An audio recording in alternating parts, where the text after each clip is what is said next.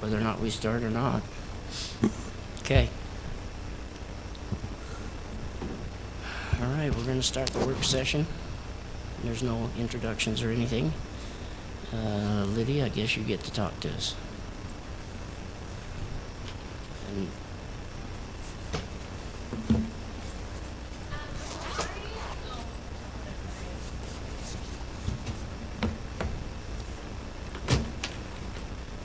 Hi. Thank you guys for meeting with me. I just wanted to get everybody together to kind of get some clarification for myself about a couple of things. Where do you want to start? Do you want to start with our interlocal agreement or? Kate, Should we start on the? Should we just go off the agenda? Kate's not either. No. Kate's not coming either. Kate's should be online, and it's all based on whether or not she was in a session at that time. She was going to try to. Do you have this agenda in front of you by chance? Yeah. This one. Right? Yeah. But I'll we bet. have information that I'm sure you've submitted it to Kate, and let me pull it up.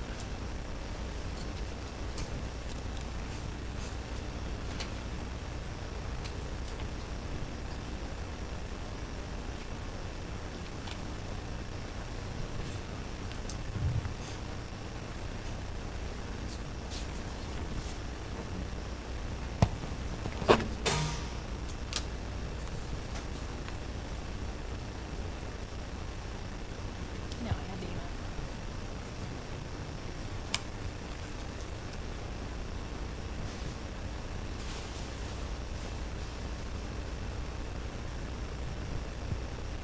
Trying to find it.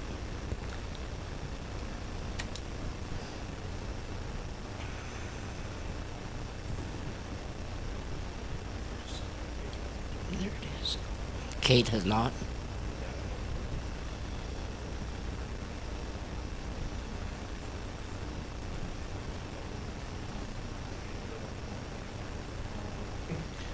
I'd want to be on remotely later, so I want to be able to click into a Zoom meeting or whatever. I am. Perfect, thank you. Okay, if we go back to our packet, and it's item number 2 on the work session agenda. Have you guys got that in front of you? I don't know if we have it. I don't know if Jeremy wants to bring it up or not. I don't know. Are we going from? Aren't we just are we doing going the from top to agenda? bottom on this agenda? Yes, but that's Okay. number 2 on the agenda. We're not putting snow. No, it's not. It's this stuff here that's on in your paper. You got it there Number in 2. front of What are you? you talking about? Okay. You're wanting to go to B? Saying we're gonna do this information that's right here. This is what we were doing. Okay. So what's number 2? Well, if you're looking at your packet, I'm looking at this. okay, that's fine. We can do that. Okay. But yours is not, that's the agenda, not the work session. Oh. Okay. What's the work session one? Oh, so we've got in front of us. We've got the work session one. This we've got the agenda. We've yeah. got 2 different agendas then. Okay. No, this is the agenda here. This this- here is our work session, what we're doing on the work session. And see, here it doesn't show us everything, it's just got So the that's one. why I thought we were going off this. Okay.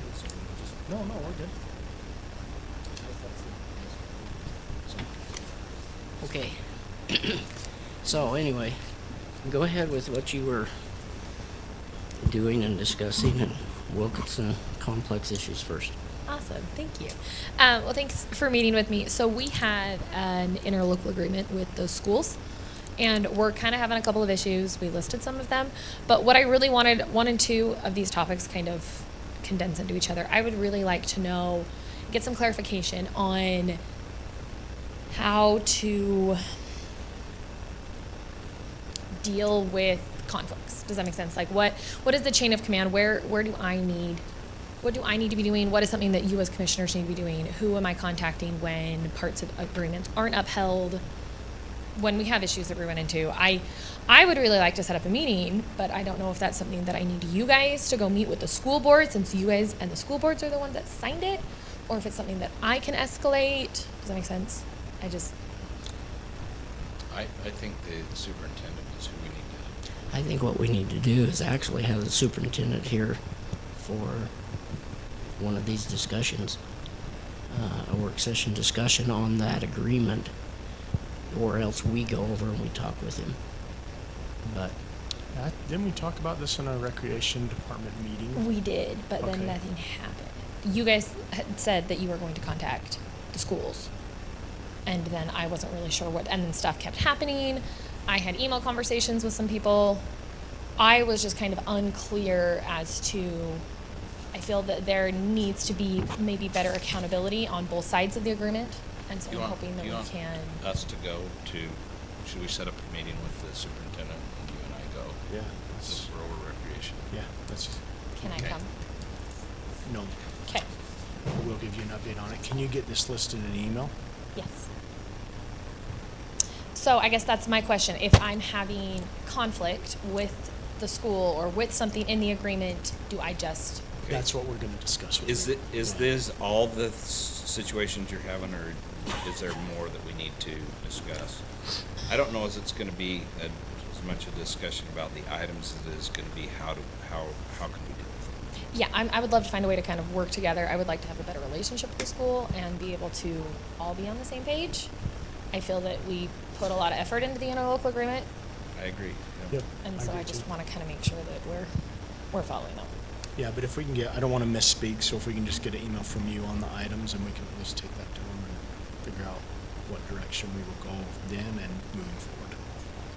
Do you have like a by when? I'll So text, I can follow I'll text up? him right now. Okay. Each of the items or the meeting? No, the meeting, kind of by when, so I can follow up if I Sounds like haven't it heard from depends you. on what he says. Okay. Okay. If I don't hear from you in a couple of weeks, I'll probably reach back out and see what's going. Okay. Then that clears 1 and 2. Like I said, I'm hoping this can be quick. My next point is my job description. So I'm kind of having a little bit of back and forth. Again, I'm just seeking clarification. I love anything outdoor recreation. I am happy to take that on. I just need clarification and maybe direction on if trails is part of recreation, because sometimes I'm told I'm over sports and then sometimes I'm asked to write grants. I'm happy to help. I just kind of want to have a discussion on what do you guys expect from me and my department, and then how can we make that happen?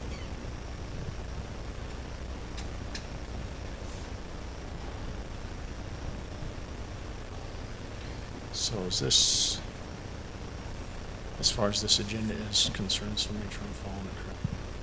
Is this a C? Yeah. Yes, I believe it's C. So A Is and C. B are kind of tied into the same thing that was resolved with. Yep. A is So kind of this the problems. Is this C then? Yes. Okay. I get, right. So I guess, so we're, You want me to tell you what's going on? sure. Okay, well, I just, from what I've heard, is that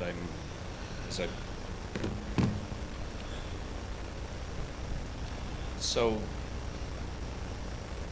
I think she's wanting to know if she's over outdoor recreation, and things keep getting handed to her as far as, well, we need to get this going, we need to get that going, and she's saying, hold up, what is my job description?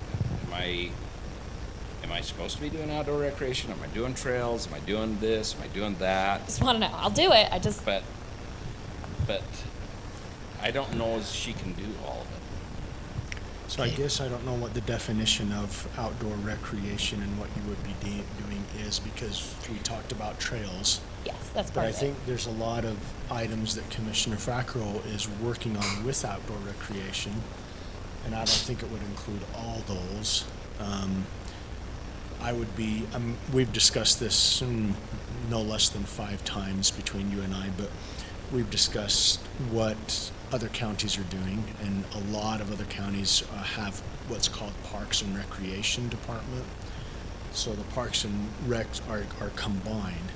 Now, if you were to ask me, are those departments over a path that runs alongside a road? I would say I don't know. Typically, Public Works takes care of everything in a right-of-way of a road.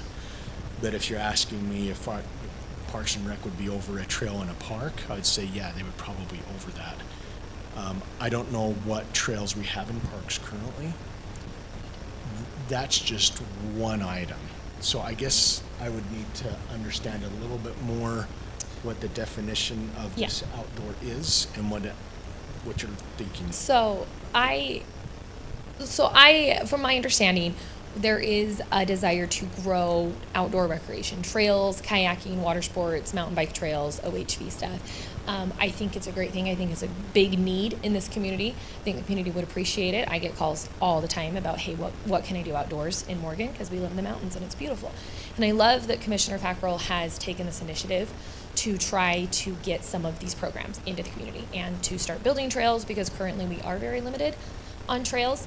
I do feel that it would be great if there was a department that kind of helped with this, because commissioners come and go. And if it's something that one commissioner is passionate about, if their time is up and they leave, I feel that it would be nice to have someone that's an employee that's maybe staying for longer, that knows what's going on, that can help facilitate that. And so Commissioner Fackrell and I have kind of been working on a couple of projects to try to get more outdoor recreation going.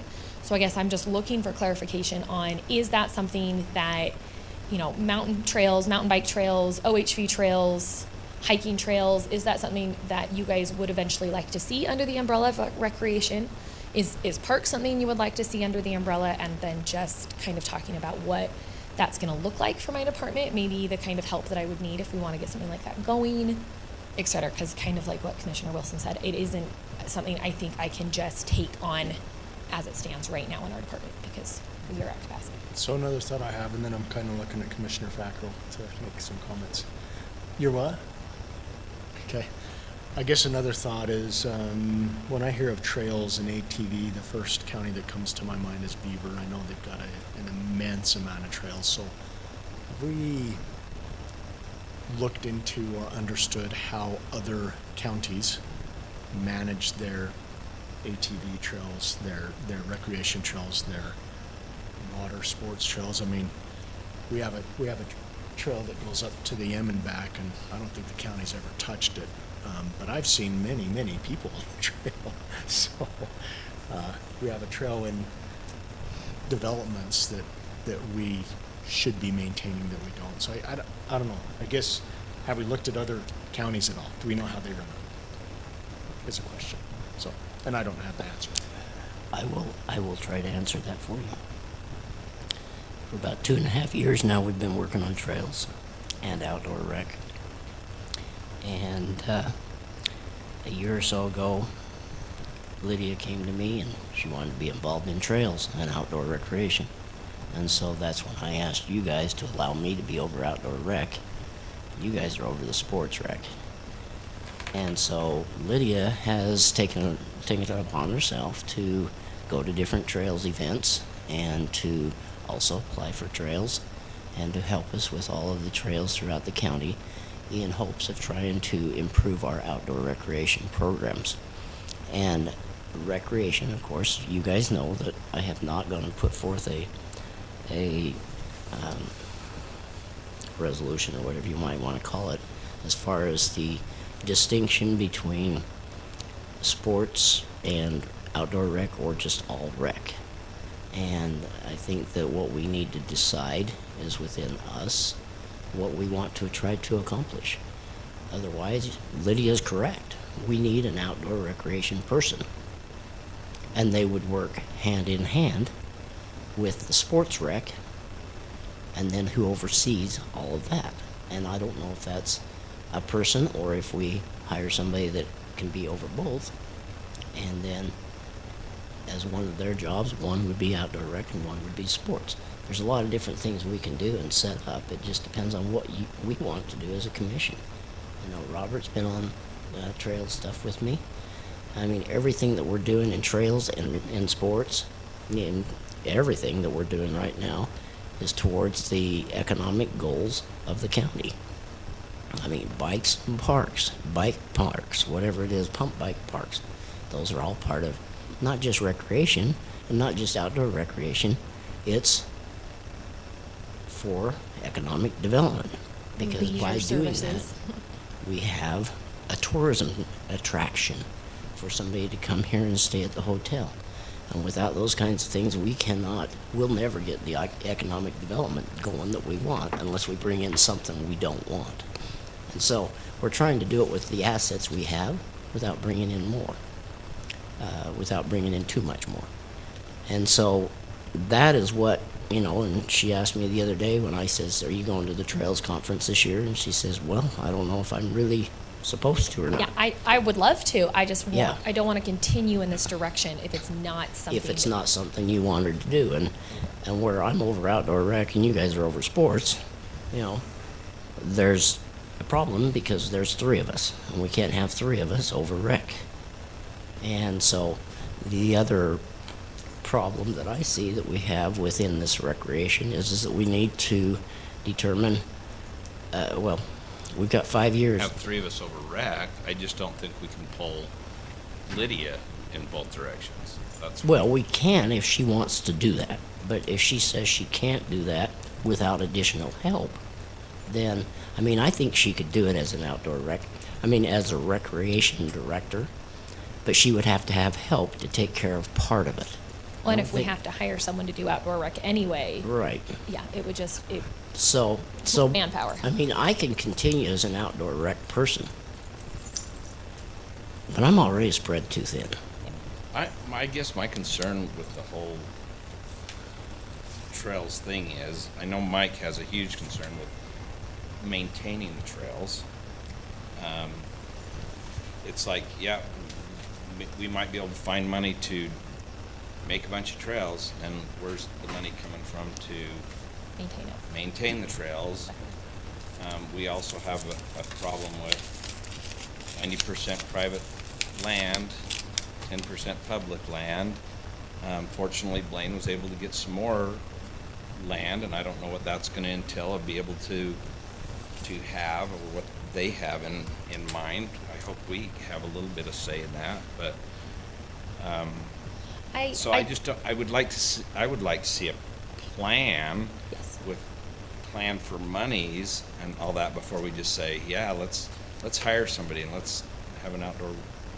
Well, I totally agree with you, Personal Commissioner rec. Wilson. I think this kind of financial sustainability of anything that we build is really important. And I think that's also maybe why I'm kind of pushing for, I would love for outdoor rec to be under a department so that we have people specifically assigned to it so that we can have longevity of these trails. We have people whose part of their job is to help maintain trails. It's not just, we have people who are passionate about trails. We have a commissioner that really wants it and he fights for it and gets it. And we build these beautiful trails. And then we don't have any kind of sustainability program to keep them up. And I think that's part of the discussion, and it's a real bigger discussion than we've got time today. It's going to take us sitting down and really going through what we want in this county and a discussion on that, because as far as maintaining the trails, I'm not worried about that now. I may have been a year ago, but I'm not now. Now, what there is also that we have to make sure we are aware of, and that is the sports program could be completely on its own in less than 5 years, period. There's no ifs, ands, or buts about that. We get our own fields, yes. Because the ramp tax goes away in 5 years. And so if we're supporting it through ramp tax, that means we're getting nothing else done for what the purpose of ramp tax was designed, which was to build facilities, build infrastructure, and to get recreation as a major, or recreation arts, museums and parks, as a major component of every county. And we chose as a county, and people were under the impression that it was all going to be for sports. Well, in the definition of what we voted upon, it was for recreational programs and facilities. And if we have not done anything with facilities during that time, the facilities are not going to be paying. So if we haven't done anything with facilities, then we have nothing in 5 years. Who says we've done nothing with facilities? Well, I'm saying we haven't built any of our own facilities. We have. What? Besides the pickleball court? Ball courts. Right, but was that done with ramp tax? No. Okay, so that's what I'm saying. With this ramp tax, it was to build those facilities. We have not done so yet. And right now, we're having discussions about the school district and whether or not the school district's gonna comply with the agreement, or we're gonna comply with the agreement, or whatever agreement we're gonna have. We have not, we're not doing everything according to a design or a plan or a priority as to what we want to do with that money, because 5 years, sure, I'm trying to get it to where it's extended. I would like to extend it, but the voters voted upon it for 10 years. We're halfway through that. So I'm going to respectfully add, how about that, Okay. to your comment? As long as maybe 3 years ago, we all discussed the possibility of having a park in the fairground area. We have a lot of property there. Right. And that was something that we discussed, and we looked at these dollars as long as 3 years ago. Right. We've had the Well, park 2 out on years the website approximately 18 months for suggestions on what to do. I guess the point I would make is we need to decide and make a decision. The plan is there, we've put it out there, we've received input, we have money to do stuff, and all we need to do is act.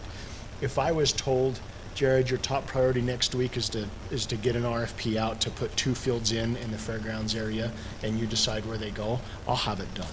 Right. I can agree I with can you, actually Jared. promise you I'll have it done. But that's not, the process we have to have is trying to get That's as right. much public input as we can. But I think it's a little bit, and I know that's not what you're saying to a degree. I just want to make sure this is a public meeting, that the residents understand how much time we've put into this. Oh, yes. What you're discussing, we have put a lot of time into this, and I think we're pretty close to being ready to actually spend that money. And let's, I The mean, if we want to problem make that is- decision, let's make it, and let's start next week. Well, and I think we've been waiting too to see if we can acquire some property, because that's how it would Right. also lay out. That's correct, and that's what we've been waiting on. So it's not a matter of we don't want. We can, and we do want. And we do have, if we want to do it. What I'm saying is we've got 5 years to use the ramp tax for the infrastructure. Otherwise, the sports people are gonna be paying an additional amount just to build those infrastructures. Because the one over at the fairgrounds that we're trying to get, I'd love to have done this year. I'd love to have that field done, and I'd like to have more pickleball courts. But then is that under outdoor rec, or is that under sports? We don't know. That's something. I guess the thought I have is I don't care what it's under yet. We can figure Yeah. out what it can be under. But If it's you all want it and under- if I want it, let's get one more and let's do it. Well, what I'm saying is let's get. Make Well, this happen. if we Let's- know that there's at least one field, I don't know that we have, and we know where at least one field is going to go, right? Right. Regardless of how the rest of the Anything plan else is happening. changes. Yep. Why don't we move forward with that one field now? And we can keep working on the plan. Because there's a little more than just. I mean, we can move forward. Yeah, with we it. can. We know where, we've got some funding sources. We've got several funding sources we've discussed. As long as we know that that's not gonna move, I'm good with it. Let's work on one field. Let's get an RFP out. Okay, Let's get a field. I'll put have it together. ready next week. Okay. I'm ready So- for that. So addressing Lydia's question, I don't know what the Thank question you. was. Sorry, I, That's how long it's Commissioner been Newton, since the question came to up. catch you back up. I am just I'm looking for clarification on what is expected of me as the recreation director. I love outdoor recreation. I love what Commissioner Fackrell's doing. I have started helping, and it is something I would like to continue, but I want to make sure that you guys are okay with me continuing, in my department, continuing in that direction and helping take on outdoor recreation and maybe what that's going to look like. Maybe we're going to have to hire somebody else to help with us. That kind of thing is really what I was asking. And then it delved into, well, should we eventually make it a parks and rec? And was that going to include outdoor and trails, and who's going to maintain that? And that's why I would like it to be under a department and not just a single commissioner, because then we can have actual employees that are like there for a designated period of time that are in charge of those kind of things. And so then we start talking about the fairgrounds and Gotcha. and all of that. So- all of that. So my perspective on that is, I don't work with Lydia directly all the time, but I've been impressed with the way she undertakes her various responsibilities, and think that if she wants to have that under her department, that it's a good direction to go. It will, I think, over time, and I don't know how quickly this will happen, require that she has other people employed underneath her with respect to the departments. But I think it makes sense to me to have that all coordinated in one area. That doesn't mean she has to coordinate the maintenance of a trail system. She may need to work with our Public Works Department to tell them, we've been out on the trails, this one needs some attention. I don't think we'll ever have the trail system that Beaver County does, because we don't have the federal lands upon which the trails can be located that they have. And I don't know who pays for the maintenance of that, whether that's the BLM that's undertaking that maintenance or if it's a county-funded maintenance. And I've ridden a lot of them, and some of them I wouldn't say are really maintained. It's just the natural course of what happens over the course of a season. So if you get people ride them early, then you have muddy ruts all through the summer, and they won't flatten out until it soaks up again next winter. And if somebody stays off it, then maybe it'll be flatter that year. But occasionally there are segments, the super highly traveled ones, that someone comes in and maintains, and I'm assuming that's a federal government thing. But from my perspective, I think whoever the commissioners are, with respect to that, if you have a director that's kind of putting things together and advancing it for legislative discussion and decision, that's going to be a better way to go. Yeah, I agree with that thought process, and I think Lydia would do a great job with that. I don't think we're to the point where we need to go out and start hiring people to do outdoor rec as part of this. I think we need to step into that slowly, but I think we look to you for a cue as to when that appropriate point would be. Not this year. And maybe, But at some point, there probably will be. Bunch of grants, then don't be surprised at budget session if we're asking for a part-time. so one of the things I think we need to do at this point is maybe you getting with Kate, if it's okay with you, is working with Kate and coming up with a total recreation department, and determining, okay, what do we need? What does our county need? If we're going to do trails, because I'd love to give up some stuff, not everything, but allowing others to do the job that I seem to be doing a lot on. And so I need to have help, and I'm just asking for help. And so Lydia was nice enough to go to the trails thing, and we've got another one, and we've got another outdoor recreation thing coming up this fall. I am going to that one. It's the first one I'm going to go to. But there's a lot of things in outdoor recreation that we can do in this county without it costing. And so but we need somebody with the ability to go and to organize those kinds of things and to allow those activities to happen. And, she's been working with us on the fairgrounds, which includes trails. What did you mean by without it costing anything? Well, if you have a fishing pond or you have a fishing course, it may not cost us a thing. It's kind of like the Extension. Extension has a rabbit club. They've got a chicken club. They've got different kinds of things. It doesn't cost for people to participate. They just have a learning time, a fly fishing course that, they offer, like, of course, Weber County and Davis County, they offer them for But of cost. course, the fishing pond costs $7 to $10 million. Well, we've got two of them in our county. We don't need necessarily another fishing pond. We got two fishing ponds. It's called Two? East Canyon Lake and Lost Creek. So we got two fishing places if you wanted to go there. Or we've got another one that we could go to if you want to talk with the private owners. Yeah, we can. And that's all part of the plan of what we're trying to do in the county, is to have some outdoor rec that people can do besides just sports. And I enjoy the outdoors. So, Okay. for example, if she organized a program to something that you like as an available resource, we're building things, obviously that's going to cost, and Correct. then we have alternative funding sources other than property taxes to pay for that. But the more we build, the more the long-term obligation of the county residents is to maintain facilities. So Yeah, I probably want to be just don't prudent want about that.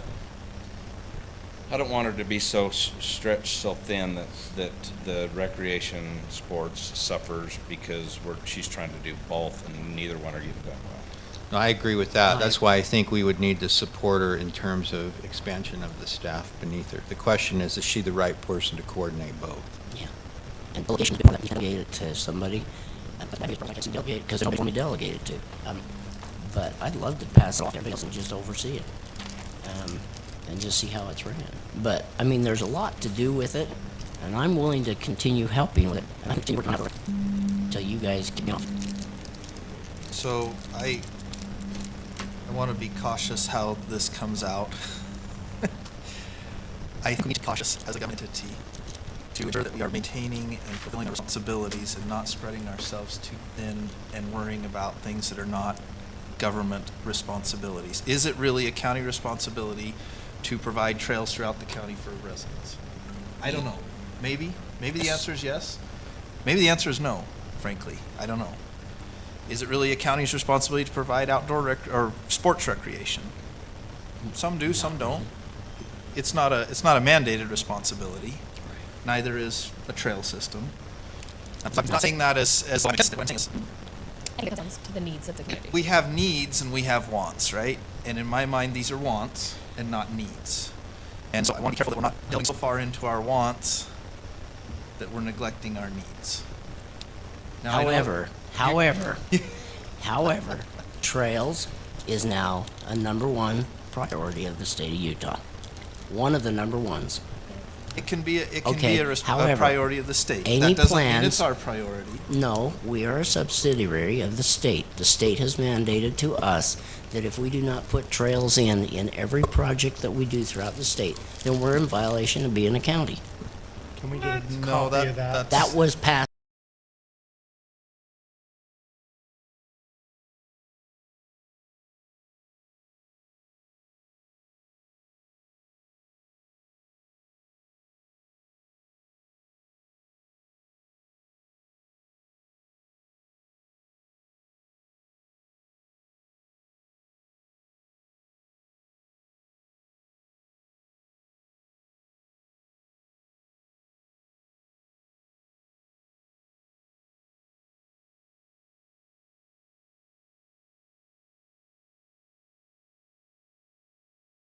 This year. I believe that's correct. Let's get a Okay, copy fine. of it. I'll Yeah, let's look get at a it. copy No, of yeah, that if that's just the reference case. where it's from, Blaine, I So will we can reference be it for you. Because if in that's just a the few case, we seconds. need to probably adjust our code. and it needs to be at the top of our list if we're gonna get. If that's, You ask for it, you'll get it. Keep going. So- And I can think I- for can I make- purposes of this meeting too, that's something that we can discuss going forward, and I'll take a look at it too, Blaine, if you can just send that to me as well. I mean, I'm all for complying with any state mandates. That's fine. And Right. Well- I'm not saying this as I'm against it. I'm just saying we may be going way down this road worrying about things that are going to cost a tremendous amount of money. We still don't have enough money to maintain our roads. And we're worried about putting in trails and maintaining the trails. We're talking about paying a homeowners association to take one of the trails off our hands because we don't want to maintain it into the future, and we have not maintained it, at least not very well. So adding more trails with more costs is a little bit of a hard pill for me to swallow. I've already handled our road situation, some of our needs in this county. I mean, we've got infrastructure that has needs, and we've got to deal with that. So Doesn't mean I'm against trails. It's just no, I we've understand got that, to and be cautious about how we I do it. think what you're saying is absolutely right. What I'm saying is that if we task her with that falls under her umbrella, then we could also task her with analyzing that. What are the available trail opportunities?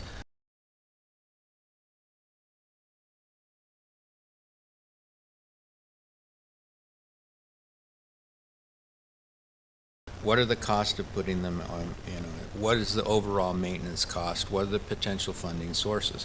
And then you come back to us after we've tasked you to do it and given you a reasonable period of time to do it. Then we evaluate it and we say, you know what? It isn't worth the investment. Or it's absolutely worth the investment. Or the state mandates that we make the investment and they didn't fund it, so we better come up with a way to fund it because we love unfunded mandates from the state. So I think that's all I'm saying. No, and I'm I totally think we great can with get, that approach. I think we get a better collection of information gathered together if we have somebody that's on staff, full-time, being responsible for that. Recognizing that if we give her too much, she can't do it all, and she'll have to have staff, which also has a cost to it. I mean, we don't have to fund basketball either, you know, or No, there's a football, or lot of any of things those that- things. I'll So- send the parents to you guys then. I know it's not a need and a want, but I would say, you know, a good portion of our population participates in rec sport, so I think there'd be a strong argument that is a Well, no, need for I'm- children to get outside. I think and it's, have something to do. yeah, absolutely. In this generation, day and age, children need to have opportunities because otherwise they isolate, and that's not a good thing. My hope is that by building some sort of outdoor recreation that we can find a way to financially sustain, that it will help fill needs of kids that want to mountain bike but maybe are surrounded by private property and don't have the ability to go outside and just hike and mountain bike and fish and do all of these things, that maybe we can meet needs and maybe there is a way that we can fund it. So- I haven't done that because I don't know if that's my I'm going job. to give another point of view, sitting right next to Chair, but I don't know how many times I've been to St. George. Went to New Zealand for 3 weeks in January, and depending on what they have available for the tourists that come in, we've talked about economic development. You can really create absolutely amazing attractions, and attractions that people drive all the way across the state 5 times a year to go visit. And when they're doing that, they're spending money in that area, and that helps economic development, which is a whole process that then helps us with managing and mitigating property taxes. And I think that's what we're trying to juggle. And I don't think that's what Chair Newton is saying either. But I guess my point of view would be, I would love to see what we can do. I want to see the management. I want to see better management. I want to see funds coming in from whatever resources we can. But man, if we can make this a place where people want to come to visit, I would rather have that than a place where people drive by. And right now, we have a lot of people that drive by, and we'd like them to stop. And we want them to stay here and recreate in all aspects. At least that's my opinion. And to Chair's point, to Commissioner McConnell's point, if managed correctly, I Yeah. agree 100%. We Yeah. need to make sure it's being managed. And so that's what I'm requesting, is that maybe we go and have Kate and Lydia work together on seeing whether or not we can come up with a plan. Something that we can do When you as say a far. plan, are you asking for them to write a job description Not that necessarily. includes outdoor rec, or I what, would have. what exactly are you asking them to What put I'd together? like to see is maybe not just a job description, but a plan as to what, I mean, because in part of the information that we received to take care of and look at was to get a clear, let me get my notes, to get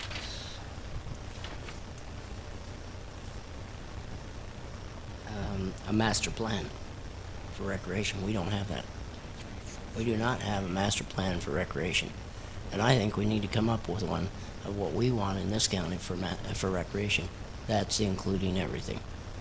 All recreation of all sorts, indoor, outdoor, whatever it may entail. And once we come up with Is that a project you want to take on? well, I don't know We that wanna she talk can. compensation. I think we could, I think we ought to have Kate work on that Something one. I could be involved in. Okay. And I think you ought to be involved in it. I'd love to. But as far as doing it, I think we ought to have Kate work on it. I would also appreciate an updated job description, so I am very clear on what is expected of me. Yeah, I think that would be important if you're going to take on that. And that would be part of the master plan, what we want for a director. And as far as currently, her job is sports. That means I'm going to continue doing the outdoor rec. But I need everybody's help. I can't do it alone. Do you want me to continue helping Commissioner Thacker? What exactly is being done right now? Is it looking for It's the grant planning, opportunities? the grants. Yeah. So- I mean, Learning- I'm doing how to a lot of the maintain. grants, learning how to negotiate and work with people, Yeah. especially when we're a private county. Right now, I'm working with some individuals on trying to get a trail through their property. Get easements and right of ways. Easements, and right away, State for any kind of preservation, you BLM know. land. There's a lot going on, Yeah. and, you know, it's all gonna take time. It's just gonna take time. I mean, I don't think I'm gonna see it done in my tenure. But I'd like to have a good start. And I don't want to see it flop when he leaves. Yeah, I don't either. If it's something Why is it the seem community wants or needs, then I would want to be a part of it. If you guys are all on board. So I there's, just wanted to make sure everyone was on board before I continued to move forward. Well, I would think that an adjustment to the job description is probably number one priority, so you understand how much time should be spent on it. And if you're adding That's my 10 thought. more hours per week to do this outdoor recreation stuff, whatever that definition is, do you have 10 and are you only working 30 hours? And if you're only working 30 hours, I'm that's definitely not unfortunate. only working 30 hours a week. Well, If or it's can 10 you, more, can you 5 push 10 more. hours of work to somebody else currently on your Yeah. team, or what does that look like? I think you need to think a little bit about that and give us an idea of what that looks like. and is there anybody else on your group that would like to start doing maybe some of this stuff? And that's something within your employees that you could maybe look at. Because you've got, I don't know, at least 4 now. And, you know, those 4, maybe some And not are all of very them work a full interested. 29 hours a week, so that could be something that I could see if they want. So I'm just saying that that might be an option for us to do, is to explore this and not just explore it, but really work on it. Not just wait another year. It's good to me. I think if we are talking about expanding hours, either with your current team or adding somebody, we also need to identify a good funding source for that, For outside of which? your current funding Yes. sources. Oh, you mean If for it her? requires more hours. If it requires more hours from Right. somebody else, not from you necessarily, because I guess the idea Unless you wanna would start be paying you'd me maybe overtime. push something to somebody else so Yeah. that you can do it. Okay. Surprisingly, there's a lot of money there that we can use in some of the outdoor rec, in infrastructure, in recreation. Are you talking from 1/4% sales tax, or what are you talking about? We can sit down and discuss it at a later point, and I'll get all the figures for you from every different direction. I've been hearing that for 2 years now, Blaine. When are you We've gonna never show me set the it up. money? Oh, you want to sit down after this meeting tonight? No, I don't. That's the problem. We don't get together enough to where we can sit down and talk about it. Why don't you put it together and email it out to us, so 'Cause that we I'm have a not very chance to good at that. review it, and then we can sit down and look at it. And then It may not happen. and let me add to that, you sent that House Bill 449, Mhm. and I looked through that, and every item that I'm seeing in there says may, and there's nothing that says it's mandated, but, It is on transportation. what's that? It is if you're doing a transportation project.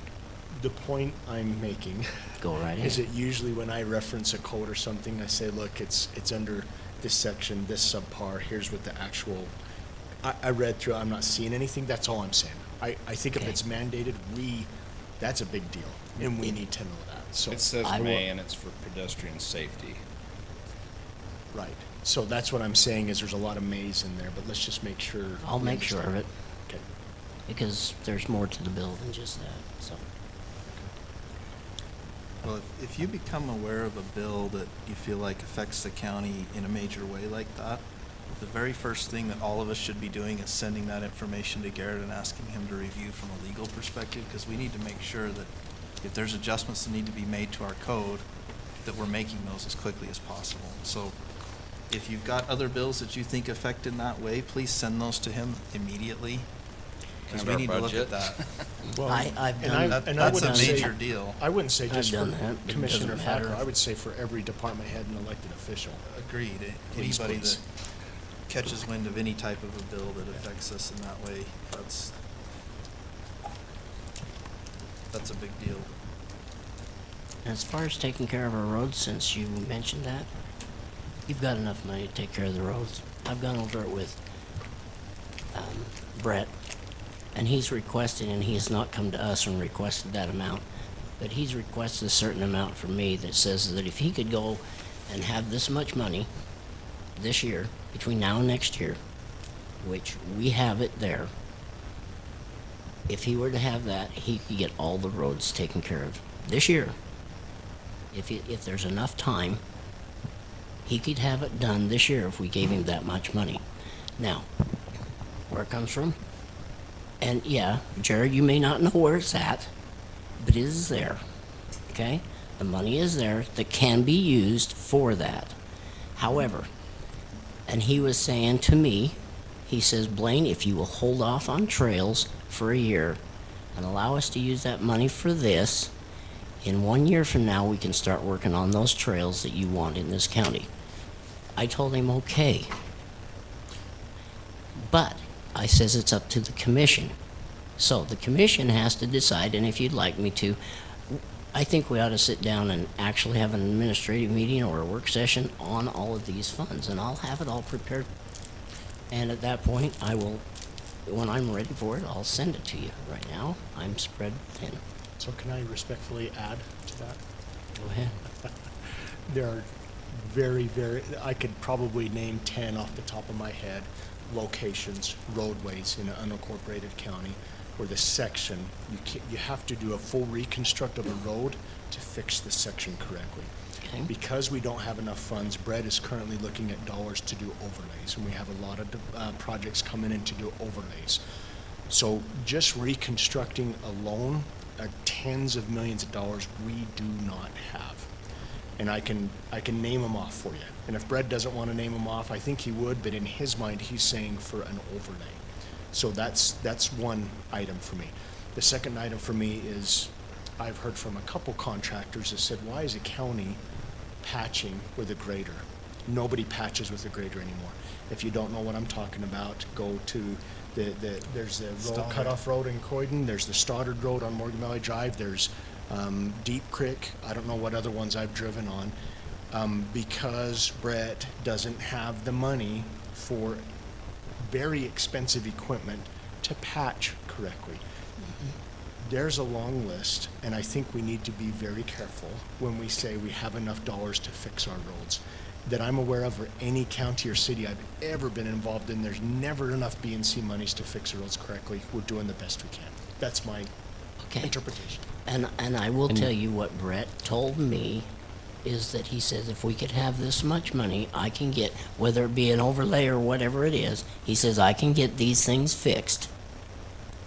And then from that point on, we can do chipping every year, which will save the county a bunch of money.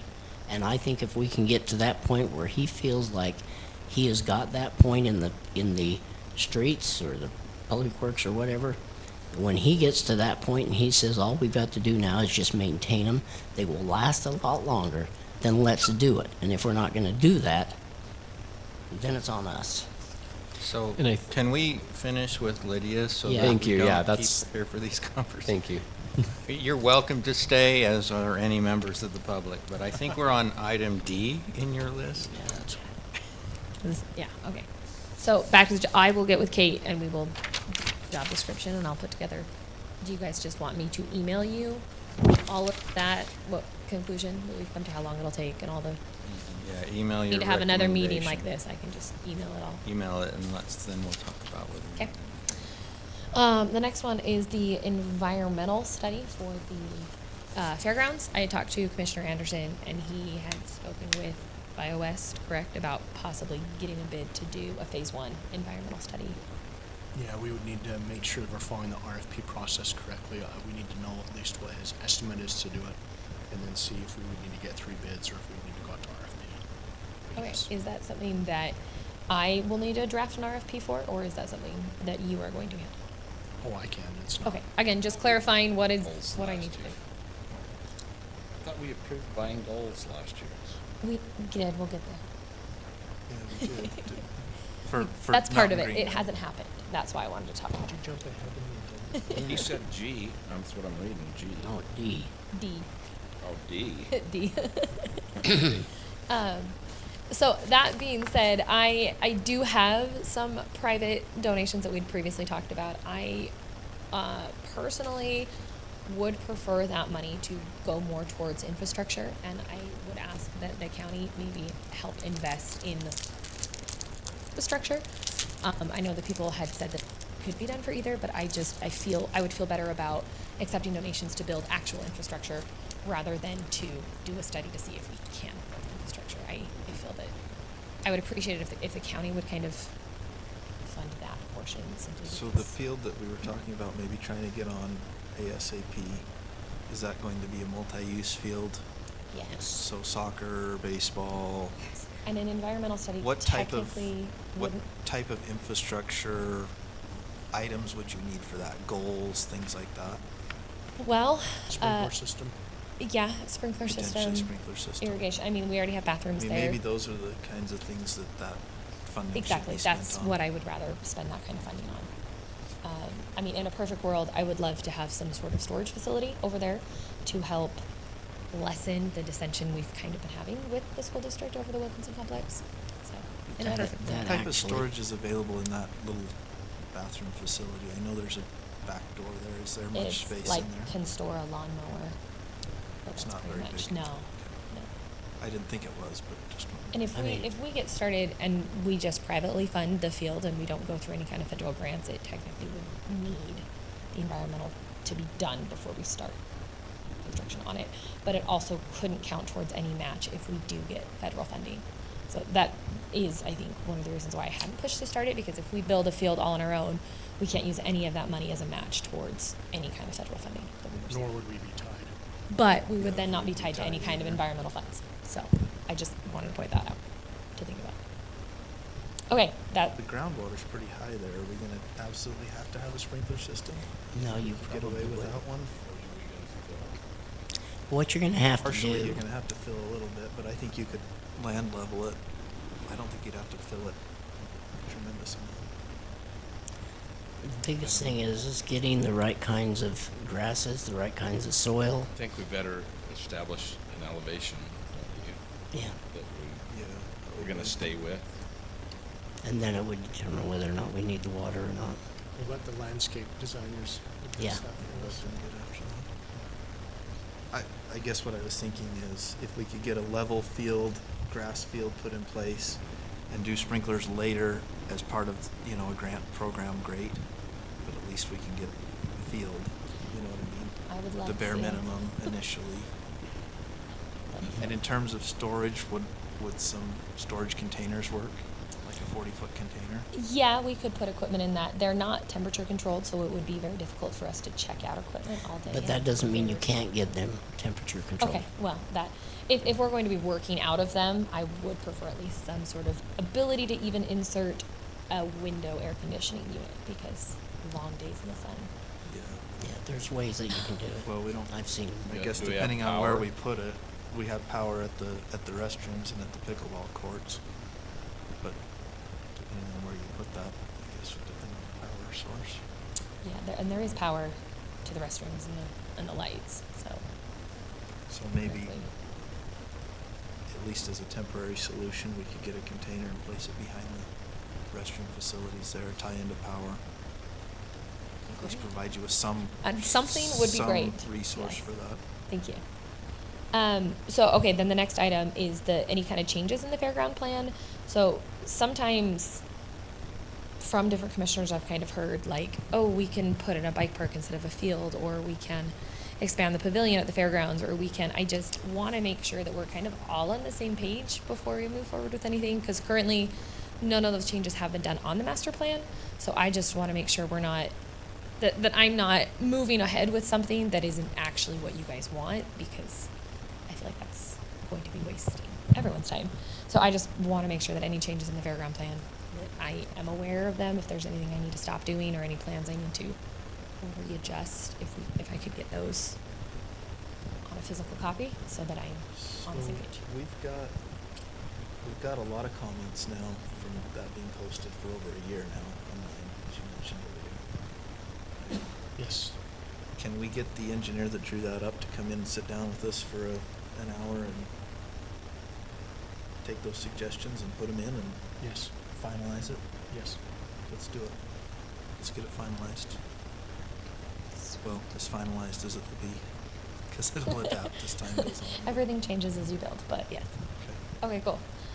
Next one. So I think Kate attached it in the packet. I had a draft that I wrote up as kind of a athletic field use agreement Now, it's a lot more in-depth than I feel like we need right now, but it was kind of in anticipation of building more fields.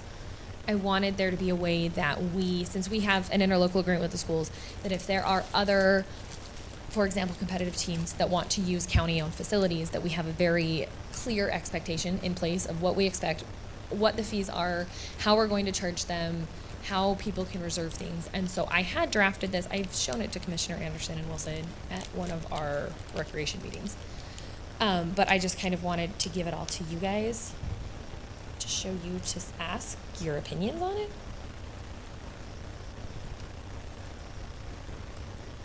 This is an agreement that other entities would sign to Yes. use our facility. Yes, with the county. I had done a fee study back when Cindy Mikesell asked us to do a fee study, and I got with some of the public works people that work with parks, and we talked about what it costs to upkeep a park, all the things, and I had proposed increases to some of the fees that we're charging. This is mainly right now for Kent Smith, because that's really the only park that we rent. So, like I said, it's a lot more in-depth than we might need right now, but I did want to get at least something down that we feel we could use as our ability to rent fields expands, so that it's not just everyone for themselves. I personally love the competitive teams. My daughter plays on a competitive team. I would love to work with them. We work really great with them right now. I just would like to kind of set those clear expectations on why we charge the fees that we do. Are we charging for just games? Are we charging for practices as well? And then also, again, kind of back to the job description, is this something I am in charge of? Because I feel like it pertains to sports. So I've kind of taken it on, but I just want to clarify, is this something I should be doing? I already work with the competitive teams. We work at our schedules. We currently don't have any conflicts with them. But if something should come up, I did kind of want something in writing. So what do you mean? You don't know if you're over this? Over which? I thought Cindy was. Well, Cindy is, I've been working with her. I'm just saying, is this something that, like, writing a field usage agreement, getting together with competitive teams that want to use our fields, working with Cindy to rent out the fields, that's kind of what I mean. It is a park, and I'm not technically over parks, so But if am I it's a okay sports to? team. But it's a sports team using a park, so I just wanted to make sure that I was okay to go down this road. Does that make sense? Well, we already have an office that's responsible for scheduling those Yes. facilities. So are you sending them to them for the scheduling? Yes, currently they're working with Cindy in the clerk's office. They Okay. schedule everything So online. you're just talking about working with them on some type of an agreement? Yeah, like if they damage something, or if they need us to paint versus them painting, or if they do something that isn't what we would expect them to do at the park, but maybe they're coming back and saying, well, we didn't know that you wanted us to. Does that make sense? Like currently, like I said, we really haven't had much problems with the competitive. They're wonderful, but as we build more parks in the community, I do want to have something in place that we already have an agreement. This is how we do it. If we get more competitive teams and they're fighting for space, are we going to charge them for practices? Because currently we do have limited space in the community, and if the competitive teams are using more of Kent Smith, that means I can use it less for recreation. And so if that's the case, are we going to start charging them for practices, or are we going to say, no, it's first come, first serve? Do I need to start scheduling out Kent Smith specifically? Does that make sense? Like I'm looking for a little bit of clarification on how you guys want to see our rec sports work with the competitive sports. And then, I know when you asked this question to Matt and I in our recreation meeting, Yeah. it is a county facility, so it really makes sense that the county-ran recreation sports would have the ability to save that first or use that field first. Yeah, I just I think that makes sense. So it sounds like, end of the day, you're just looking for just want everybody on the same page. approval to say, yes, you can work with them on this, and then obviously you're eventually sending them to Cindy to do the actual scheduling. Or, like, yes, you can tell them, no, they can't use it these days because it's a county facility, Oh, yeah, and for sure.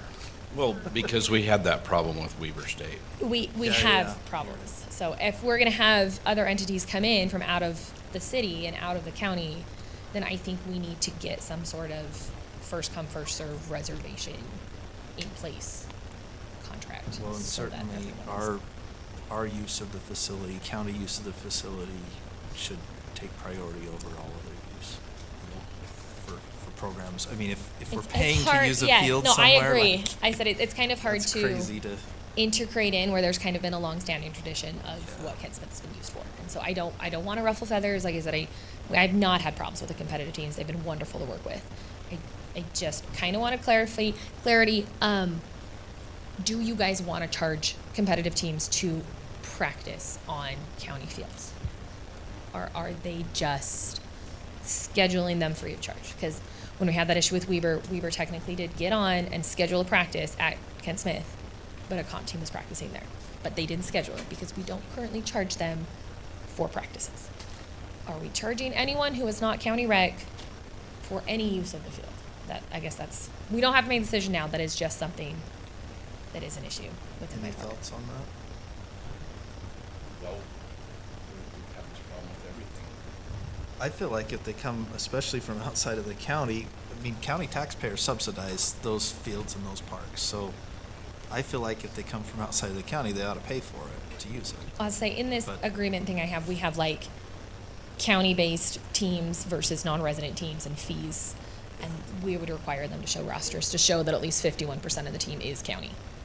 Because I mean, we've been charging it's currently $10 an Yeah. hour and we charge games only. but it's been double for outside of the county use for other reservations for other facilities. I don't know about fields. Well, I don't know that and we've the done it problem on is, fields. and I'm not going to call anybody out. I do happen to know that there are teams in Morgan where maybe the coach lives in Morgan, but the majority of the kids on the team are not Morgan residents. And so they're reserving the fields, but that team is not. I mean, I have nephews that live in Syracuse that play on a Morgan team, and they live in Syracuse. So I know it happens.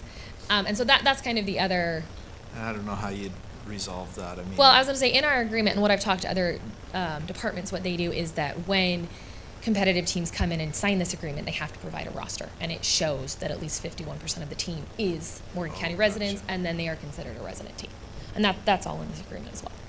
So I just, like I said, it's very in-depth, maybe more so than we need. Something to think about. Yeah. So there's that. So, So we my can move on to general next, but- preference is for our department heads to work together and come with a recommendation. I don't think we're particularly good at responding to general questions. Okay, well, I'll say that's kind of what This this stuff without a recommendation. this field use is. I recommended $25 an hour for games and $15 an hour for practice. For our fee study, that's about what it costs for us to maintain the parks, and we would like to at least fully have cost recovery for that. And then I also feel that if we charge for practices, then that stops the problem that we have where we have rec kids that want to practice, we have people from Weber State that want to practice, we have comp teams, and it currently is a first come, first serve kind of thing. And that is causing a little bit of contention between the teams and Well, and get I called to that. suppose you have to designate areas of the park that are subject to a rental agreement. Yeah. And the scheduling process. Currently, Kent Smith has 2 fields available for hourly rentals. And you can only save for one field or the other. But if what you're saying. I mean, yes, you have to pay per field. Yeah. So, You but if can I'm reserve understanding those you fields. correctly, you've put together a form of agreement. Yes. I don't think that was included Is in it our not in the packet. packet? I will email it to you guys. But in terms of advancing the process, I think you should work with the department that's presently scheduling them. Is that just the clerk's office? Yeah. Yeah, and And- she has all of this information too. And if you guys have a joint recommendation to make that we enter into the agreement, I'd have Garrett look at it to make sure we don't have any concerns from a legal perspective, and then come make that recommendation that we utilize this agreement going forward with this fee schedule, so that we have something definitive to respond to.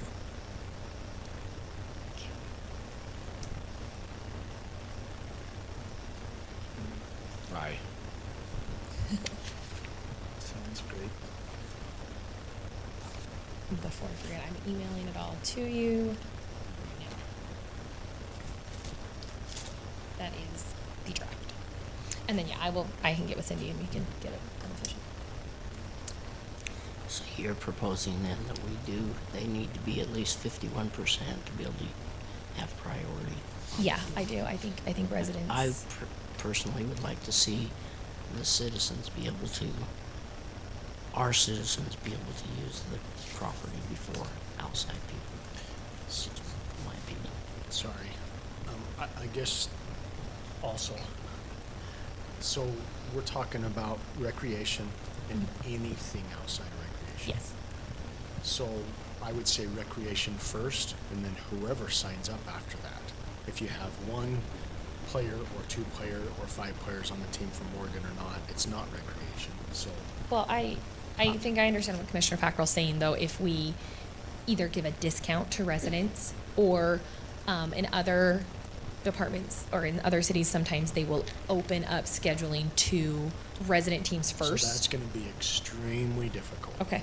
So good luck. Okay, But yes, I mean, like we're talking about, how do you? Well, this practice I only had 3 residents. Well, no, it was just the team So- as a whole. You would just submit Well, a team roster. I'm not disagreeing, but there's going to be a lot of back and forth on what kind of discount, and how much, and what percentage. Depending. What if you were to make a time, to where this is for citizens of the county and this is for outside, and these are the times you can use it, and you can have it for a practice time, and then it's a first come, first serve on those days. Then how would we designate what is considered a resident team and what is not? I think would be is it just if the coach is a resident? That was kind of that's where it's going to get tricky and hard.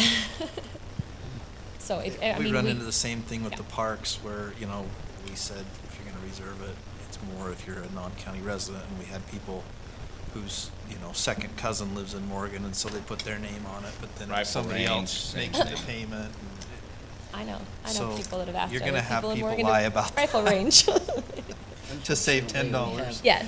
unfortunately, So I mean, it could people- simply be that we just have a resident fee and a non-resident fee. But I do feel that we need to schedule everything there so that we're not running into.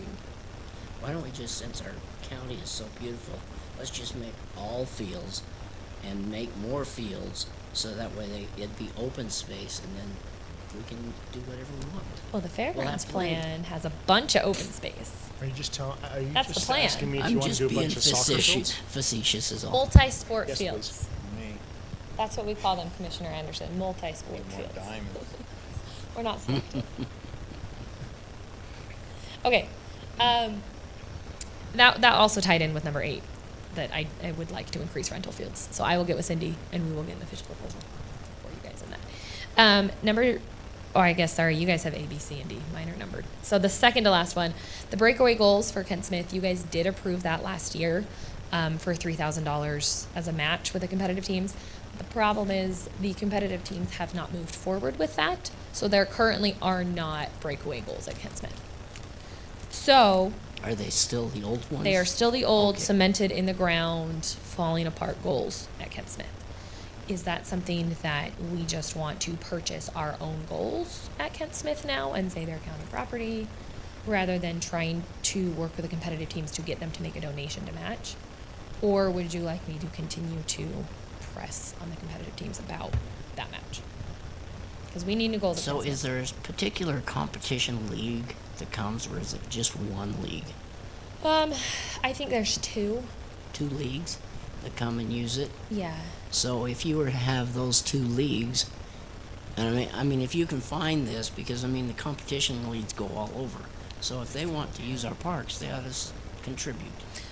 Yes, but don't I care think if their they're rebuttal from the would county be, or not. if they're paying fees to use the fields, why should they need to match for the goals? Because if they're paying a rental fee, goal should be. Well, then in that case, we raise the price. That's my opinion. Either I way, mean, if it's a competitive, we okay, really need my goals at kids Kent could Smith. never, and that was on me because I couldn't afford it. But the thing is they could not afford to be in a competitive league. A lot of people think that's the way they can get into the sports arena in the future years when they are now, they're pro. And because they're a pro, they make lots of money and they never give back anyway. But if some do, but I mean, if we're gonna raise and train kids to be on these pro teams, then they ought to pay now instead of, I would like to increase rental fees. I mean, I I'm had just, already talked. I'm of the but I- opinion if it's a competitive league, then let them pay. But my thing is the goals. We need new goals at Kent Smith. Yeah. The competitive team Yeah. has So not that means- matched. So, Would they back What's out? the cost?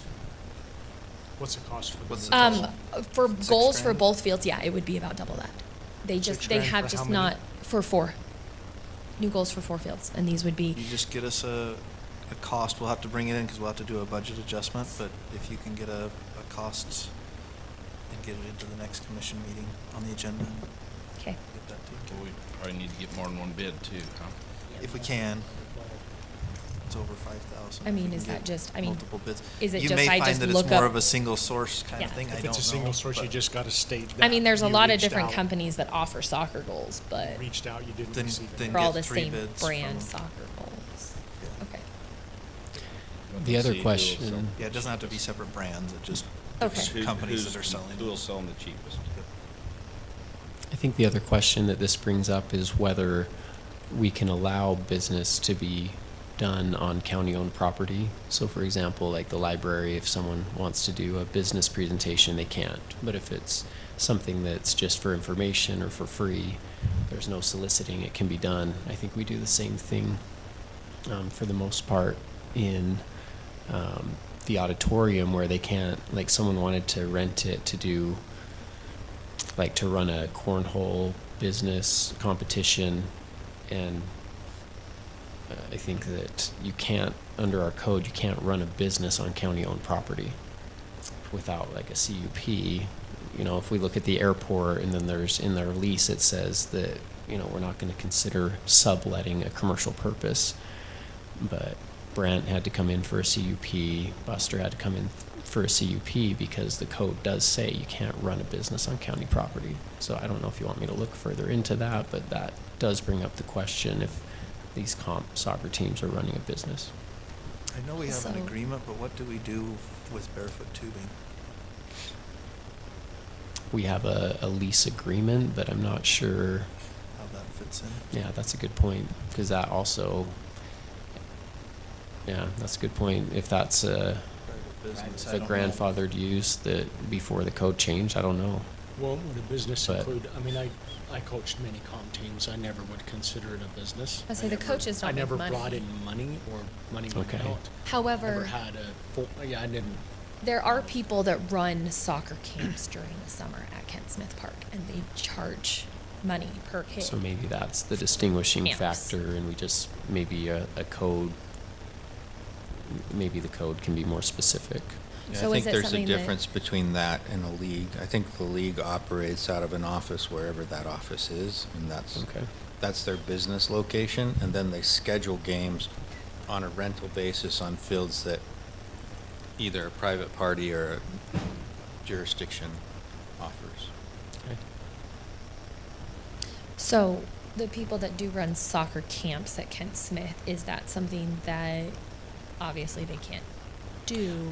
I'll look into that, and I'll Okay. come up with a Yeah, that might report that I require a can. temporary use permit Yeah. or something like that. Okay. Okay. That's everything. Look at that. We did it in just over an hour. Do you guys have any questions for me? Do you have clear marching orders on everything? Any- Yeah, I'm gonna get with Kate Unclear. and edit my job description and get a, how long will it take? What kind of things do we want? Maybe how many hours that will take? And then maybe work on getting an idea of a recreation master plan. We're gonna have Wasatch Civil come back and look at the fairgrounds plan and get that solidified, right? I'd already sent an email. Perfect. I think they already responded to, didn't And then you guys are gonna they? That was a different- contact the superintendent and do all of that. Perfect. Okay. Okay, sweet, thank you. Yep, I was gonna Great. say, a fun fact about basketball, we were one of the top percentage of participation per population for junior chess this year, so that was fun. Like the percentage of kids based on our population, the percentage was one of the highest in the whole state, given we have a smaller population than say West Valley, but That's a pretty fun Per fact. for me. capita, we have more basketball. We have more players. basketball players per capita than West Valley does. So We that's should kind put of up a fun. We had billboard that says we had our record registrations this year, so it was great. So Morgan kids can jump. Well, none of our kids made it to the final fun shot, but maybe they can jump. They can't shoot as well, but but we had a lot of them, and it was really fun. So So Okay. is that something that we're reminding the school district that we're training their future athletes through this program? I try. And are you guys aware that they may be tearing down the old gym at the, They are. They're not maybe. They are. they are? Yes, Scott told me Middle that they school? are. At the middle school. They're redoing it. It's 100 years. They're gonna knock it down and rebuild it. And rebuild it. So. So it will no So if longer we be could the build a cement. gym, that would be great. If we could have a That'll gym be built by warm. next year for ourselves. County gym? A county basketball court, that would be phenomenal. We could rent it out to comp teams for practices and turn a profit and have a gym for Earn a junior profit, I can jets. tell you that. Well, maybe in 100 years. In my Okay, 200 well, years. I say that's it for me. So thank you guys for your time and for meeting with me. There was just a lot that I had questions on, and I will follow up Thank you, with Lydia. everything. Thank you. Appreciate you. Okay, Have we publicly congratulated Lydia on her award, her outstanding Let's do young it. professional? Let's do it again. We We should do have, that and let's again. do it again.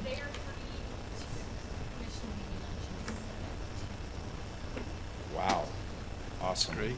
Good job. Yes, Yeah, great good work. work. Good work. Okay, Commissioner Fackrell, Dome Project Agreement. Okay. You've all received it, at least I hope you have. However, it was the same as what we had before, and I talked with Chris Haramoto on it. And by the way, Chris Haramoto is now the Deputy Director of State Parks for the state of Utah. So 1 year ago, he was in Eric's place, and now he's the Deputy Director of State Parks. And he's working with us on all of these items that we're doing. But anyway, the East Canyon Dome project, it did not change from what you had before in your packets. And so now what we need to do is, if Eric can answer these questions or not, because I have already gone and talked with Chris on it, and he says, yes, we do have it, whether or not Eric says the same or not. Yeah, it's the utilities, right? Yeah, the utilities. Yeah, that, I don't know how that happened. Utilities should be in our name, it will be up. We're gonna be operating and maintaining the building. You guys purchased it, we operate. It just kinda goes in with the maintenance of it, so we'll get that squared away. Yeah. The only thing is in the agreement, and Garrett, you need to be aware of this, so that you can change whatever you need to. Because in the agreement, it says that we are responsible for putting in the utilities. Chris had told me that they have allotted a certain amount of money to go towards the utilities and putting them in place. So yeah, we already have a plan in place. We're running the sewer, water, and power from the park to the dome location. Now connecting from that location to the dome will kind of be on the, we'll get it where we'll get like a box, a couple utility boxes, and then you guys just have to connect the dome to those utilities. But we're doing all that work. I've already had Rocky Mountain Power out, gave us a bid. Yeah, most of the things we're working on. So. So within that agreement, you'll have to just work that part out. Have we received Garrett. any bids back? On which, no, we have not seen any. I talked to a couple of them last week, and I'm hoping they get a bid in this week. One person is originally from Morgan, wants to do some work in Morgan. The other guy I'm not sure about. We'll just have to determine that. We've talked to another one, and he didn't come and visit with me, so I don't know. We'll see what happens. On the 18th is when it ends. So if we don't get anybody by then,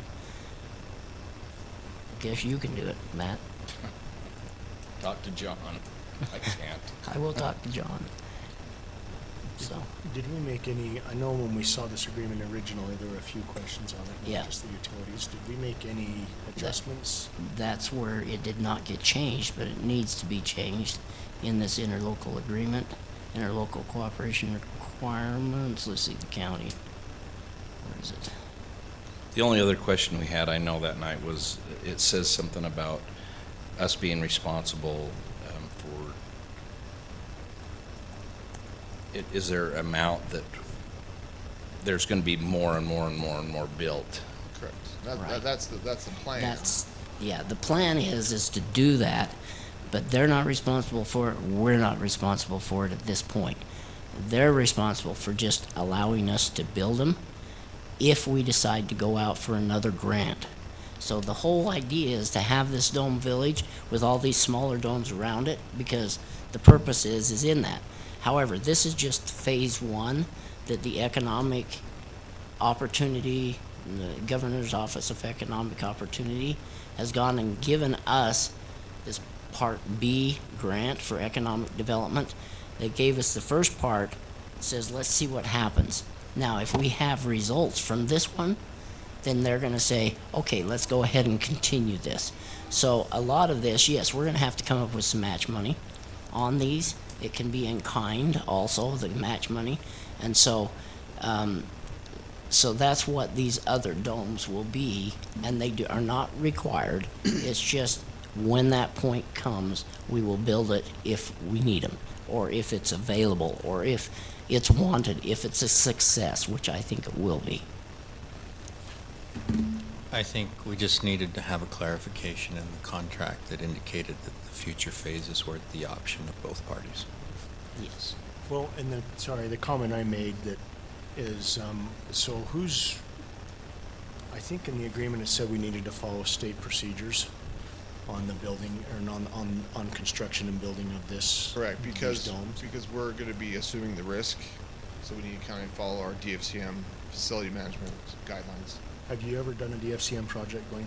I don't even know what that is. It's That's why not- I rely what on I- what I him would and say- you. What I would say is it's not a smooth and easy process. Okay. There's a lot of work into it. There's a lot of extra work into it to make sure these are done correctly.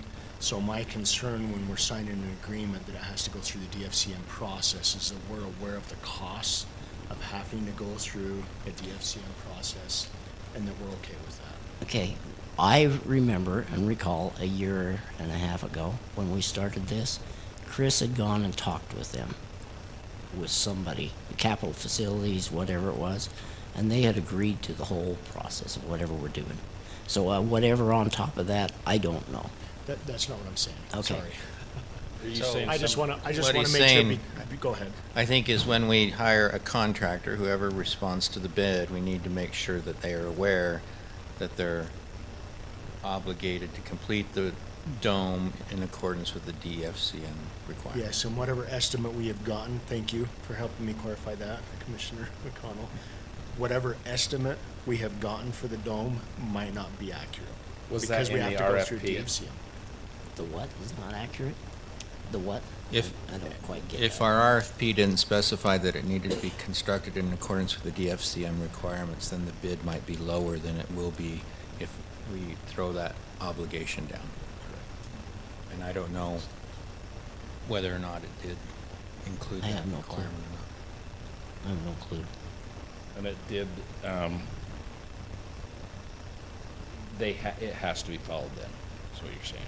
It has to be. It doesn't have to be, because it doesn't, we're not hitting that threshold of X amount of money. But because it doesn't fall in that scope, but the fact that it falls in a scope, it's a very large building, it's on state land, and we're gonna assume the risk.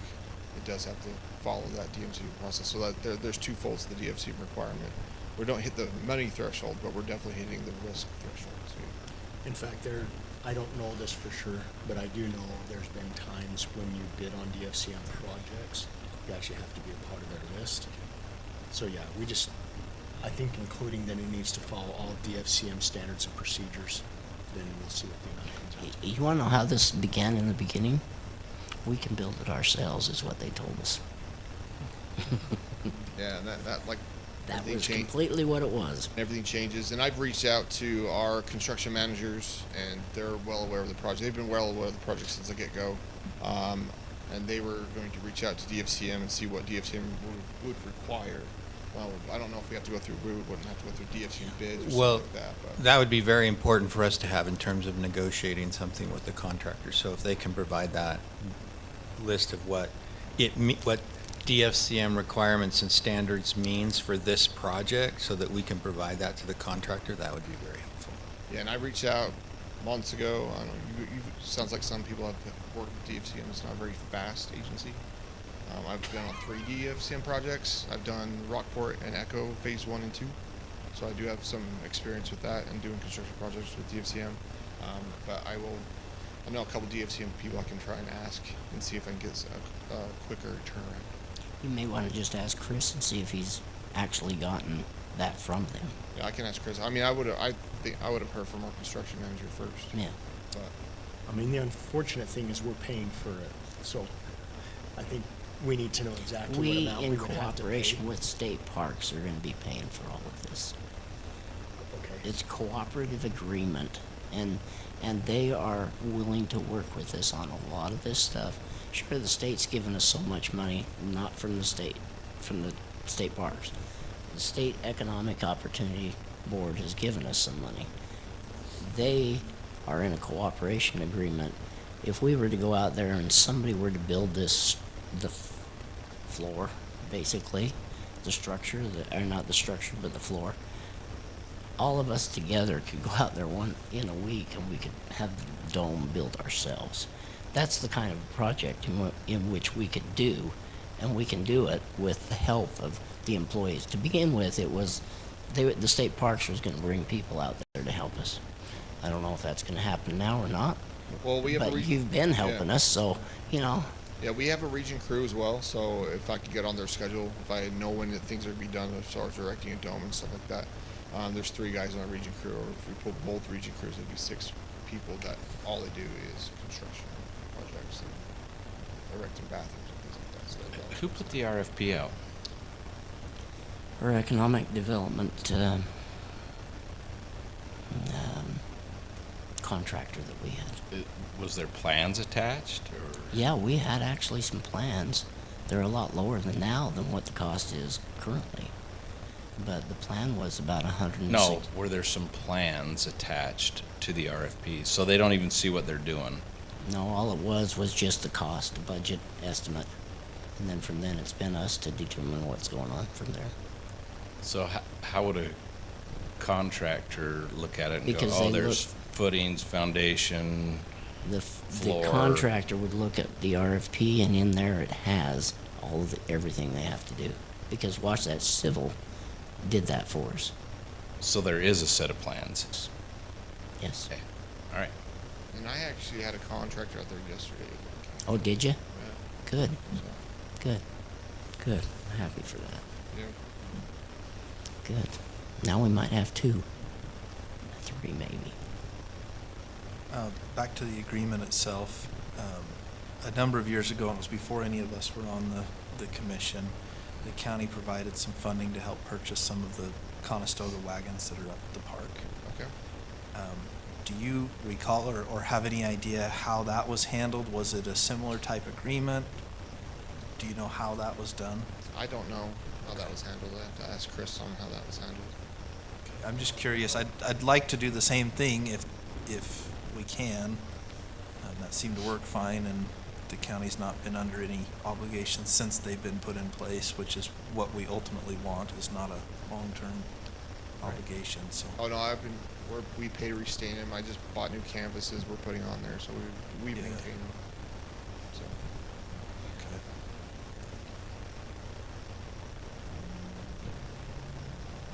This agreement is basically what came down from the state. It was sent to me by Chris. Sorry if my voice is going. You guys are going to be in luck tonight. So was this item just an update? Yeah. Okay. Yeah. So all it was is an update. So that way we can make sure that maybe it finalizes it. If you can take it to the state and whoever you have to, Chris would be nice. Yeah, I can get Mike to change that language for just the utilities, Yeah. as far as who's in charge of paying the utilities, which we are. So- And then I think that was about it. We really want to change. And then just making sure we follow whatever procedures that is correct. Yes. And then how much just the cooperativeness between the two parties in trying to accomplish this. And then next time we can maybe have an agreement signed. Okay. By then we'll know the contractor, hopefully, of who's gonna build it. Do you guys have a need for, sorry, Commissioner Facco, you good? What were your thought? What's that? Go ahead. Do you have a need for the 2,250 cubic yards of cut? That's a lot of truckloads of material we'll be hauling out. I don't know if you've got a need for We that. are looking at an alternative way, and that's what Wasatch Civil allowed us to do, is an alternative way, and that's with that foam product. Depends on if we want it for our soccer field. We got plenty of dirt in Morton, Anyway. don't we? Alternative way of cutting out of the mountain? No, we're not, there's a possibility we may not have to cut out of the mountain hardly at all. Because that would completely change your estimate. Yeah. If that's the case. Right. Okay. Yeah. Yeah. Okay. Anything else? No, I'm fine with it if you guys are. We'll get the updates made. If you'll send that over to us, we'll have Garrett check it over and then get it on our agenda to get it signed. Sounds good. Thank you. Thank you. Okay. 5-minute break. Take a 5-minute? Sure.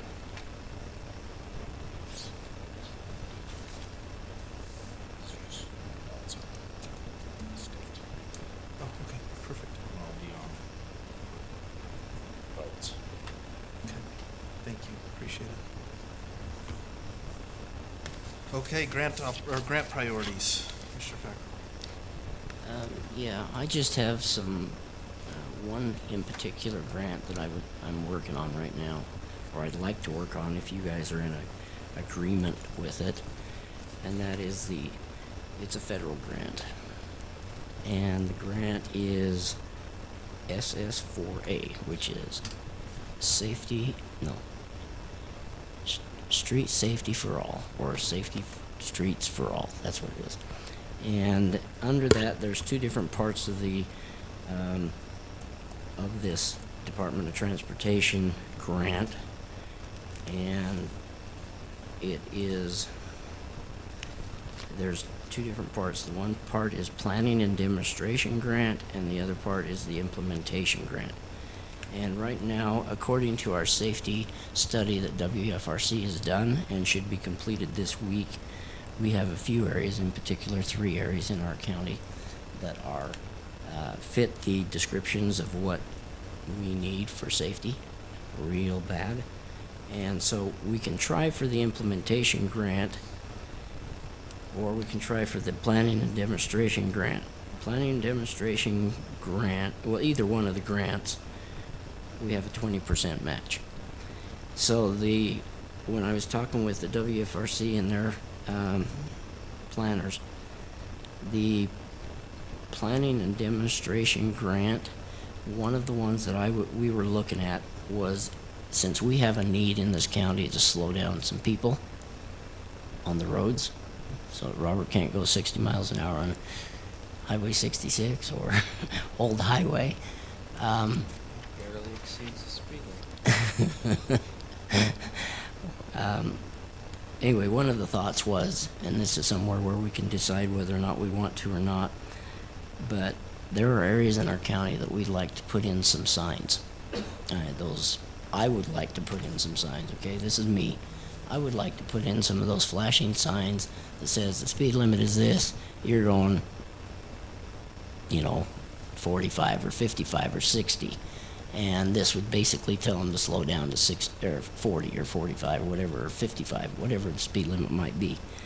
And along with that, there's the second part is to show by people and their speeding that then they will put in a structure, or not a structure, a design for where a trail should go along the highways.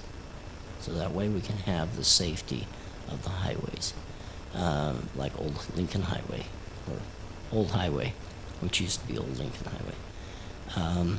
That highway, also Morgan Valley Drive, it could be on that. It could be on SR 167, SR 66, SR 65. And they have gone and pinpointed based on safety records as to what are good and bad spots. And so I'm asking that we see if Kate, because she likes to write grants, see if she will write this grant for us for whatever amount of different spots according to the safety the safety plan is from WFRC for our county. If we can go and put in this kind of a program. The unfortunate part is it's going to take 9 months for them, approximately 9 months, 5 or 6 months for them to decide if it's something they will allow us to do and give us the money for it. And it'll take us another year to get funded for it. So it's a year and a half out. And but at least it'd be something if you want to apply for it. And we have until May 16th to do it. If we want So to go, you said it's a 20% match. How much of a grant are you wanting to get? we haven't determined that yet exactly how many. It could be 20 signs. It could be, I don't know, 15. It could be 40. I don't know. We don't know that. That's what we need to have her work with WFRC on that safety plan and decide what it is. So at this point, you're only wanting signs? No, signs plus the trails, the designation of where the trails will go on those highways, on all the highways in the state, or in our They county. could go or should go? Could go or should go. For purposes of safe construction. That's correct. And then that way, So it's we don't science have to plus go and, an evaluation Yeah. or study of trail location. So my question is, what does that obligate us to? 20%. No, I mean, if they put together a plan that says this is where you should put a trail, what obligation do we have to install that trail? We don't have to. It's just the plan. That's all it is. It's a plan of where it's going. It's not, we still have to go after that point, and we actually, we can do it. This one, once it gets done, and if we get the grant, then next year in 2025, because we can't do more than one grant per year on this, if we do next year in 2025, we can ask for the implementation of what the study gave us, which would be the trail itself. So if we want to put it on that road that goes between Peterson or Old Highway and the city limit here, if we want to go from there all the way down to St. Clair, that's our roads, but they're giving us money to put in a trail. We will already have the design as to where it should go, not just a picture of it. It's going to actually be the design of where it should be going, and then what we have to do to work towards, whether it be corridor preservation or negotiations or whatever it might be with the landowners. Obligation, we'll probably never have to build it if you don't want to, Mike. Well, I honestly, while I like the idea of trails, I'm not supportive of a trail down Old Highway and Morgan Valley Drive for a couple of reasons. Number one, I think the cost involved is just tremendous. I mean, we would have to widen our roads. We would have to begin striping our roads if it's a road attached trail. And the cost to stripe our roads is incredible. And if it's not a road attached trail, then you're gonna have to go to landowners and get property from them. And that's a pretty big task. You can do it by phases, Mike. I know you can. You can do it by phases. I'm and- saying if it were me, I wouldn't give my property for it. Oh, I know you might not. But the corridor that we have, if it's a state highway or our county highway, we have certain amount of land that is us. It's not the landowners, it's us. The county owns the land, or the state owns the land. Well, that's the problem. The county doesn't, because in a lot of situations, the property has never been deeded out. Okay, that's part of the So work. even though you may have a though- right of way, it doesn't ev- mean that the county actually owns the property. Even though it does not Restricted have, use, yeah. even though it is not necessarily, this here at least gives us a plan. Otherwise, you're never going to see a trail in this county. You might have somebody killed in between. We have had some close calls.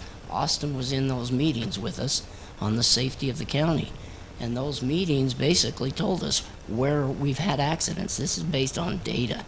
This is not based upon me wanting a trail. I'm because not arguing I- that. Like, and- nobody's arguing that. I from want a to be safety careful perspective. that we're stating if we do not move forward with the trail system, then it'll result in death, if I heard that correctly. It I- could very easily. But that's not I mean, the reason. maybe I'll go out and put If myself there's, there. if there's not a trail to ride and you're riding in a roadway on a bike, that's hard for everybody involved. So I just want to make sure we're kind of But what I'm saying Clear is with there's a few of us, it seems to me like we're against even any kind of a trail. We're against a lot of things. And I'm sorry, I'm going to get upset now. Because for some reason in this county, everybody seems to be against a trail. I don't know why. But when you've gone and had an accident on the highway because we don't have a trail, because of another person that is walking on that road or bicycling on that road, and all of a sudden you have an accident because somebody did not move away, you are going to be the one that hurts. I hurt. To this day, I hurt. I've got a tattoo here on my arm of an accident that occurred because somebody drove too close. And yeah, you say it was only a dog. But I'm sorry, that dog died in my arms. That dog did not have to die. It was a good dog, a good farm dog too. Only because somebody was not paying attention to the road and what was going on around them. When I worked for 32 years at the post office, they taught us defensive driving. I don't see that with people. And I'm sorry, I'm including everybody. When it comes to safety, people don't drive defensively. They drive for their purpose, and that's what they drive for. I'm sorry. I have seen other people that purposely shoot for, as they're driving, they will go, and I was in a vehicle with one guy that he drove towards a bicyclist, and I says, quit it. And he's so mad at him, he says they're just like cats on the road. I'm sorry. Trails are an important part of my life, your life, the kids that we are raising. Everybody wants to go out and ride a bicycle now. And I'm sorry, but I am passionate about it. Even though I may not be able to ride on a bicycle, I may not be able to do a lot of things in life. However, this is one time that I think we need to, as a community, start thinking about trails and start trying to get the people that are not in motorized vehicles off of the road and get them onto a 12-foot trail off to the side of a road so that way they can be safe and they can feel like they can walk down the roads. I have people calling me in the mornings and I watch them and they say we would like a separate trail off of this highway so that we don't have to worry about who's going to hit us, who's not paying attention to us, somebody that's sitting there with their phone and trying to drive, because I see it. I see people doing that. And I think we as commissioners and a legislative body, we need to start thinking about the safety of the people of this county, and whether they're from our county or not. We need to be concerned about everybody. And if we're not going to start thinking about trails, So, I don't know what we're going to Commissioner do. Fackrell, I'm I've been sorry. listening, and I'm not a decision maker here, but it does impact the county greatly. I think the point that's being made is not that there isn't a care for safety. It's just a prioritization. If we're talking about taking a 12-foot swath of road down both the highways that go on the side of the valley, that is because we don't own the property. We're talking about eminent domain, and I know a lot of people don't like that word in the county, but also the cost to do that. Just in my discussion with Brett, it's millions and millions of dollars that the county doesn't have. So I don't think it's the commission saying we don't want to do this. It's just the timing isn't right. I mean, if we start looking at it, I think that that's what you're asking initially. But to say that, you know, if we don't do it, it's because of XYZ, that's not really the reason. I think it's financially impossible at this point, and it's also legally difficult because we would have to go through that process with every single landowner along both highways. Correct. So- However, if we don't start now, I've been doing it 2.5 years now, trying to get something going. If we wait without trying to get some kind of a plan, it's going to be still 3 years out before you can even start with But the first wait a 100 minute, yards. We did a plan. Yeah, can I? Yes, we did that plan, So but what I'm now we're saying talking is, about another plan on top of that plan? no. So this can I is add a- my comment real quick, Commissioner Fackrell? I appreciate your energy behind this. I really do. And I disagree with you That's that a fine, lot you of guys people didn't disagree. don't want trails. I actually think most people do. And I think most people use them. I'm agreeing with Commissioner Newton in front of his house. I'm not sure you'll ever see a bike trail in front of your house ever. That's right. And that's the reality. I And agree. that's okay. The first step that we have already taken, that I Is the was trails here plan. and witnessed, is we updated our master plan, transportation master plan, to say any development that comes along these roadways, and we outlined them all, needs to include active transportation part of your plan. We did that, and I thought that was huge because we did not have that in place. You got one comment from one commissioner. You didn't hear any other comments. So I'm Right. not sure. I'm just I'm a little- respecting Commissioner Newton's comment. But for I 2.5 years, but I've let- had Mike say until we have the funding, and I agree with that. However, who says we can't have the funding in 1.5 years or 2 years from now? So my comment is, whatever you're planning on doing, I don't think we have all the details yet. And we don't know what percentage we're gonna have to match until that happens. I'm interested. Well, I hope you're shaking your head yes instead of no. I'm just shaking Because what my I'm saying head. is I'm interested, just I- like you are. I know, So, but what okay. I'm saying is we're interested in doing it, but we're not willing to step forth and say, okay, let's accept a little bit of money or possibly some money.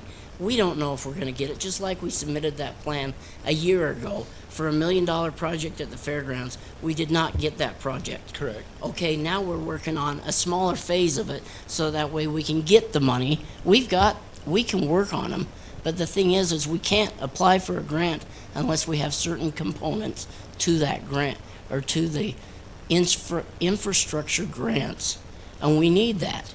We So what need these different things, What component are you talking about? any component. We cannot, okay, Hold up, let's back up here. okay, All right. You asked to apply for a grant, that's right. both portions of it, right? The implementation portion, which would be the signs. Not the implementation, it's called the planning and demonstration grant. So planning and demonstration will include the signs? Yes, Okay, because the way I read it, it's simply for planning, but if it'll include the signs, great. it will include the signs. So it's just one grant application just under the planning and demonstration grant That's correct. section. Okay, I'm reading that right now, Under on their the, website. under the new technology pilot programs. Okay. Do we have an idea of the total cost of the planning portion of that? Because if you're asking us to commit 20% to this, we need to know a rough idea of the cost. Is it $10,000? Is it $100,000? Is it $1 million? They were telling me it Any would idea? it depends on the extent we want to go. Okay.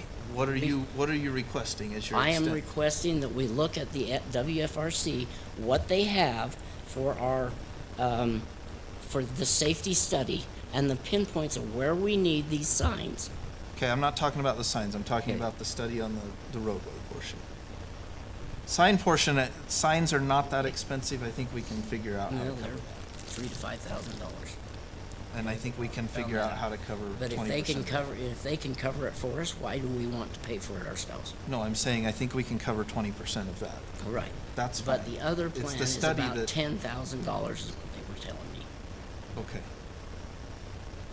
So That that was was the a lot total of cost. talk to tell us it was $10,000. Well, they also Okay, said so we're if you talking want to get maybe into $2,000. detail, they says if you want to get into structural engineering, which is not part of that grant. Structural engineering could be upwards of 100,000. Well, and I don't But think we I don't wanna think do we'll that do until we're that. to a point But where what you're we do ready to need to actually do get construction. is we need to get to the point to where we say, okay, state of Utah, for the Utah Trails Network, if we had an exact place of where this is going to be, I look along the roads and I go, I don't know where it's going to fit on this side or this side of the road. And I go along this side over here and that side over there in the county. Which side of the road? Well, this is what it's going to do. This is the study not the study, it's just a plan, it's a drawing. I don't know all the ins and outs that they plan on doing for us, but that's what it would cost us to do that, is about $10,000. Can I make a suggestion? Yeah. I think you should move forward with what you're trying to do in terms of writing the grant and working with WFRC. And I'm comfortable having our matching funds be up to $10,000. So see what you can do within that framework. Okay.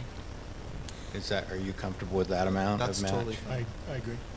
And then see what that will provide, and if there's something that's close to that, and you want to come back and say, if we spend another 5, we would get this much more, then let's talk about it. But Okay. it's really hard to respond without knowing But what I it am is we're not, committing what I'm to spend. asking for is that we have Kate do this grant. What kind of time? We'll help commitment do you think help write the grant. Yeah, If she has the because- time, that's fine. Well, because that was part of her job description, was to do the grants and manage the grants. And so if, since I need to come to you before we do it, I need to make sure that she's available. She'd have to talk to WFRC, get the information, and do what she needs to do, and then if she needs our help, I am no good at writing grants. I suspect she has capacity to do that It's a simple. within a grant time frame. You process. said it was the end of May? No, When's it the due? 16th Of, of May. Of May. oh, of May. May No, 16th. that's Wait today. a minute, that's today. It's 1 month from now. Okay, month from. And this one's a simple one. The other one's a lot harder, and I would Well, not expect if you that. think she can put that You're saying the together, if she's planning on this comfortable with is that, simple and the This is a implementation. simple one, yes. I think that's the way we proceed.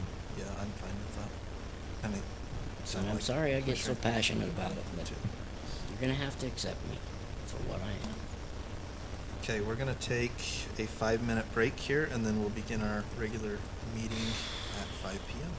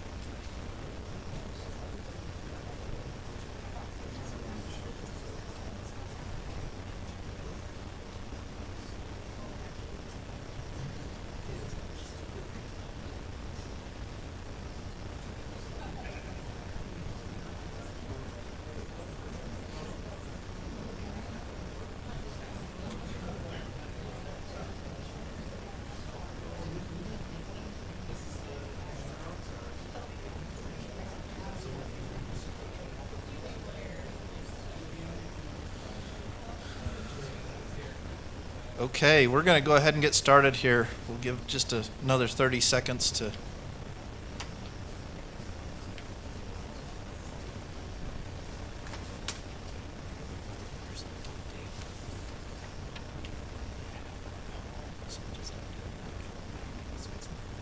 Oh, gotcha. Okay.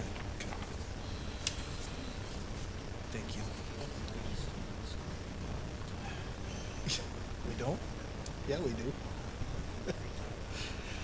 Okay, we're going to go ahead and get started. Welcome to the Morgan County Commission meeting. Today is April 16th, 2024. Commissioner Wilson is absent but is listening in and will be joining us for portions of the meeting here as he's able to. We will begin actually just before our invocation and Pledge of Allegiance. I want to take just a moment. One of our firefighters passed away this last week. Mr. Brantz Brown, being one of our county employees, I want to take just a very quick moment for a quick moment of silence on behalf of him and his family. He was laid to rest on Saturday. Following that, we will have invocation by Commissioner Anderson and then the Pledge of Allegiance.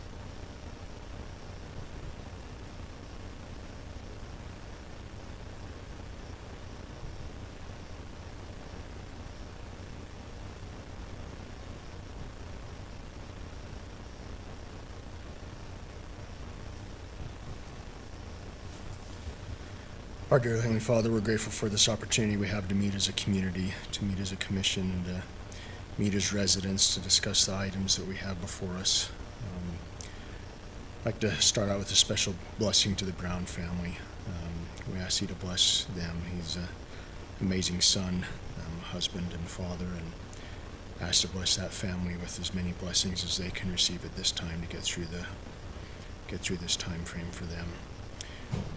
We're grateful for the great county we live in. We're grateful for the moisture that we receive. The reservoirs are full, and we've got some excess snow up in the mountains, and we're grateful for that excess moisture that we have to be able to help us to move forward. The moisture for water that we use, and for agriculture, for culinary use, and all the uses that we have for that water. Grateful for the freedoms that we enjoy. We're grateful for those that have fought so hard and even given their lives for the freedom for us to be able to do what we do on a daily basis, and we're very grateful for that. We ask you that we can be civil tonight and make the best decisions possible that we can, and ask for these blessings and do so in the name of Jesus Christ. Amen. Please arise and repeat the Pledge of Allegiance after me. I pledge allegiance to the flag of the United States of America and to the republic for which it stands, one nation, under God, indivisible, with liberty and justice for all. Thank you, Commissioner Anderson. We're going to take just a very brief moment. We have a representative from Senator Lee's office here, Mr. Jackson, if you'd like to just come up and address the commission briefly, and then we'll move into our agenda.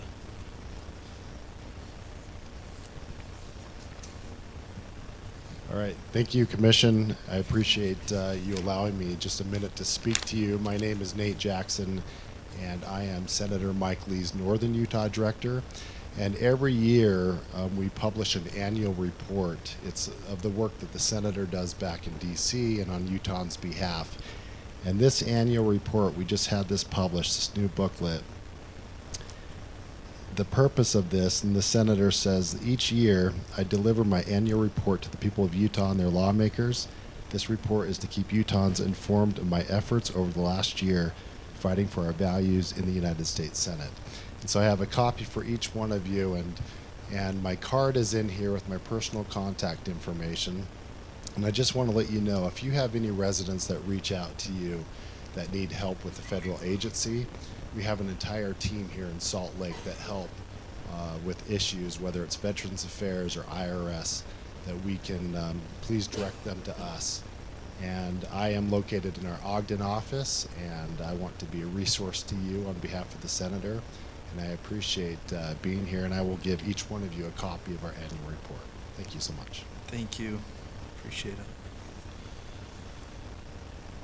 Okay, we will move to item B, which is our consent item. We have one item this evening, and that is the review and approval of the County Commission work session and meeting minutes for April 2nd, 2024. I just had one comment in the commissioner comment section. The item with respect to Mark Carter and the change in the zoning code, I believe we did actually direct staff to work on a zone change, a text change with respect to that, and it's not reflected here, so I thought we might want to include that. Yeah, I agree. I do recall that.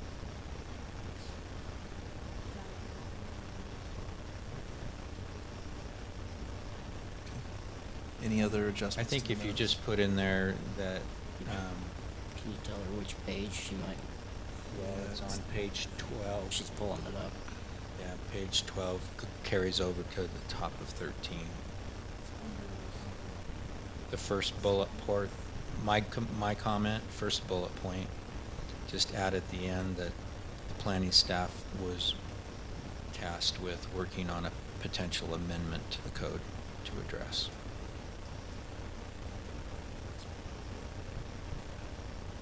Any other adjustments, commissioners, to the minutes? You guys may not have seen them, but I've already directed Katie on this. There was a commissioner move to McConnell, so she just corrected a few of those items, and she's already done that. Okay, perfect. All right, with that, we'll look for a motion on the April 2nd meeting minutes. I move to approve the Morgan County Commission. Let's see, what was it? Excuse me. The April 2nd. Meeting minutes I'll second. with the changes. I'll second. We have a motion and a second to approve with the changes noted this evening. All those in favor? Aye. Aye. Any opposed? Okay, motion passes. Declarations of conflict of interest from commissioners on any of tonight's agenda items. This doesn't relate to any particular client, but I do have, with respect to item 8, I do have clients that have developed and will likely develop under our PRUD/PUD based ordinances.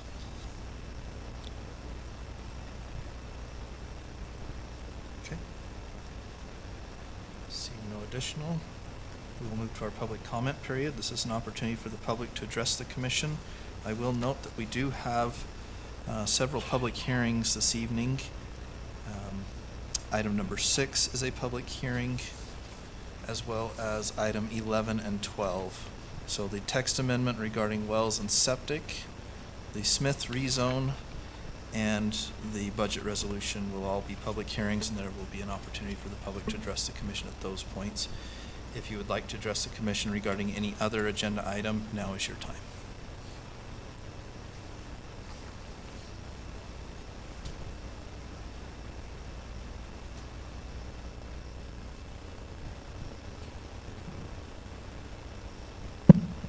Cindy Carter, Hardscrabble.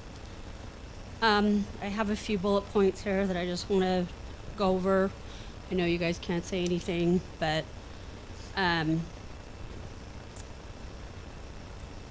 just got made aware of this issue with Mr. Peterson and his land, and I'm not real sure exactly what's going on, but it has something to do with wells, and that he's got too many homes for the wells, or homes, subdivision homes with wells. And I just want to recall that I believe you guys changed things so that Lee's Market could proceed. You issued him you let him go ahead, a permit without a will serve letter because there was no water. And then you changed and basically said, we'll let you have this contract, but if we agree to go back on it because of it, that anyways, it was just I just don't understand how you can change things for him, for Lee's Market, and then this guy has worked with his neighbors, spoke with everybody, and I just want you to know that I'm in support of him and would hope that we can work together, the council, the neighbors, and them, to get this resolved for the guy. You know that there's another referendum cruising around out there, just got approved by Garrett this week. In it, you guys are claiming that it cost $21,213 to repeal the law that you guys made that is basically taking the say out of the people's hands of every area so that you can appoint who you think. So for people in the audience, the Planning Commission was that we all each had representation. You guys chose to change that you appoint these people, and in reality what it could be would be commissioners all from Porterville, all from Mountain Green, and that's taking a voice away from the people. And so there's a referendum out there that's going to be circulated. You're saying it costs $21,000 to do that, to repeal that law if that goes through. And I just ask you all to sit down and say, hey, maybe this wasn't the right thing for us to do. And let's work together with the community and see what we can come up with if for some reason we're not happy with our planning commission. You know, I'm one of the 6 that was sued by Wasatch Peaks and for $10 million. And we sat down with Wasatch Peaks and, in my humble opinion, did your job. We negotiated with those people and we made a deal with them. You drug these people for 4 years through that for another decision that a judge said was wrong. I understand right now you're operating without an appeal authority. Where's the voice for the people for that? I also know you guys are writing ordinances after you vote on them, and I don't understand that. I mean, I'm pretty sure we could find a Nancy Pelosi deal over that she, how can you vote on an ordinance when it's not sitting in front of you? This referendum right here, the ordinance had not been written. Garrett was working on it when the people filed for this referendum. Anyways, I just ask you all to do your job and do it right and mind the law. We don't have an appeal authority. What is wrong with that? That takes the voice away from the people. That's what you're supposed to. I heard 2 of you stand up on Saturday and say that you're the voice of the people, but you're not. You're not doing things that are for everybody sitting in this room, no matter what side they're on. So I just want you to know that I'm pretty sure that, in my humble opinion, this is a clown car driving around with clowns, and except there's no jokes. It's serious. You're messing with people's lives, and I highly recommend you start doing your job. Thank you.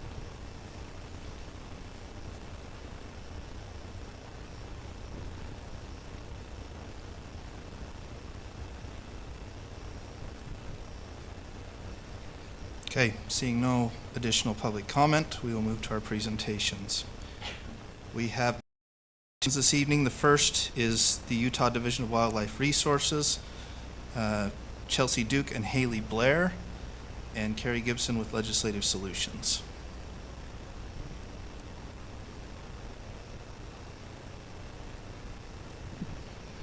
It's good to be with you, commissioners. Thanks for the opportunity to report on this and talk about the future as we move forward. This has been a project, I think, that I'm really, really proud of, that we were able to come to some fruition here. About a year ago, Blaine whispers 2.5. He's been working on this for a long time. But about a year ago, the commission engaged our team to start working on this right after the legislative session of 2023. And that kicked off a process that we worked on throughout the year, and we're just really, really proud of how this all happened and how it came to be. We immediately contacted legislators that we thought might be interested in helping to fund this project. We had help from from the agencies, from the governor's office, from legislative leadership, as well as your local representatives. Interestingly enough, that when the redistricting was done, you have senators, 3 state senators that cover part of Morgan County, and that was tremendously helpful to have that kind of firepower as we were looking for this appropriation. So we're just really excited. This project came together at nearly a $20 million price tag, and it was done with a direct legislative appropriation, as well as some participation from the governor's office and the Department of Natural Resources, both from Parks and Recreation and the Division of Wildlife Resources. And Wildlife Resources has kind of taken the lead on this, and on this purchase from the state's perspective. And so with that, Commissioners, I just wanted to introduce to you a few of the folks here from DWR in this particular case. They told me to just introduce Haley, right? Haley Blair. She's awesome, but I also need to point out Chelsea Duke, who ran point on this from the beginning and did a wonderful job. And the new Northern Region Director for the Division of Wildlife Resources, Blair String, right in the back here. So I hope you get to know them. These are partners in everything that we do in our community, and they just do a wonderful job. So Haley, it's all yours. Good luck. Thank you for that introduction.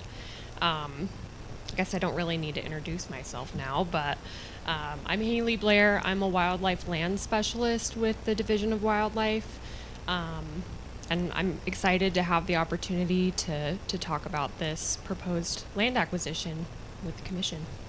So, next slide, please.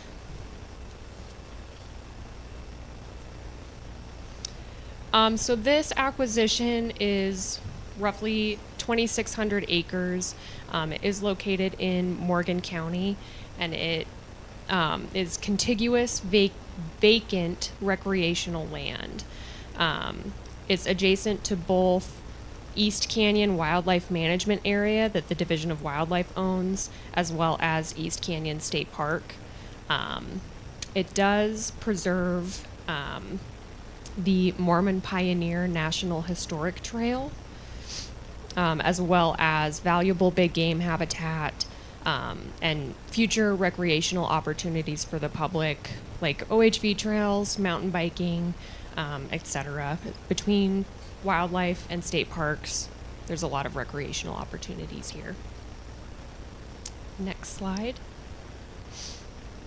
So this first map on the left shows the property in regards to both East Canyon Wildlife Management Area as well as East Canyon State Park. Obviously, the state park is owned and managed by State Parks. Wildlife Management Area is owned and managed by Division of Wildlife. Right now, it's proposed that DWR will manage approximately 2,200 acres of the 2,600 acre acquisition. That would be incorporated into the existing WMA and managed in the same way. And then State Parks would manage the remaining 400 acres and incorporate that into East Canyon State Park. Andy, I got a quick question for you, Yeah. if you don't mind. And hopefully the public doesn't mind me using the phrase clown car messing around with people's lives. I'll use that phrase probably 6 times tonight to show exactly what we're doing and that we're not clowns in a car messing around with people's lives. Anyways, I really appreciate the work that's been put into this. It's a lot of work. I appreciate Commissioner Fackrell working hard on this. When he first proposed this to us other commissioners, we said, go ahead. Good luck finding $20 million. And I'll get to my point here in a second. I don't know of any other time, any other commission that's ever been able to get appropriated $20 million without a dime being spent from the county. We have a $20 million piece of property that we're purchasing. I don't think this is going to happen again. And this is for the public. That is not my definition of clowns in a car. And we spent a lot of hours on this.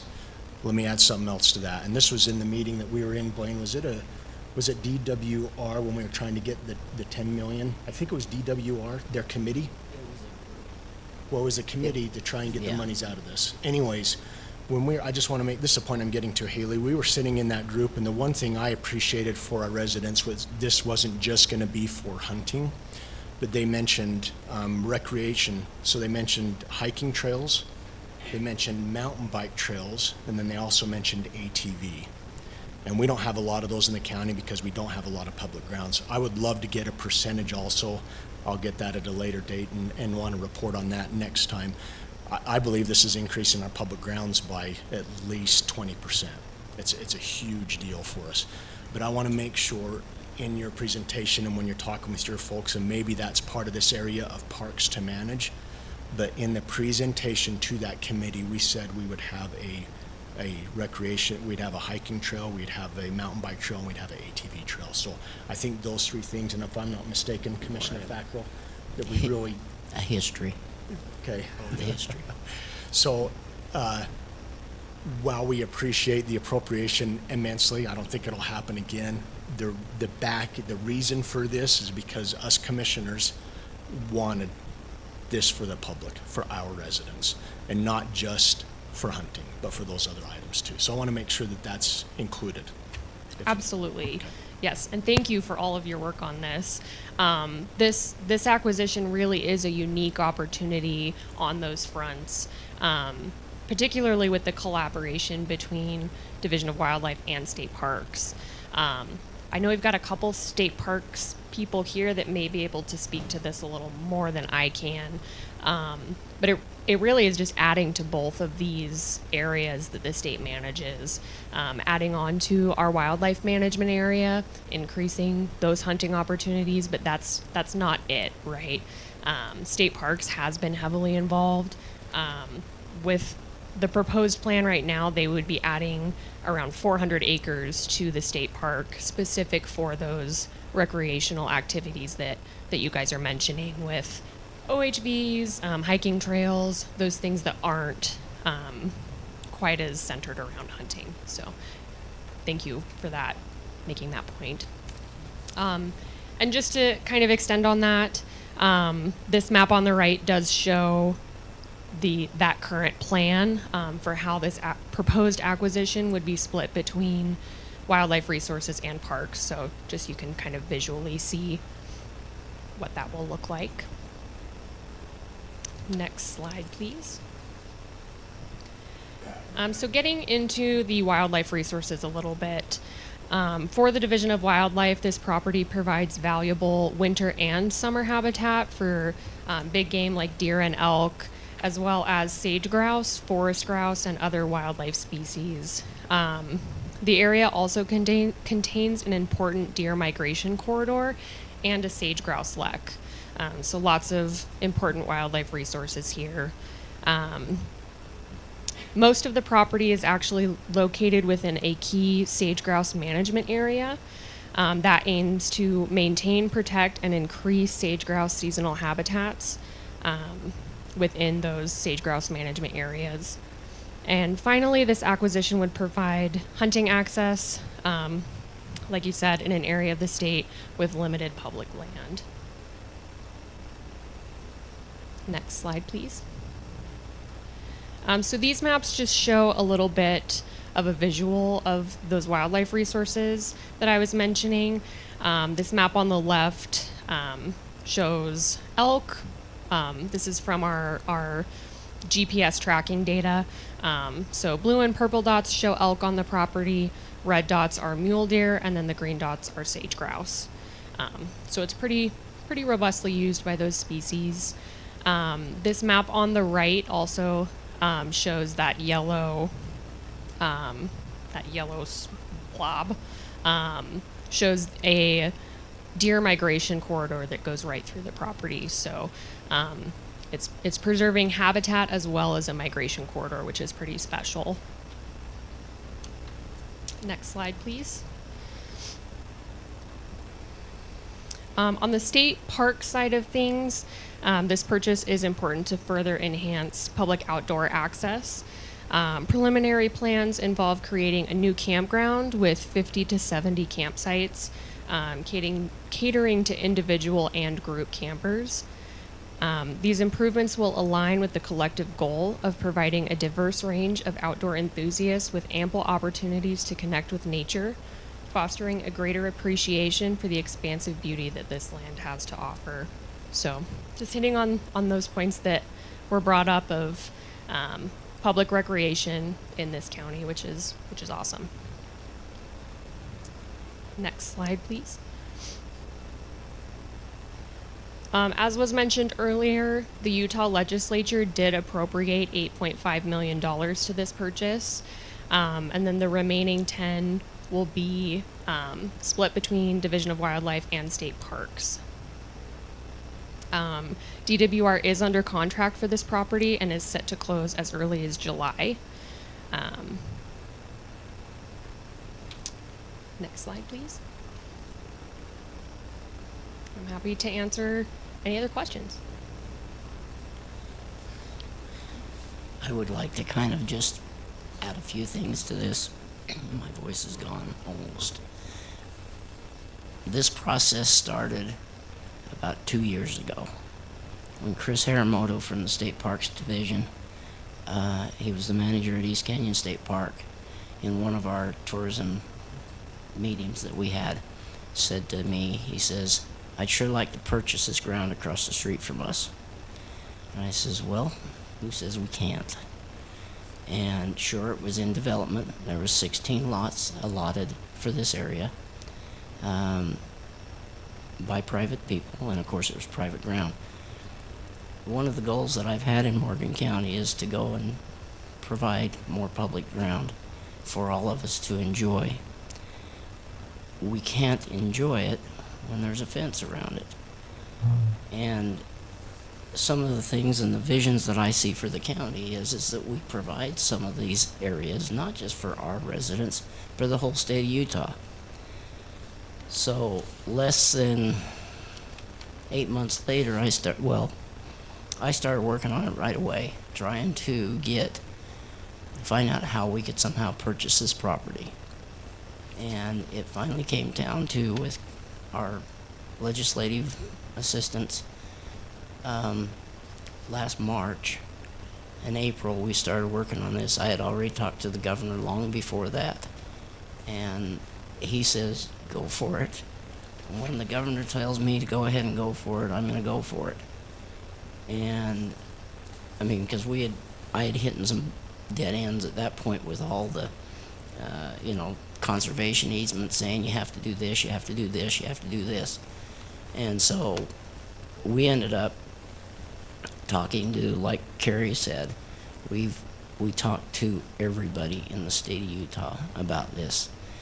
And I am very, very proud of what the DWR, it was given to the DWR because you have expertise in purchasing ground. And so it was given to you guys to go and make this thing work. And when you get President Adams from the state Senate and Speaker Brad Wilson that finally came here and visited the location and saw this ground, he says, "This is a missed opportunity if we don't get it for the state of Utah." And because Morgan County did not have the money. We did not have the money to purchase that. But the state legislature, all of them were on board with preserving public ground for our county. And they, I think, were very happy. Sure, there were some people that did not want it because they said, what good's it going to do for our state? Luckily for us, this is an area that I'm hoping that you will continue, the DWR or whoever's leading out with this, will continue to work with us as a county to help fulfill that vision that we have to make this a public place for everybody to enjoy as much as reasonable. And there are a lot of plans for that we're willing to help with. We will have volunteer efforts that will help with this in whatever way we can. And I'm just saying thank you. Thank you. We appreciate that. Great, thank you very much. We have a letter here that we'd like to give to you. It's actually addressed to Governor Cox, but we'll give it to you so you can take to him. I'll read that letter. It's a very brief letter. It just says, Dear Governor Cox, on April 16th, 2024, the Morgan County Commissioners, Jared Anderson, Matt Wilson, Robert McConnell, Mike Newton, and Blaine Fackrell, and I'll note that Commissioner Wilson is joining us remotely, met with representatives from the Utah Division of Wildlife Resources to discuss a land acquisition involving 2,600 acres of privately owned property located in Morgan County. UDWR presented information and maps of the property and explained the benefits of the property acquisition for wildlife conservation and recreation. The Morgan County Commission is in favor of UDWR proceeding with the land acquisition. I'll hand that to you. I assume you didn't have anything else to present, right? Okay, perfect. Thank you. Okay. We will move to our presentation number 2, which is the County Economic Opportunity and the success of last year's Small Business Growth Opportunity Grants.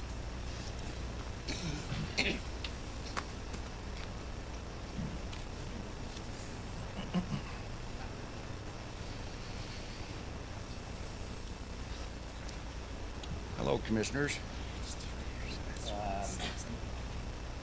We, as a Community Economic Opportunity Board, we were tasked with, we decided to do business grants and worked with the Commission to do those over the last 2 years, and we're just coming to report how effective those were. Do they have a handout? So if you... I don't know which direction. Jeremy? Where's the point to? The grants, we started in 2022, 2023, and this is the impact of those grants for the people who were able to get back. So if you look at the first one, Morgan Gym, Marina is in charge of that gym. She owns it, but she also owns the Marina Gym. She requested $10,000. We give her $6,000 as a grant. You have to talk into it, John. All right. So anyway, so we give her $6,000. With those funds, she upgraded her website. Still need to talk in front of it. Not What's that? Talk in front of it, not the side of it. There you go. Okay. And the impact for that was she added 65 new gym members and resulting in $50,000 additional revenue for the year. Her future growth, what she wants to do, and I'm sure she's going to apply again this year, is for gym equipment, for bike training for the high school and the mountain bike team. So that was Marina. Andrew, you want to take the next one? The next one was Shirts to a T. And they used the money to put a down payment on a new 7-head embroidery machine. This greatly expanded their ability to produce embroidery on products.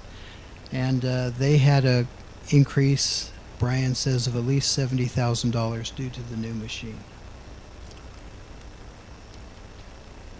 The next one was Mike Higbee from Higbee Honey, and this is a real success story. He lost all of his hives, I think it was 2 years ago, due to weather, and he was able to purchase 64 hives for the price of $14,500. And we were successful in giving him $84.50 for those hives, and he's since split those. And with the loss of, you do have some loss, he was split them to 195 hives. With the loss, he has 145 hives. These hives produced 3 barrels of honey with a retail value of approximately $57,600. And now what Mike wants to do is he's working on a $750,000 grant so that he can do a processing plant here in Morgan County to do a 3,000 square foot processing plant. There isn't one locally at all, so this is a big deal for Mike. So I don't know if you guys have had a chance to have any of his honey, but it is fabulous. So we're really excited about Mike and what he was able to do there. Okay, the next one was $5,200 to Brighton Blades, this mother and daughter team. Last year, they received some money that they upgraded their website. They hired local photographer and videographer to really make sure that their website and their presentations were state of the art and could compete with national and international knife companies. This year, they used it to go to some of the large knife conventions where they were able to get additional business. They were able to get into more retailers and also develop relationships with some wholesalers, which resulted in a lot of additional orders. From the shows they went to, they had at least $20,000 in additional sales from the shows. Then we have, I don't know if any of you guys are familiar with the Phoenix House down on Old Highway, but they submitted for $15,000. We give them $10,000. And most of it was for marketing because nobody really knows they're there.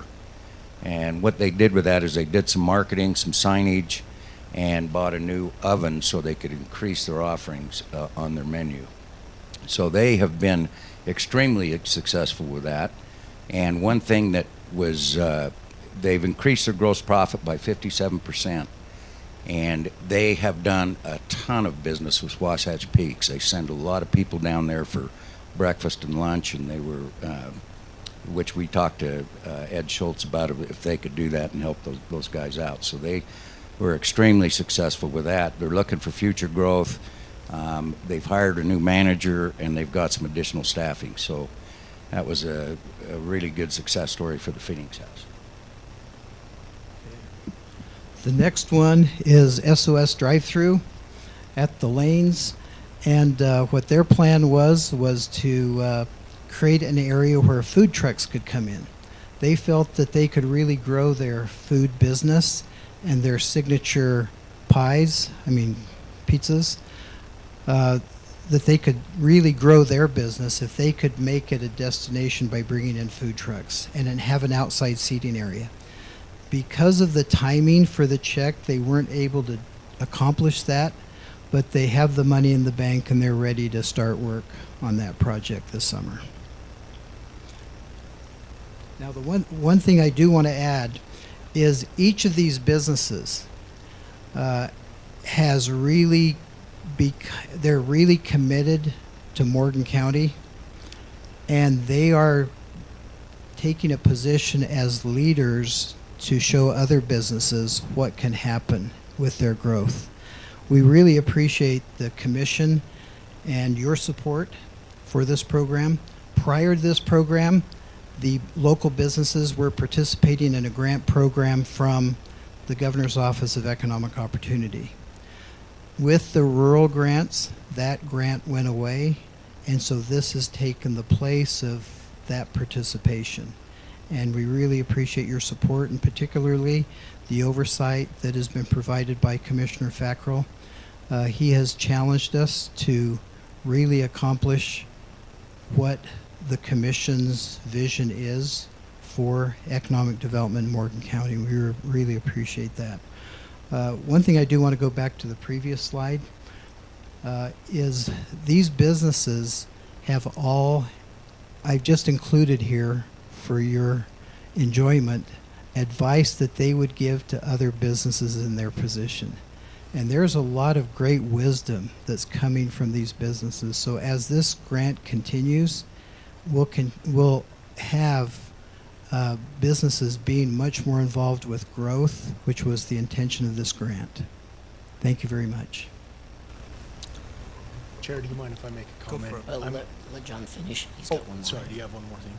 Yeah, just one more thing. I just want to go to the next slide, if you would, please.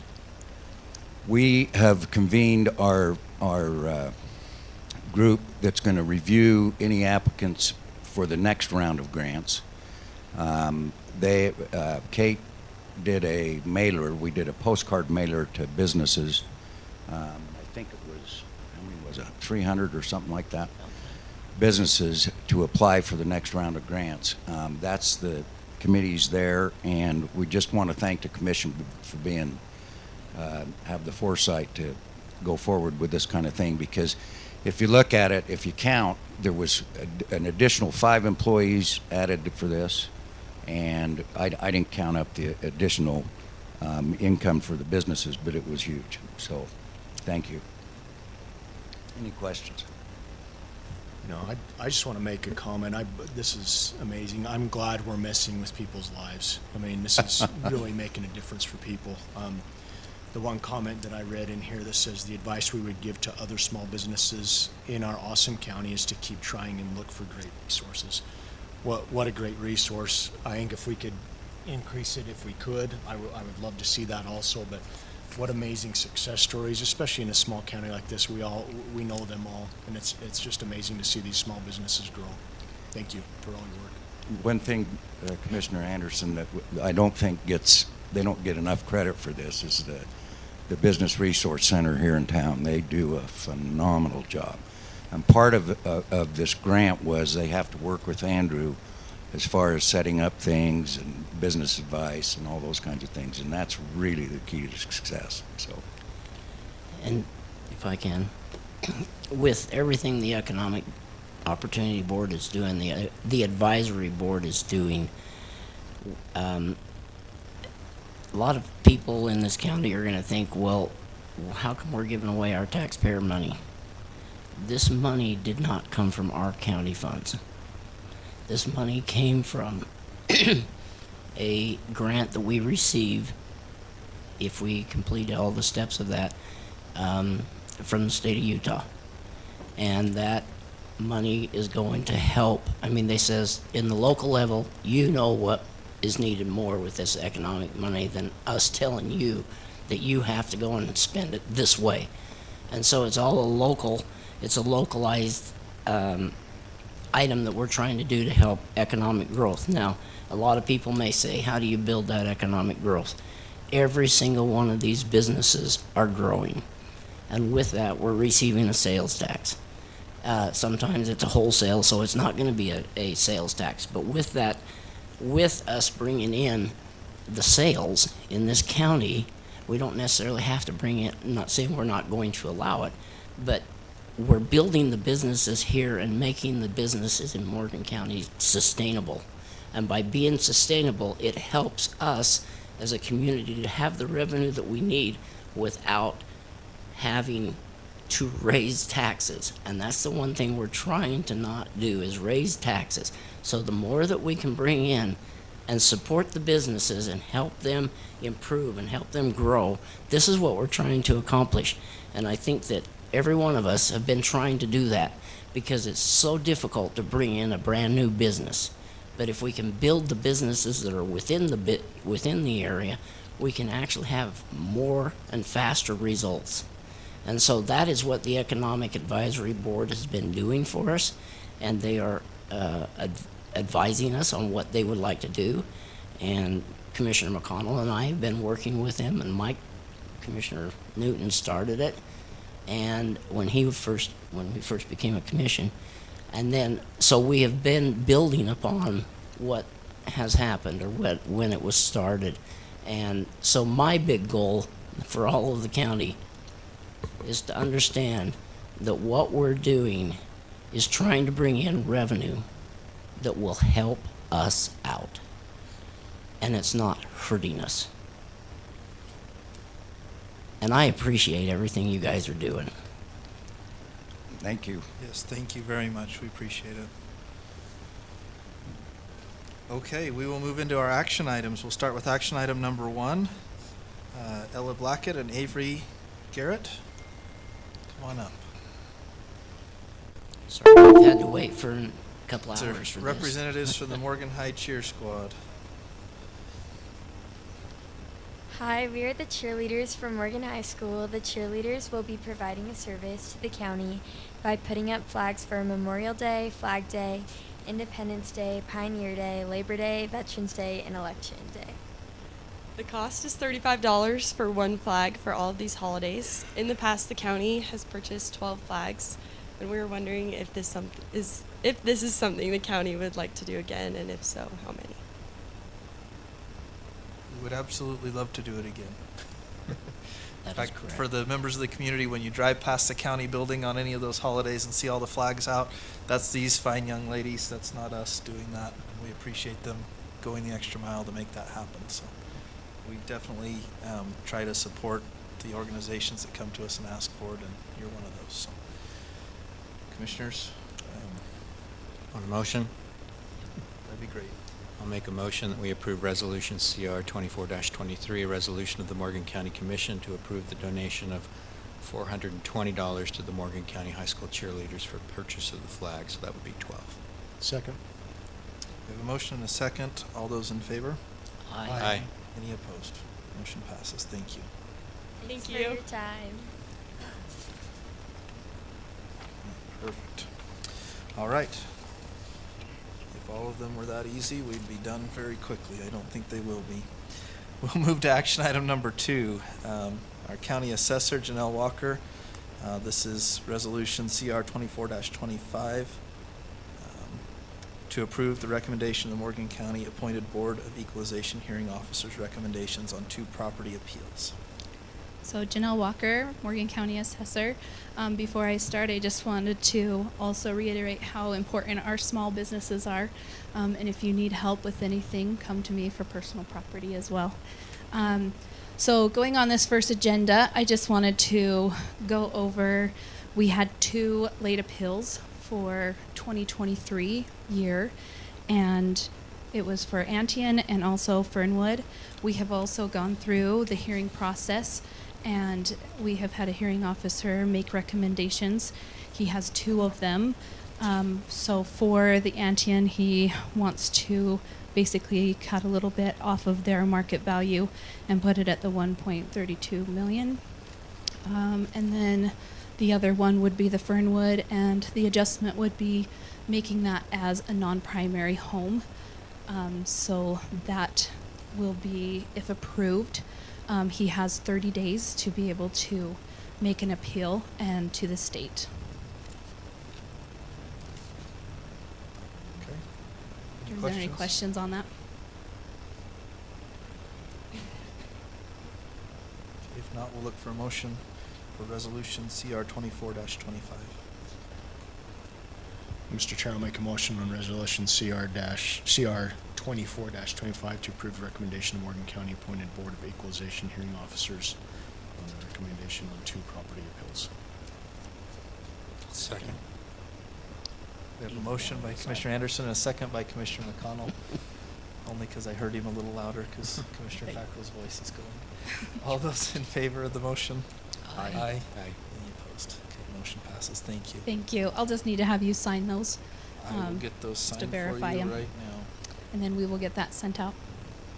Okay, perfect. All right, we will move to action item number 3, which is also you. It is. I'll just stand. All right. Request to add a part-time position within the assessor's office. Yes, so this is for a part-time position for the rest of the year for 2024. We have had a couple things happen in our office that has been a little cumbersome, but we're trying to make it work out. So this part-time position would entail basically making them a specialist for Greenbelt, and also for the primary residential exemption. That would be their main focus. They would also help with all of the other items that we do in the assessor's office as well. We have a lot of things that maybe could be a lot better used for Greenbelt, and making sure that people are being compliant, and also that we get them, whether they be on Greenbelt or whether they be having a rollback tax on that. The same thought process is with our primary residential exemption. You have 1 primary residence, and anything else needs to either be as a rental or for or needs to be put as non-primary. So that's what they would really focus on, is making sure that people are being compliant with what the law says.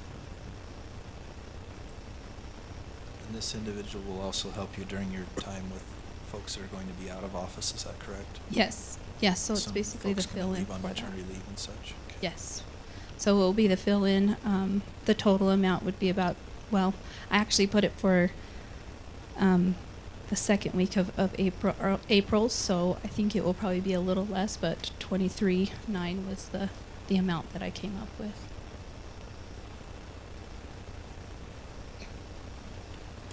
Any questions? Is this within the budget, their budget already, or is this also going to? It is not. Be It over. would be a budget adjustment. It would be a budget adjustment.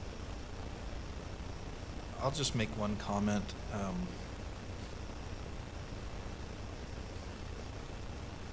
want to be very careful about Greenbelt. I don't want somebody going on a witch hunt looking for people try to prove that they're not within the Greenbelt regulations. So definitely not opposed to hiring somebody, but I personally would prefer that they're not going too crazy on the Greenbelt thing. I think that that's a sticky situation, and there's a lot of ways to satisfy Greenbelt, and it's difficult to prove one way or the other as well. So I just hate to see a lot of resources spent on that. Very much Not to say that there couldn't be some, just yes, and it would mostly. We have good relationships with our leases, and the farmers and ranchers that actually do, and they verify making sure, and they say yes, I do have the animals on. It's mostly just for when we have a violation that needs to be addressed, and if they needed to also have, and if we needed to do an audit on them as well. and I'm not against audits on it too. I think that's wonderful, and I think it protects both the landowner and the county when we can do those audits and prove it. Just as long as it's not overly aggressive. Now, I'm going to have to disagree partially. And that is I'm happy that she wants to go out and she's taken the whole county. And this is one thing I've appreciated about Janelle, is that she's going out and she wants to assess everybody correctly, whether or not they are following the Greenbelt laws. That's all we're asking for, is that they follow the Greenbelt laws if they want to get that treatment. And it's only in fairness to everybody else in this county. Because if they were not doing what they should be doing and using the ground for other purposes other than what the Greenbelt law says, then they ought to be paying a fair tax. And not necessarily just getting Greenbelt because it's vacant ground and it's not being developed on. So there are some rules and laws, and Janelle has gone to those classes just like I have, and we have, and I know it's not a witch hunt, but if they're not following it, then we need to either ask them to follow it or not. Have them be in agriculture if they're in agriculture. If they're not in agriculture, don't.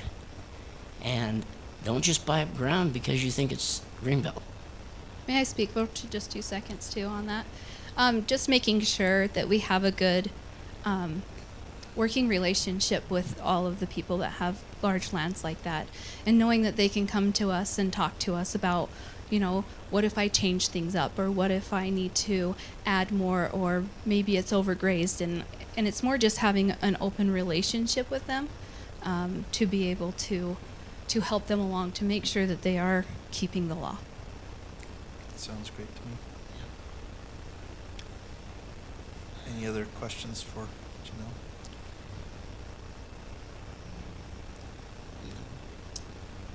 Janelle? That amount is for a full year, right? That you gave us? Yes, for the rest of the year. It's just not the for, rest of this well, year. the 34,000 would be 40. The 34,000 Okay, would be for a full gotcha. year. 23 for this year, 34 Correct. for the coming year. So I would need to change that for the 24 budgets going into 25. I would need to change that.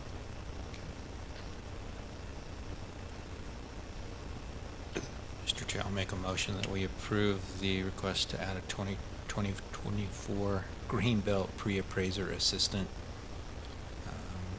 with the compensation set forth in the presentation. I'll second.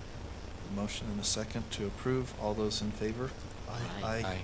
Any opposed? Motion passes. Thank you. Thank you so much. If you will get with Leslie on the budget amendment for our next go-around, there'll be enough in the budget currently until we get to that point, but we need to make that adjustment. All right, sounds great. Thank you, guys. Thank you. Okay, item number 4, Brenda, our county recorder. This is an exciting one, Brenda. I'm excited to hear about and see what you've got here. I'm doing a follow-up. We did an RFP for getting our redraw of the parcel layer from GIS fabric. And we've chosen a company called ProWest. And you can see what the dollar amount is. And if you look at the bottom, planning and zoning would like to ask. Thank you. Sorry. Planning and zoning is asking for some additional items to be added as they're drawing the GIS parcel fabric. And so I'm here to ask if we could approve this and move forward, and requesting it be used from taken out of the ARPA funds that we have. So if you don't mind, Mr. Chair, Brenda, for those of us that might not understand all this parcel fabric stuff, if I'm just a typical resident, what will this do for me? What this is going to do is have it on a website where we can look at our property lines, how they're configured based on the legal descriptions, and then put the topo on it, as well as your voting in that. We have something similar, but it's not as accurate or as complete as we want, and we found as we looked at different ways that it's going to be easier to redraw it than try to pick up and figure out what needs to be fixed on that. So we can go on. It will replace our hand-drawn Mylars and have everything digitally. So it's going to take time to get to that point, but it's a move in the right direction for the recorder's office, the people that want to use it on the website, the Morgan County website, to look at it, to get a good picture of what it is, and have your tax number, names of owners, etc. Brenda, just to make sure I'm reading this right, we've got the total, but then the add-ons that the planning and zoning would like, and maybe this is a joint question here, Josh, is the dream to have all 4 of those? Is that best case scenario?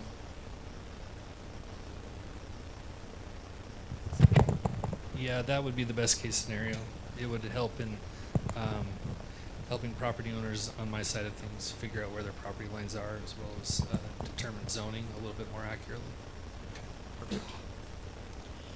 We would be working also for the voting and with the assessor's office to, that she would like a flyover and that, to be able to get better pictures of what's going on. That will help with their assessment values, to look for assessment as well.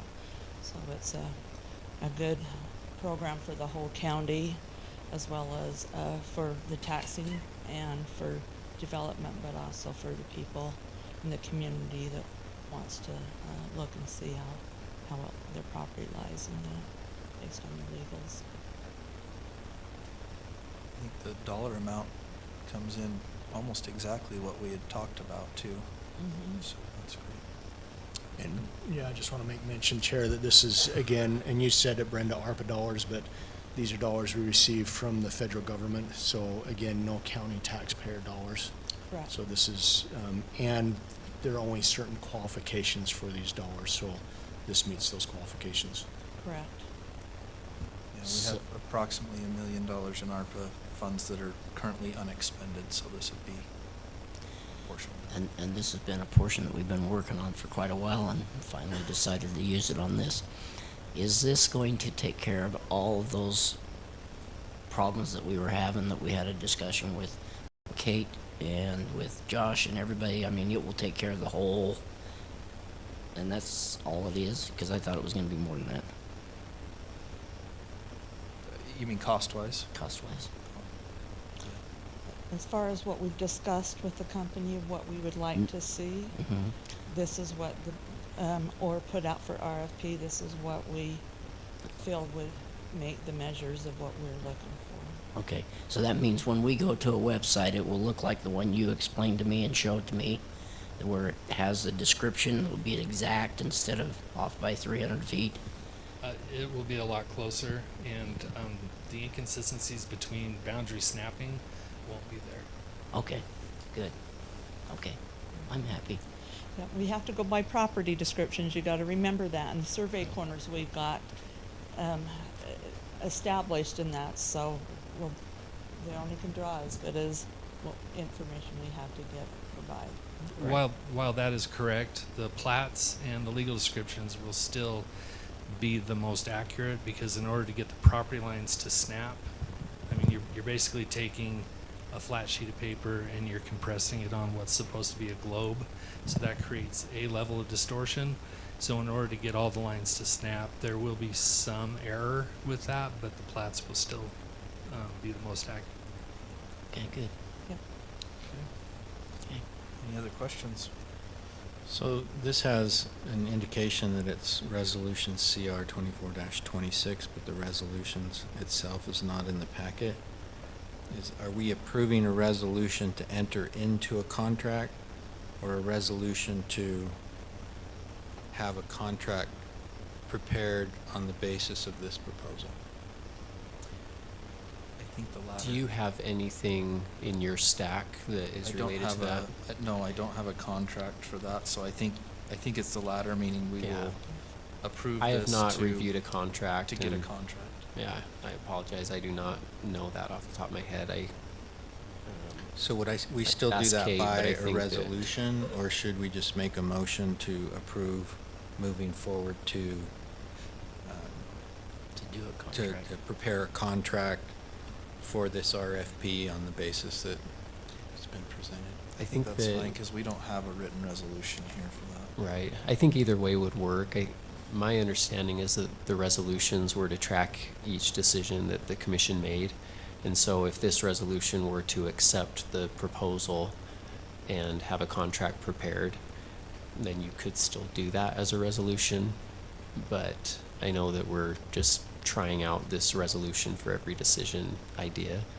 And I don't know that it matters one way or the other, but it would document that vote as a decision if you were to go with a resolution.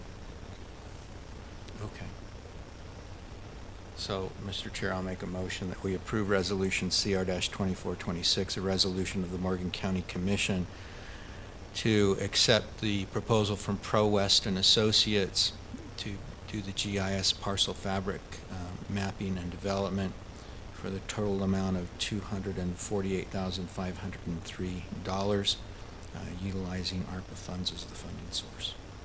I'll second it. A motion and a second. All those in favor? Aye. Aye. Any opposed? Motion passes. Thank you, Brenda. We appreciate all the work that went into preparing Thank that you. RFP. I know there was a lot of time spent on that. Thank you, I appreciate your support. Look forward to hearing how this impacts the county building here in all our offices. Okay, we are just past the 6 o'clock hour.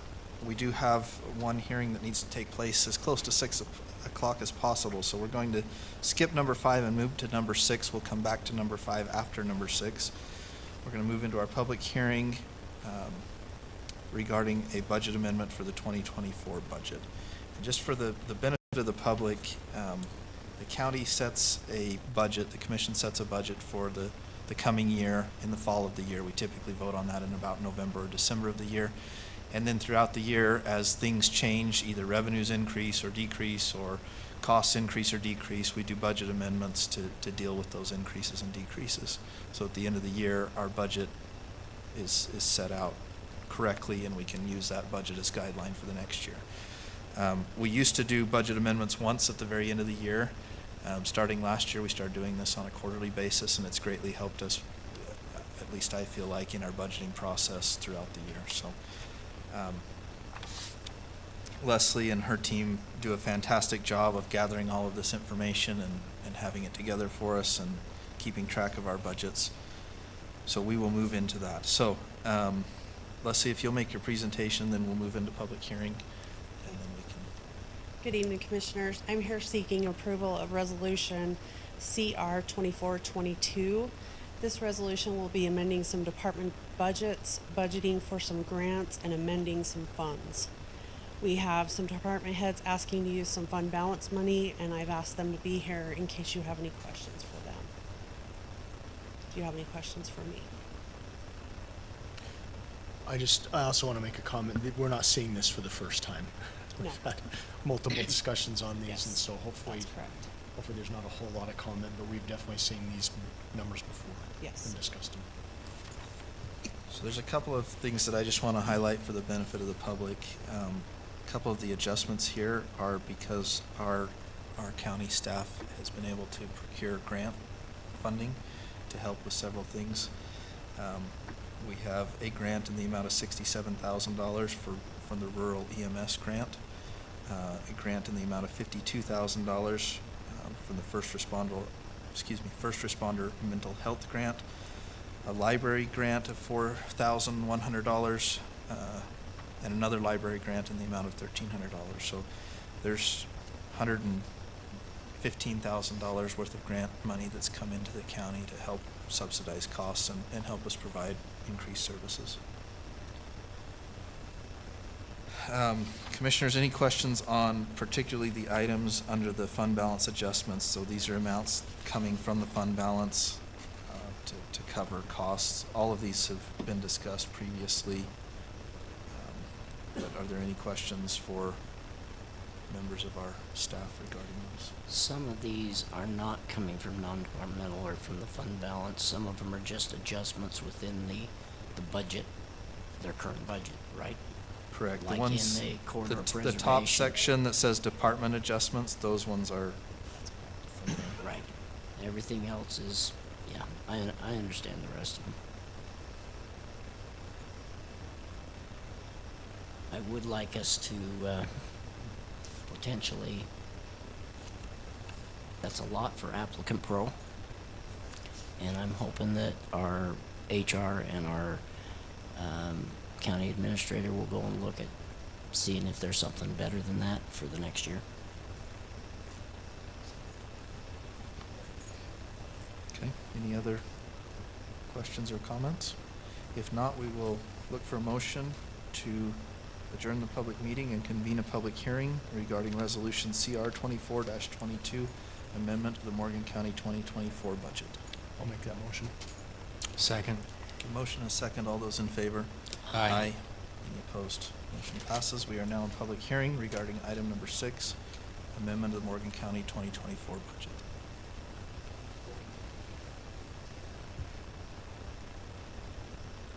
Okay, seeing no public comment, we will look for a motion to close the public hearing and reconvene the public meeting. So moved. Second. Motion and a second. All those in favor? Aye. Aye.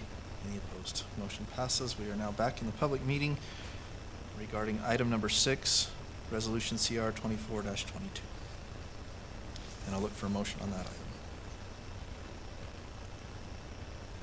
Mr. Chair, I'll make a motion that we approve Resolution CR 24-22, a resolution of the Morgan County Commission adopting certain amendments to Morgan County's 2024 budget. Don't change the page in the middle of there. Second. I'll second that. I can say that much. A motion and a second. All those in favor? Aye. Aye. Any opposed? Motion passes. Thank you, Commissioners. Thank you. All right, we will go back to action item number 5. This is discussion decision resolution 24-27, approval of a 3-year employment agreement and appointment of Kate Becker to the position of Morgan County Administrative Manager. All right, so Kate is at a training, and so I'm presenting this, and well, I may have one more suggestion now that I'm looking at this on the screen to add a T to this agreement. But this is something that was discussed in a administrative meeting recently, and I only have 2 more suggested changes that have come since that time. One, if we go to page 47 of the packet, it's under 6C, and talks about the use of a vehicle. And I have been in contact with Kate after the packet went out, but she approves my suggested language. So it currently says the manager's duties require exclusive and unrestricted use of an automobile. County shall provide a vehicle maintenance and fuel for use by the manager. And I think that this might have been a point of discussion 90 days ago or so when we were first looking at employing an administrative manager. And so the language that I passed over to Kate, and she said that it sounds great, is to replace that section with the manager's duties require periodic use of an automobile. The county shall provide a vehicle from the county fleet, maintenance, and fuel for use by the manager to use within the scope of her duties. And I can provide that language to Katie as well. But that would be one suggestion. And then if we go to page 48, under section 10, the fourth line down, you know, when you read these so many times, you miss a letter here and there, but the fourth line down says that the manger's duties, and so we just add an A there. And those are the only comments I had. Otherwise, I think the commission's pretty familiar with this agreement. Yes. The only comment I have is on the scope of the work, and I know this is just the contract, but under the scope of work, there was a couple items taken out from the original when we were talking in the work session or administrative session. And I don't know if you want to go through that now or not, or we can just talk about it.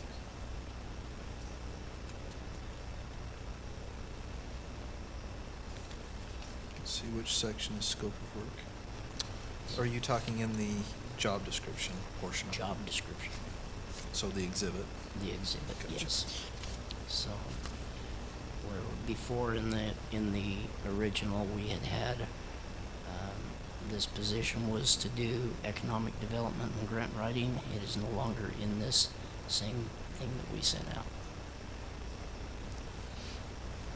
Oh, it's there. The copy I've got does not have it. So That's right. if it's there, It's there. I'm happy for it. Okay, because this is what I've got. Oh, it's not under the qualifications section. It's under the,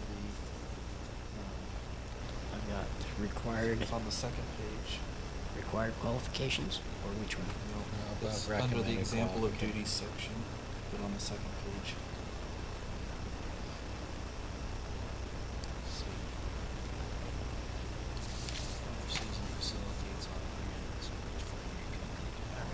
I missed it, so I'm sorry. No worries. Okay. With that then, we'll look for, if there's no other comments or questions, we'll look for a motion. I agree with the adjustments that you suggested here. Mr. Chair, I'll make a motion that we approve Resolution CR 24-27 to approve a 3-year employment agreement and appointment of Kate Becker to the position of Morgan County Administrative Manager with the changes discussed by the county attorney this evening. Second. We have a motion by Commissioner McConnell and a second by Commissioner Fackrell. All those in favor? Aye. Aye. Any opposed? Okay, motion passes. Thank you. Sorry, I can't speak much. But You're just fine. I heard you that time. All right.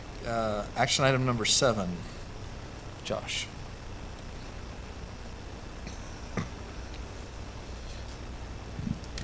Over the last 6 months, staff has been in search of a hearings officer to act as an appeal authority for the county.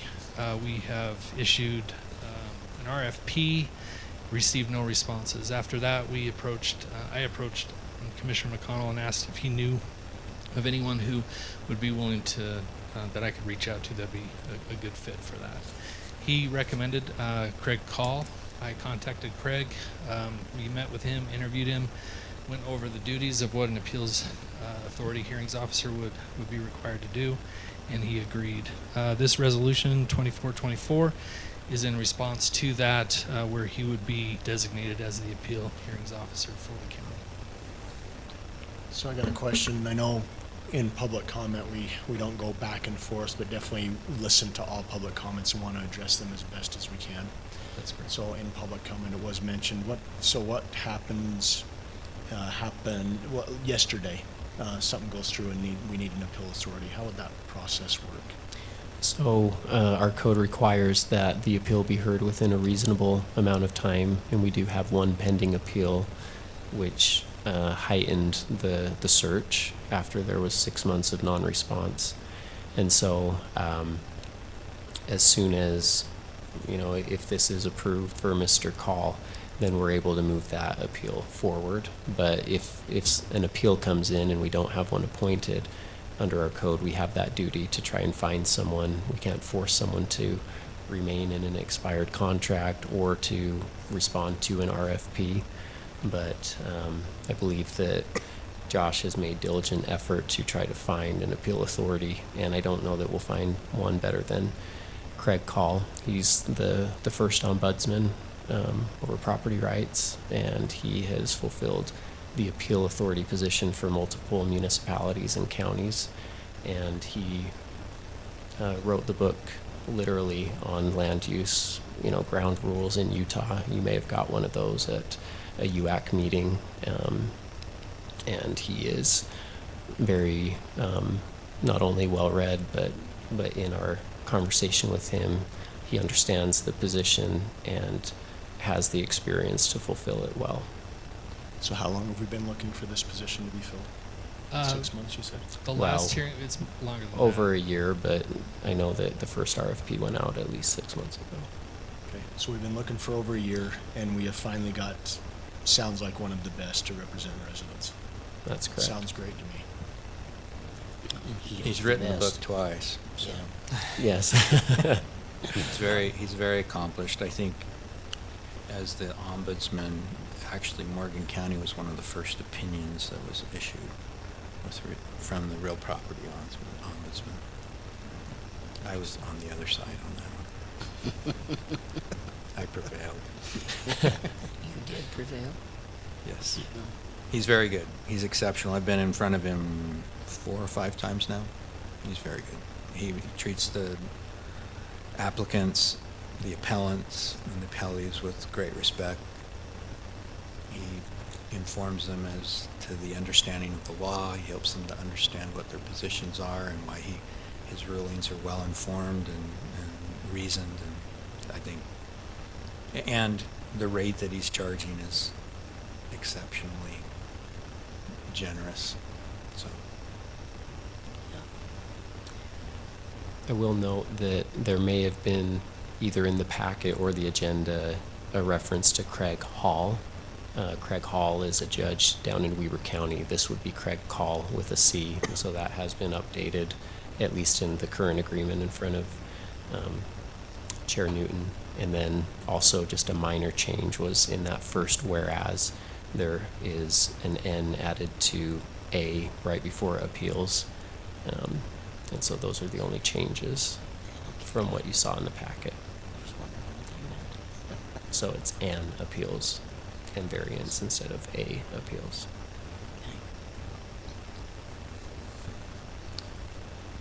Okay. Anything else to address here? If not, we'll look for a motion. Mr. Chair, I'd like to make a motion, Resolution CR 24-24, resolution of the Morgan County Commission to appoint Craig Call as the Appeals and Variance Hearing Officer to the Morgan County Appeal Authority and approve the correspondence service agreement and other items as noted by the county attorney. Second. A motion by Commissioner Anderson and a second by Commissioner Fackrell. All those in favor? Aye. Aye. Aye. Any opposed? Motion passes. Thank you very much. And thank you for the work that's gone into finding a good option. Josh, you're right. You're the next one too. Josh All is right. up the rest of the night. Yeah, he is. He's going to be busy here. Okay, item number 9. Excuse me, number 8. Text amendment for plat amendments. Morgan County Code 155.443. This page is to correct something that was left out of the text amendment that was adopted in December of this year. The County Commission approved the text amendment for PC zoning districts through lengthy discussions with the County Commission, and in the motion, I believe there was a motion that the amendment section, the subdivision code, be struck out in relation to PRUDs, PUDs, etc., because it was being moved to the PC zoning district amendment section. That ordinance excluded the deletion, and so this is just to clear it up. I would consider this a Scrivener error or something similar to that.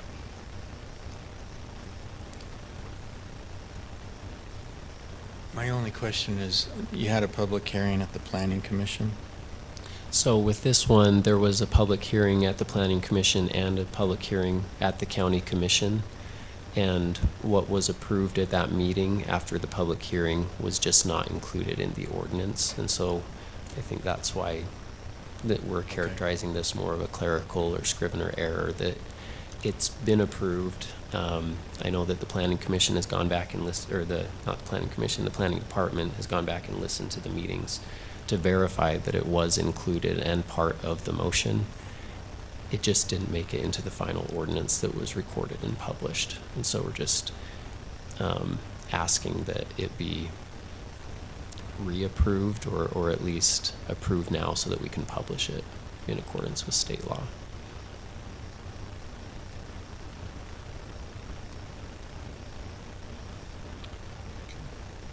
Any other questions for staff? All right. Now we'll look for a motion on item number 8.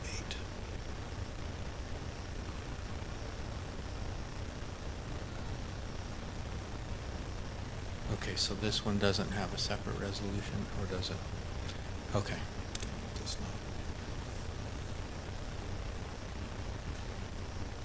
Mr. Chair, I'll make a motion that we approve the revision to Morgan County Code Section 155.443 to strike through subsection C based on the text listed in Exhibit A of the staff report dated April 16th, 2020. Second. We have a motion by Commissioner McConnell and a second by Commissioner Fackrell. All those in favor? Aye. Aye. Any other, or any opposed? Okay, motion passes. Thank you. All right, we'll move to item number 9. Josh. Oh, Jeremy this time. All right. I'll provide Josh some relief. So this, Mr. Chair, is application number 23.047. It's the Scotsman Center Storage Unit Site Plan. The applicant is Craig Whittemeyer. He's in the audience tonight.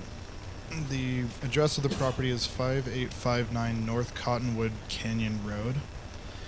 The acreage of the property is 10.05 acres.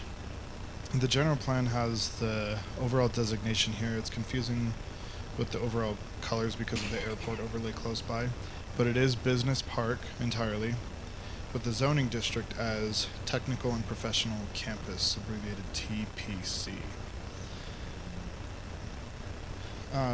This is a commercial site plan, Mr. Chair, and it's effectively to take the storage units that were approved in the south years ago and to have those reflect, not exactly, but at least meet the intent of what those kind of buildings were that were approved back then, to the north end of the property. The north end of the property is currently a dirt kind of field and the horses are ridden there, but the applicant would like to have the storage units kind of mirrored on the other side. And again, I don't mean exactly mirrored. This item was heard by the Planning Commission at their regularly scheduled meeting on March 28. Keep in mind, Commissioners, that the Planning Commission approves building materials when it comes to site plan, and that was the lengthiest portion of this discussion of the materials, under the perception that they're not allowed under the current county code with sheet metal as they were approved years ago. The discussion ended up making its way to the fact that the metals that that the applicant is proposing for the northern part of the property, the new units, does not meet the definition of standing seam, and standing seam is specifically called out as a prohibited material in the applicable section of code. It was found that the Planning Commission, in their vote to approve this unanimously on that night, Mr. Chair, had the stipulation that there must be wainscoting on all facades without doors to match the parent Scotsman Center building. The vote on that night was 4-0. Chair Sessions did vote in that meeting due to the absence of other regular voting members. Otherwise, staff recommends this recommends approval for this item as well. And Josh and I are happy to answer any questions you may have. Thank you. Thank you. Okay, questions? I saw that one of the conditions of approval related to the engineering finding with respect to infiltration of their pond, and I know the condition is to address it. I'm just wondering, is there a particular way that we expect them to address it, or? No, their engineer will have to design that and present that to Mark Miller before they can do a pre-construction meeting to start. Okay. All right. So they'll evaluate, propose any needed change to that detention pond, and then that's evaluated as part of their pre-construction. That's correct. They'll have to update their drawings, present that to Mark Miller, and then Mark Miller will sign off on it. Okay. I just wasn't sure of the mechanism for tracking that through the process, so I wanted to make sure. Yeah, we'll make sure it's done. Mark Miller is not going to sign off on it. They won't have a pre-con until it's done. Great. So does it go into a drainage system, their stormwater drains? Well, that's the real issue. Mark Miller's concerned that they don't have enough retention, and they have to prove that they do. All right.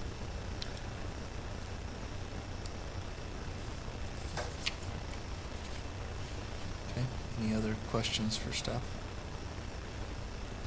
In this, well, maybe this isn't in this one, was this project required to have any kind of open space, or is it not? I'm just curious. In that original PRUD. They are providing the 15% required open space, and they are also proposing to landscape portions of the first phase as well. So they meet all the minimum requirements regarding landscaping. They meet the requirements for architectural standards with the addition of the wainscoting.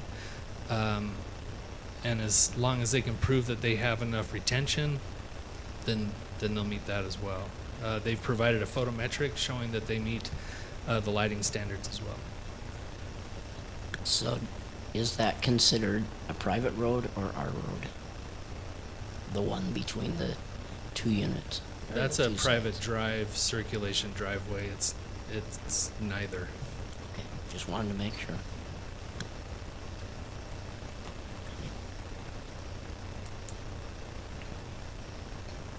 Okay, any additional questions? Would you like to hear from the applicant? I don't care. Is the applicant here? If they want to say something, they were welcome to. Anything you'd like to add to the conversation?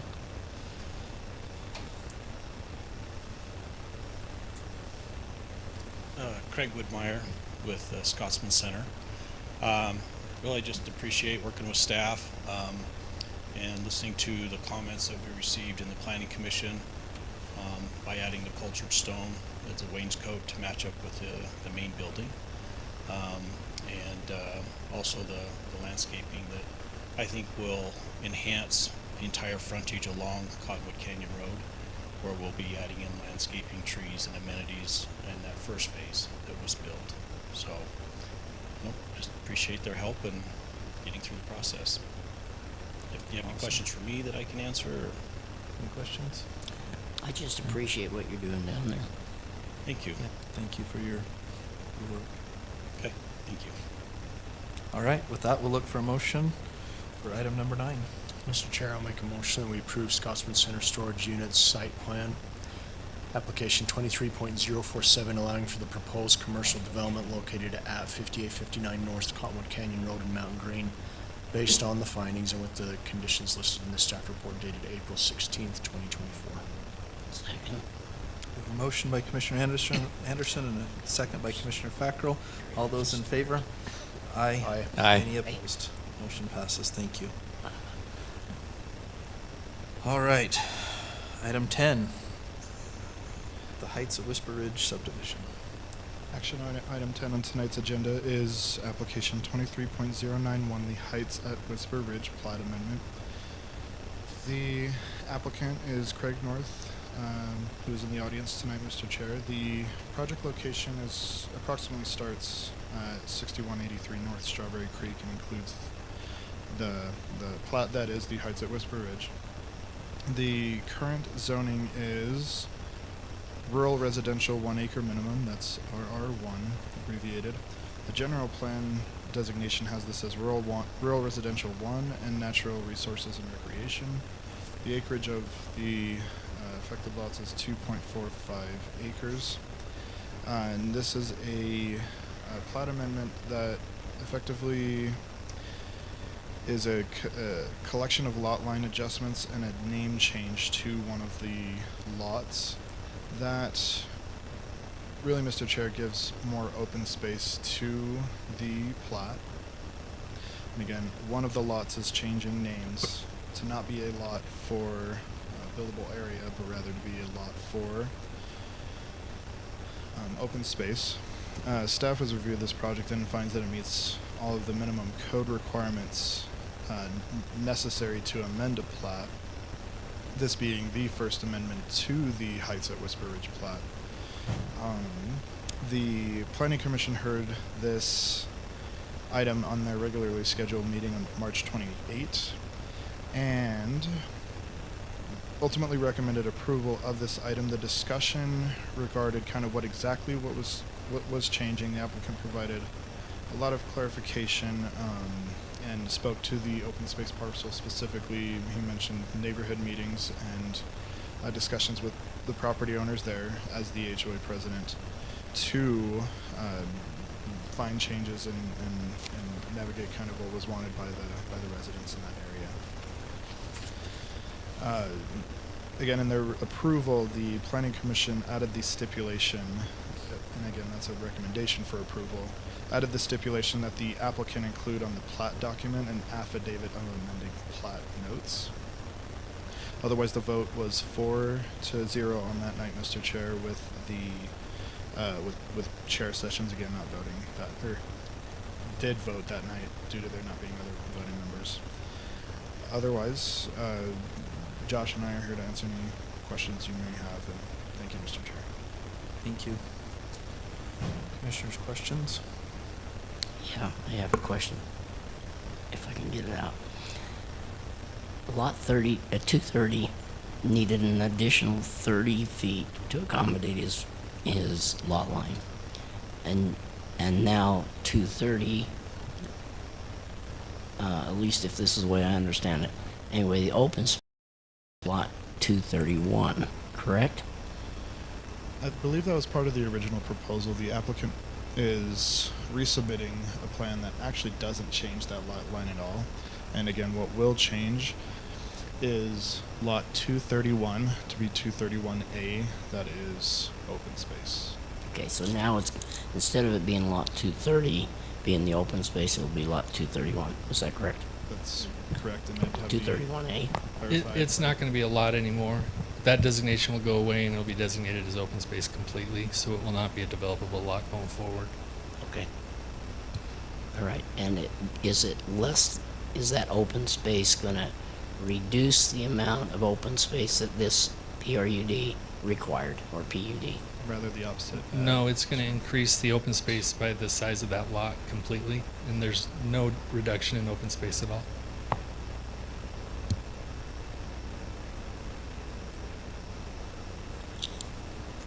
As a reminder, it's a bit at odds with what you're seeing on that exact exhibit.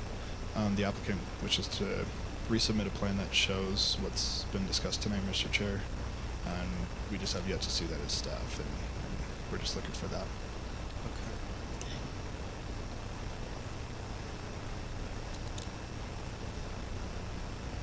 Any additional questions for staff? And is the applicant present? Would you like to make any comments? Good evening, Craig North. I can answer any questions, but yes, originally we were going to move the north boundary of 230 30 feet to the north.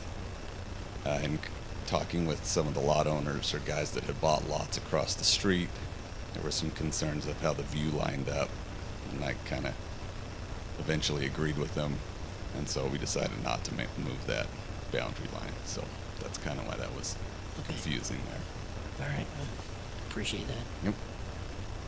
So essentially, your amendment is to take lot 231 out of your lot inventory and make it open space within the Correct. project. Yes. Okay. Any other questions for the applicant? All right, thank you. Maybe I guess I would point out the other part to that is the change down, yes, where the cursor is down there. I just didn't want that to be missed as we look at the 231 part.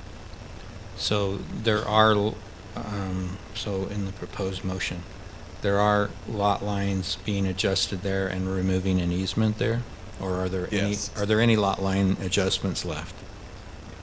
The lot line, the only a true lot line adjustment would be that original small parcel A there is being adjoined to the last lot of phase 1, which doesn't show on my plat.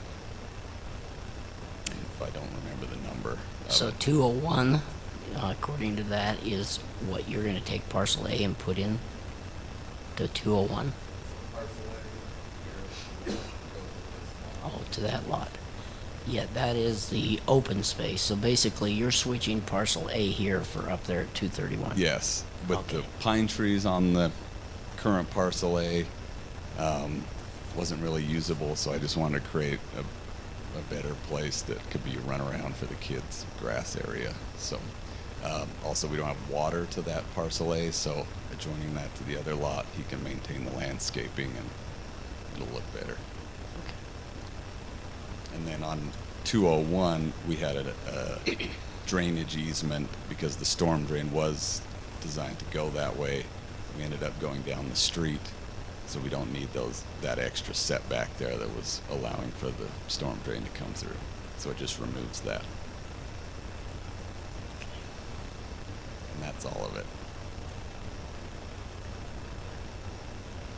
Okay. If there's nothing else, we'll look for a motion.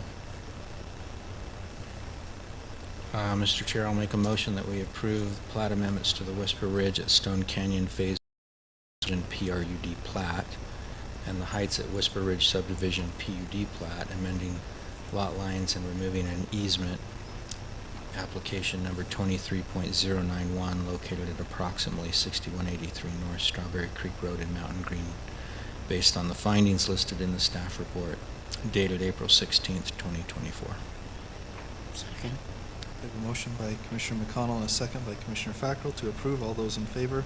Aye. Aye. Aye. Any opposed? Okay, motion passes. Thank you. Okay, we're making our way through here. Item 11, text amendment. And Josh, before you get too far into this, I received a number of emails. I assume most of the commissioners did. There's obviously a number of folks from the public here that I believe are interested in this particular item. There was some, what I would characterize as misinformation spread in the community, that this was a discussion about number of lots in a particular area. This is not about that. Or a rezone. It's not about that. The property's already been rezoned to RR5. There's no intention to make any adjustments to that zoning by the county at all. Just want to clarify that. Will you maybe, as part of your presentation, explain why we're having this discussion in part as it relates to that particular property? And I want to point out, the county doesn't make a habit of making adjustments to deal with individual owners. So we don't change the county code typically to help one particular owner or not help one particular owner. We try to make changes to the code that are a benefit to everyone in general. And we believe there is some benefit in this particular adjustment that's been requested, and that's why we're here to talk about it. But I want to be clear that we're not here to talk necessarily specifically about that property, although we're going to, because the public believes that that's what we're here to talk about. So I want to at least give them that information. Again, the county's not advocating for rezoning or changing anything in the zoning for the property that's already been done. We're just here to talk about the well and septic ordinance as it currently stands and any adjustments to that. How far back do you want me to go? Maybe just from the point, if we're going to talk about this particular property, and Mr. Peterson, I don't want to pick on you too much, but if in this you want to add anything, you're welcome to as well. Maybe just to the point of a rezone occurred at the request of the property owner in, when was that, 6 months ago maybe? I think it was September or October. So last fall, 6 or 8 months ago. They're now past the rezone stage, and now they're in the subdivision stage of the project. That's correct. Maybe you can go from there. Sure. So the rezone occurred in September of last year. It rezoned 80 acres to rural residential, 5 acres minimum.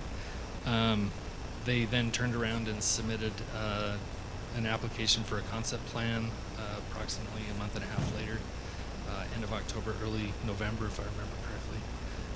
The application was not complete, and it wasn't until the county deemed the application complete that we provided comments on what was submitted. Our code only allows for 8 lots within a subdivision to be on well and septic. And as such, the proposal for the concept plan was 14 lots, which exceeded what was allowed. Our code requires any subdivision over 8 lots to be connected to a water system. There is no water system in this area, and so either the code has to change, or they'd have to modify their proposal, or annex into the city. Those are pretty much the options. They approached County Commissioner Wilson, who approached the County Commission. County Commission directed staff to make a change to the code and to present that text amendment to the Planning Commission and the County Commission. Staff requested some additional information and held a work session on March 7th. After the March 7th work session, staff drafted the text according to the input that we received from the County Commission. We presented that to the Planning Commission, which included an increase to the number of lots that would be allowed in a subdivision based on zoning, with a 30% multiplier on those lots. So in RR1, you'd be allowed 10. RR5, you'd be allowed 13. Did I say RR5? Yeah. RR10, you'd be allowed 18, and then 820, you'd be allowed 20. And that's 30% increase over each of the subsequent numbers. Staff recommended denial of that proposal. Obviously, I'm not a legislature. I don't make the final decision, but based on my review of the code, there is a strict division between small subdivision and large subdivision, and as such, staff recommends that instead of the multiplier, you would increase it to 10 to be in line with the division between small and large subdivisions. There are other ways that you could change that, but we presented to the Planning Commission. The Planning Commission agreed with the staff recommendation and recommended denial of that portion, but to recommend approval of an increase to 10 based on the small and large subdivision division. And with that, is there any other questions or comments that I can answer? Yeah, I have a few. Sure. So, I appreciate our county staff as far as when you have an ordinance written, it does not make sense to go outside your ordinance unless you change your ordinance. So I do appreciate that. I also appreciate the fact I worked as a county engineer for 8 years at Weber County. And it's also difficult when a developer or resident comes in and says, can you tell me everything I need to do to develop? That's not staff's job either. So I want to make those two comments. Now, I've sent a few emails back and forth with our staff, and here's my feeling about this. I do not like that this is health, safety, and welfare, and it's basically septic systems and how we're evaluating septic systems. I agree with staff where we were recommending 8 or 10, but I could not get a reasoning behind it. From a health, safety, welfare, it was just, that's the separation between small subdivision. And to me, that made zero sense. We're just not having any conversation on reports that have been done with septic systems and the nitrates that go through the ground. So we had 3 examples that went through in our email. One example was from our county engineer who said Willard did a report. I never did see a copy of it, was unable to read it, where they said they recommended 1 septic system per 20 acres. I referenced the Upper Valley report that was done. For those of you, most of you should know what the Upper Valley is, but Huntsville area, Huntsville, Eden, Liberty. If any of you have driven through Huntsville, they're all on septic systems. It's denser than any other location in our unincorporated that is not on a sewer system. USGS did a study on that, 2019, 237 pages. Their recommendation was 1 septic system per 6.6 acres. If I take the acreage of this development, divide it by, I think they're requesting 14 lots, it's just above 6 acres per septic system. On top of that, they made a recommendation that if it's anywhere near the 3 acres per septic system, that they work on a better septic system that helps with the nitrates getting into the ground. So they made that recommendation, actually did a study on it. There was also a study done though in Morgan County in 2011 by USGS, same group of people. The best way I can summarize, and it was in an email that Commissioner McConnell sent out, so hopefully most of us that were in that email read it. Best way I can summarize is they didn't seem very interested in even throwing out a number, just be cautious and do the best you can. That told me that they're actually, from what I could see in that report, they did not even call out a high or extreme nitrate. If I remember right, the nitrate I believe is 1 milligram per liter. Is that what it is? Anyways, if it's lower than that, then it's acceptable for even drinking water standard. So that's really what they based this evaluation off of. I didn't mean to bring this up after the fact. You like to have all this information in the packet ahead of time. I don't like that we're basing this off of small subdivision and where our separation is there either. I'm agreeing with the staff. I don't like that we're doing it from that perspective. I would prefer that we go off of, we have an actual study, but it doesn't tell us a number for Morgan Valley. There's a study in the Upper Valley that's much more dense than our valley, and they're at 6 acres per 1 septic system. I would feel extremely comfortable saying 5 acres per septic system. And I don't care where the homes are, I don't care where the lots are put in, but that could be a number we could look at. I would also feel comfortable with the recommendation to say if there's 3 acres per septic system, we would look at a septic system that includes pulling out nitrates better. So I got it all in emails to you guys, it's all documented, but that's a recommendation I have. I don't know where the 5 acres per, I don't even know where that would fall in. Maybe they're only asking for 14, so maybe they could get more, I don't know. But I would rather go off of a report than I would estimated small subdivision number that has nothing to do with septic systems. So that's my initial comments. I have a comment, if I can make it. I don't like the use of arbitrary numbers. I mean, we've got studies here, but for some reason we have small subdivisions at 8 or 10 or 20 or whatever it is, 10 I think. We have large subdivisions. I live on a 1-lot subdivision, and I'm curious on this, and somebody can give me the knowledge I need. why does it need to be a subdivision? Why does anything need to be a subdivision? I'm just curious. I mean, you guys, Mike, you've been in this before. I'll let Josh answer that. But I just want to know why everything has to be a subdivision. Why can't it be, I have a plot of ground here. Why does, I don't know. I'm just curious. Curious George is asking right now. Well, the county is a subdivision of the state, basically. Right. So it goes all the way back to there. But state statute clearly defines what a subdivision is, and it requires that property owners go through the subdivision process in order to create developable land. Our code doubles down on that and requires it. So just going in and recording a division through meets and bounds transfers no developability of the parcels created. The only way to create developable land is through the subdivision process. And there are some things that are left to the community to define and how they're going to go through the process.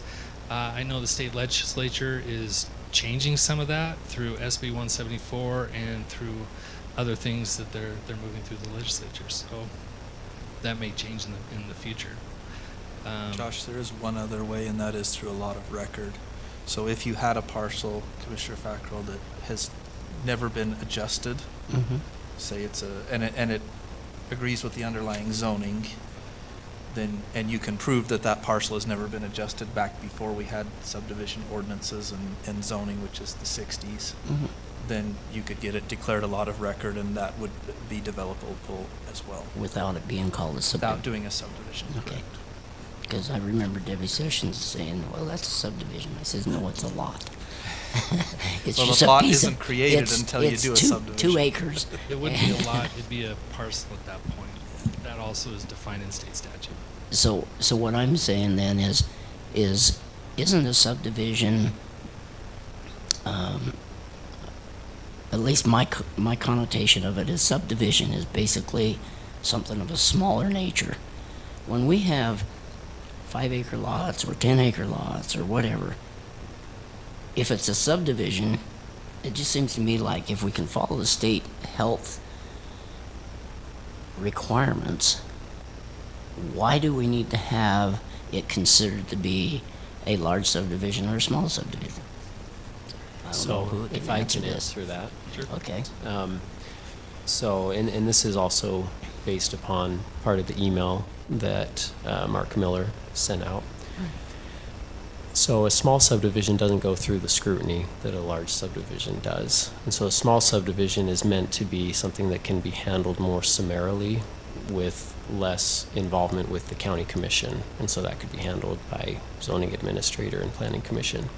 And so when you don't get as much scrutiny, then you're more likely to miss other requirements that may be required. So for example, Commissioner Anderson's talking about maybe it could be something to protect the health, safety, welfare if there was a better septic system that was required to go in. Well, small subdivisions don't go through the same rigorous process that a larger subdivision would. And so this is just what Mark Miller said in his email. Normal subdivisions are subject to more scrutiny per the Morgan County Code. My recommendation for the number of lots in a small subdivision would be to keep the ordinance the way it is, or even raise it up to 10 units to conform with other references in the ordinance. And then he just says that his experience with his other clients is that small subdivisions range from 5 to 10 lots, the most common being 6 or 8. And so he's looking at that. Kind of addressing Commissioner Anderson's comment earlier about the hydrogeology study that Commissioner McConnell sent out. It talks about, primary recharge areas. This is on page 109. It says primary recharge areas, commonly the uplands and coarse-grained, unconsolidated deposits along valley margins, do not contain thick, continuous fine-grained layers or confining layers that would prevent it from going as far, and have a downward groundwater gradient. Based on our examination of drillers' water well logs, all of Morgan Valley is primary recharge area, the most vulnerable to potential contaminants. And so from that hydrogeology study, they're saying there's not the type of soils that would prevent the contaminants from moving to the same degree, because it's that primary recharge area. I think from the county's perspective, when it comes to the septic, we don't want that groundwater contamination to occur, and to bump it up to a higher amount in the different areas. I guess I'm agreeing with Commissioner Anderson that maybe it's not a small, large subdivision concept as much as how much acreage is required for a septic. And so maybe we're in the wrong provision of the code. I think the reason that we went to this portion of the code is because this is the portion of the code that restricts what can be on well and septic to 8 or less, 8 lots or less. And so we were trying to fix it here, but there may be another better place to fix it differently. But unless the applicant, that brought this discussion up is willing to put in a water system, it still limits what they can put in on wells. Well, and see, and that's where my problem is. If I've got a 2-acre piece of ground, Weber Morgan Health Department goes and says you have to have 100 feet between the septic system and any other water source. Why is it on 5 acres we have to say that can't be done on 5 acres and allow more? And not have, we can change the code, but I'm just saying that it seems to me like if we're going to have septics and wells, if we're going to have it on less than 5 acres, I can see smaller, a subdivision. If you're going to add a lot, you need to have a system of some sort. But when you've got that much space, 5 acres, you've got at least 100 feet between the septic system and the well system, even in a recharge area. That is going to make it to where you're not going to have, we don't know that because we don't know what the future is going to bring. But my biggest concern with this whole thing is we've got a 5-acre piece, and we have a customer come in, a resident comes in, and 10 years down the road, or 15 years, or 20 years down the road, and says, I want to have my kids come and move in here. Well, they want to rezone it now. Then it becomes not a good thing. And so this is the question I'm going to have is why can't we have a 5-acre lot that stays a 5-acre lot with all those other health concerns, health-related things, and why not allow 5-acre lots? If we dotted the whole countryside with 5-acre lots with septic and sewer, septic and water, then why not allow it if it is not going to hurt the safety, health, and welfare of the county? Because I'm the just current curious. code- Without us, we can maybe go back and change the code. I don't know. I'm just asking. I'm not saying one way or the other. I'm just giving my arguments because I know that if you tell me I can only put 5 animals on my piece of property, well, it depends on the management of those animals. It always is going to be determined upon what the use of what you're using that ground for. And if we're going to go and put in wells and septics, and we follow all the rules that the state health department has set up for us, or the state of Utah water resources, or however it is, I think that we could follow those rules and allow for larger RR5 zonings with those septics and wells. So if I may, I think we're talking about 2 different items, actually. I think I'm just one saying discussion nothing is to how change. many wells and septic should you allow based on size, right, on acreage. I think that's a totally different discussion than what's before us tonight, which is regarding the subdivision ordinance itself. The subdivision ordinance currently states if you have 8 lots or less, you can have wells and septics in your subdivision. If you have 9 lots or more, you cannot. You need a water system or a sewer system or package plant or whatever the case may be. You need a system, right? So I think the discussion tonight has to do with the subdivision ordinance and not necessarily how many wells or septics are acceptable on what acreages.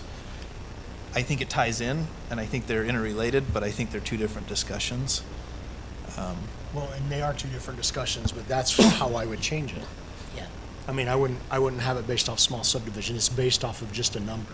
There's no science behind how we're basing the septic system acreage per lot. So yeah, So I guess that's how I base it. I so take a would- different approach to that because I think that, as Garrett pointed out, there's a different scrutiny applied to a small subdivision versus a large subdivision. And so I do think that and you might say 10 lots is arbitrary, but that's the state number. That's the number that the state uses to distinguish between a large and a small subdivision. That's part of state code, not just Isn't our that code. based upon the size of the lots? No, has nothing to do with the size of the lots. So if I If have- you do a small subdivision of 1 acre lots and you get 10 of them, great. If you do a small subdivision of 20 or 160 acre lots, it doesn't matter the size. It's small subdivision if it's 10 lots or less, or 11 lots or more is a large subdivision. Well, maybe I'll So- go with the state.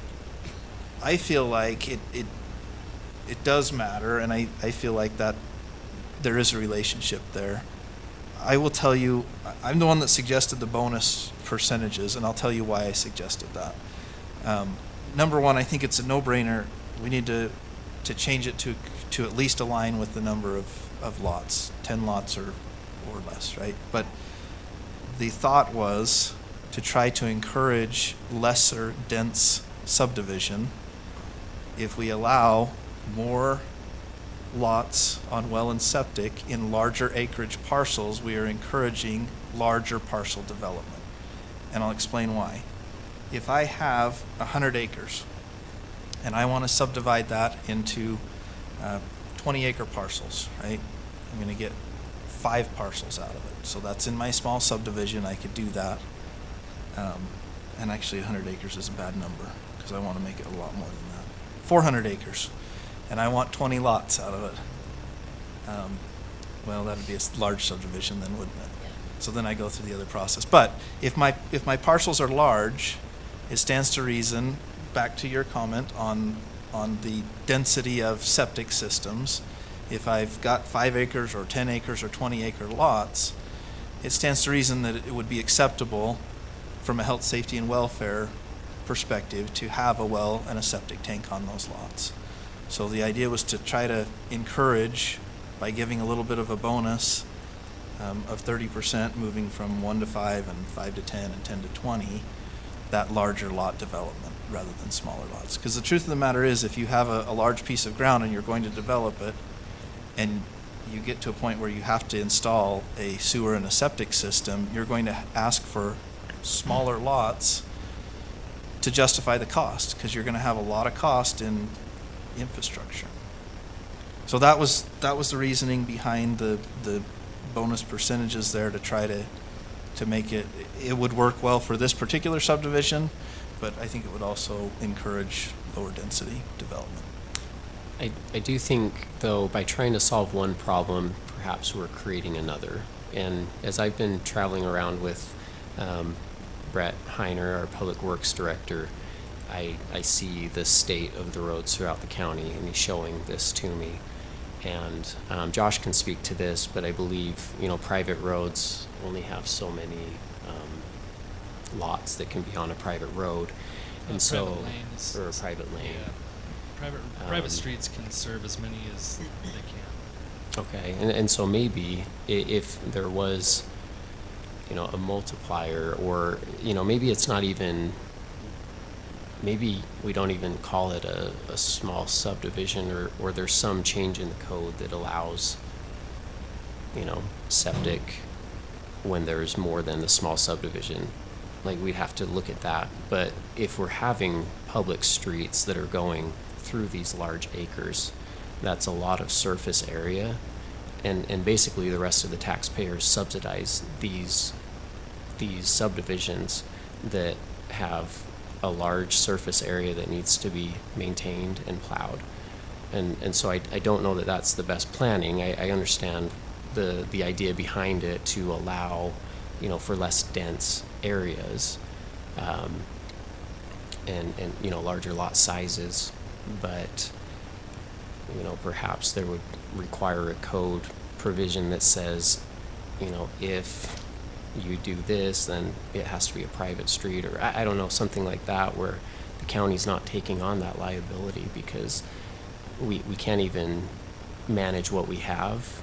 And if we continue to expand that at these higher multipliers, I think that it only creates an exacerbation of an already existing problems as far as road maintenance and snow removal. We're going on a few tangents that I'm not sure. I guess the I'm thought just I have, saying. I mean, just to, I just say that before we make a decision, we have to think about the unintended consequences too. Because by trying to solve one problem, if that's all we're looking at, then we may create other problems that aren't in the best interest of the county as a whole. So, I guess my thought on that is if they're large lots, and they'll probably be fairly large homes, my guess is they would pay more than what others are on streets. I mean, Not for the surface area Property that we're taxes, talking but- about. It wouldn't cover it. I will say this, I don't know how many Let me subdivisions. just, let me finish real quick. So,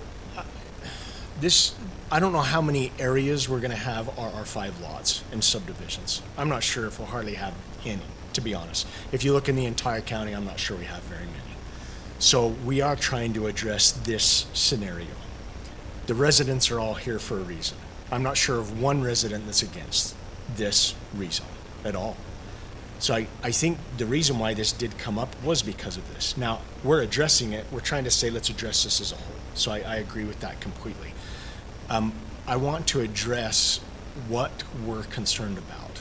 And I guess the thought I've always had is that it was septic.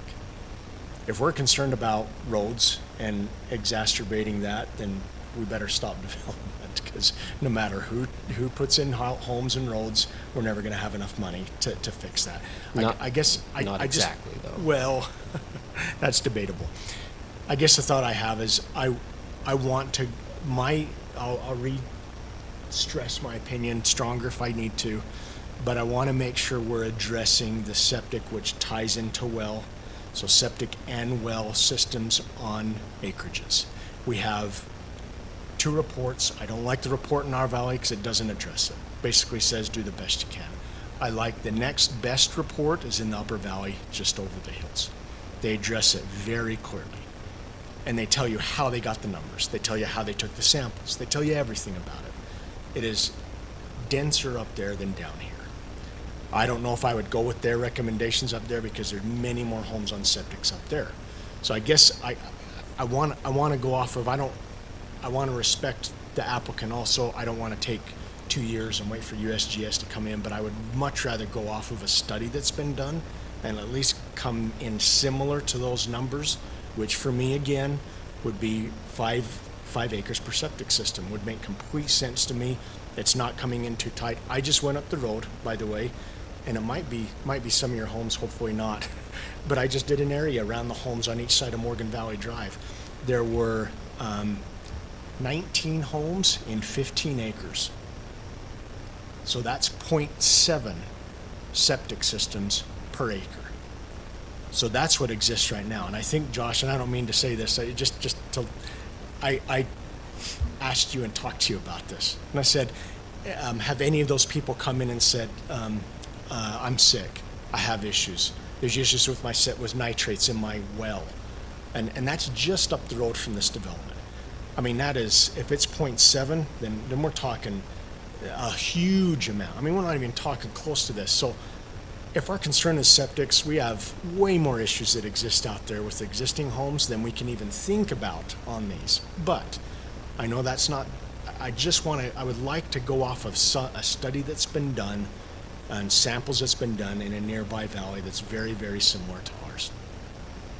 And I don't know if I stressed that better. And I don't think it's based solely on septics. That was one part of Mark's email, and I think that's what everyone latched onto, but that wasn't the point of his email. The point of his email is that a small subdivision throughout the state is between 5 and 10, most common 6 or 8.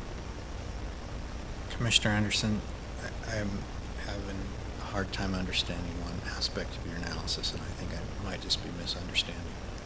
So with respect to the Upper Valley study, I thought you said their conclusion, their recommendation was that they have one septic system for every 6.6 acres. Correct. Now, you've mentioned that there's higher density up there than that, and they're all on septic, and you've pointed out that on Old Highway and Morgan Valley Drive, we clearly exceed that standard. Correct. But if you want a science-based approach, then I assume you would want something like 5, that's what you're saying, okay. All right. Moving forward, if we want to study, I think USGS takes a few years and a few $100,000, and typically we don't put in those monies. They every however many years they'll do a study in an area for you. But I don't think we're due for a little while. But Okay. Now, I think with respect to what the health department recommends here, typically it's at least 1.75 acres. And so we're talking, and that's setting aside what our existing condition is. And generally the higher nitrates, I don't know how many people are having their well tested, but I think the higher nitrate levels are particularly hard on infants. So what we're suggesting with this, so if you're talking about the multiplier here in RR1, we're saying that allows 1 acre lots. We're saying you can do 10 of them. And then you've got 13 if they're 5.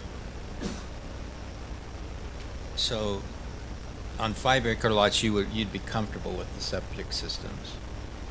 So the only difference is whether we're taught right. yeah, the problem I have is the staff was concerned how this was presented. In fact, they recommended against it. No, I understand. So yeah, I mean it says 10. And I don't know where the numbers come up with. I don't know why it's 30% instead of 35. I don't know. I mean, technically, 30% of 10 is 3.33, so it'd be 13.33. Rounded up would be 14. So I don't know. I don't know where that reasoning comes from either. But Yeah. it's Well, something. it was a suggestion. It was a suggestion. There you go. So, I mean, my strong preference is clearly when anybody's developing, I don't care if it's 1 acre. If you've got a 5 acre lot and you're in 1 acre zoning and you want to put one more lot on for your child and you're within a service district for a sewer system, I think you should be obligated to connect, particularly if it's under the state standards within 300 feet. And that's a small lot subdivision, but you should be required to connect. And I think you are, correct, Josh? Yeah. But another portion of the code, it does require that if you're within a service district, regardless of lot size. In the state statute? No, in our code, regardless of lot size, if you're within a service district of Mountain Green Sewer or Morgan City Sewer, you are required to connect, right? The code doesn't have a specific distance. It just says if the system is available or proposed, you have to connect. And that's either in a small lot subdivision or a Yeah, large that's lot for subdivision. that's for water too. It's not for sewer. But we don't have any local districts or things to connect to, correct? For what? This case. Well, in this Oh. particular scenario. correct. Yeah, that's correct. Because although I think they're right next to Morgan City, right? Across the river. Across the river, and they don't make the connection. And they don't, and Morgan City doesn't make extra jurisdictional connections, at least according to Matt. So if that's the case, it's not available. Yep. So part of it is just all of the terminology. I mean, the term subdivision in the state statute isn't what you typically refer to or think about as a platted lot. Subdivision is any division of land. I mean, if you read the definition carefully, it includes demising space within a leased premises. Now, I've never seen a jurisdiction enforce that, but the statute's drafted that broadly. And so, I mean, maybe this isn't the most artful solution because maybe we should be talking about just what we require in terms of, we should be more specific of as to when we will or will not allow septic systems and or require water systems. So, and I guess another thought on this is, so let's say there's 2 parcels out there. Right? Or no? Yeah, I think there's 2 parcels. waiting So for if the you've got 2 example. parcels out there, and we're saying, hey, you're only allowed 8 lots to do septics. If it's more than 8, then you can't. And they come in and say, fine, we'll develop 8 on this one lot, and then get that approved. And then as soon as that's approved, I'll come in the next day, submit for the other lot for 3 more, or 4 more, or 5 more. What's stopping them from doing that? It seems to me that they are going around the intent of the code at that point. 100%. But can they? I don't know. I don't think I'd accept an application like that because they're going around the code. Well, you wouldn't know. So they would submit a request to me. I would draft an interpretation of the code, and then they could appeal the interpretation at that point.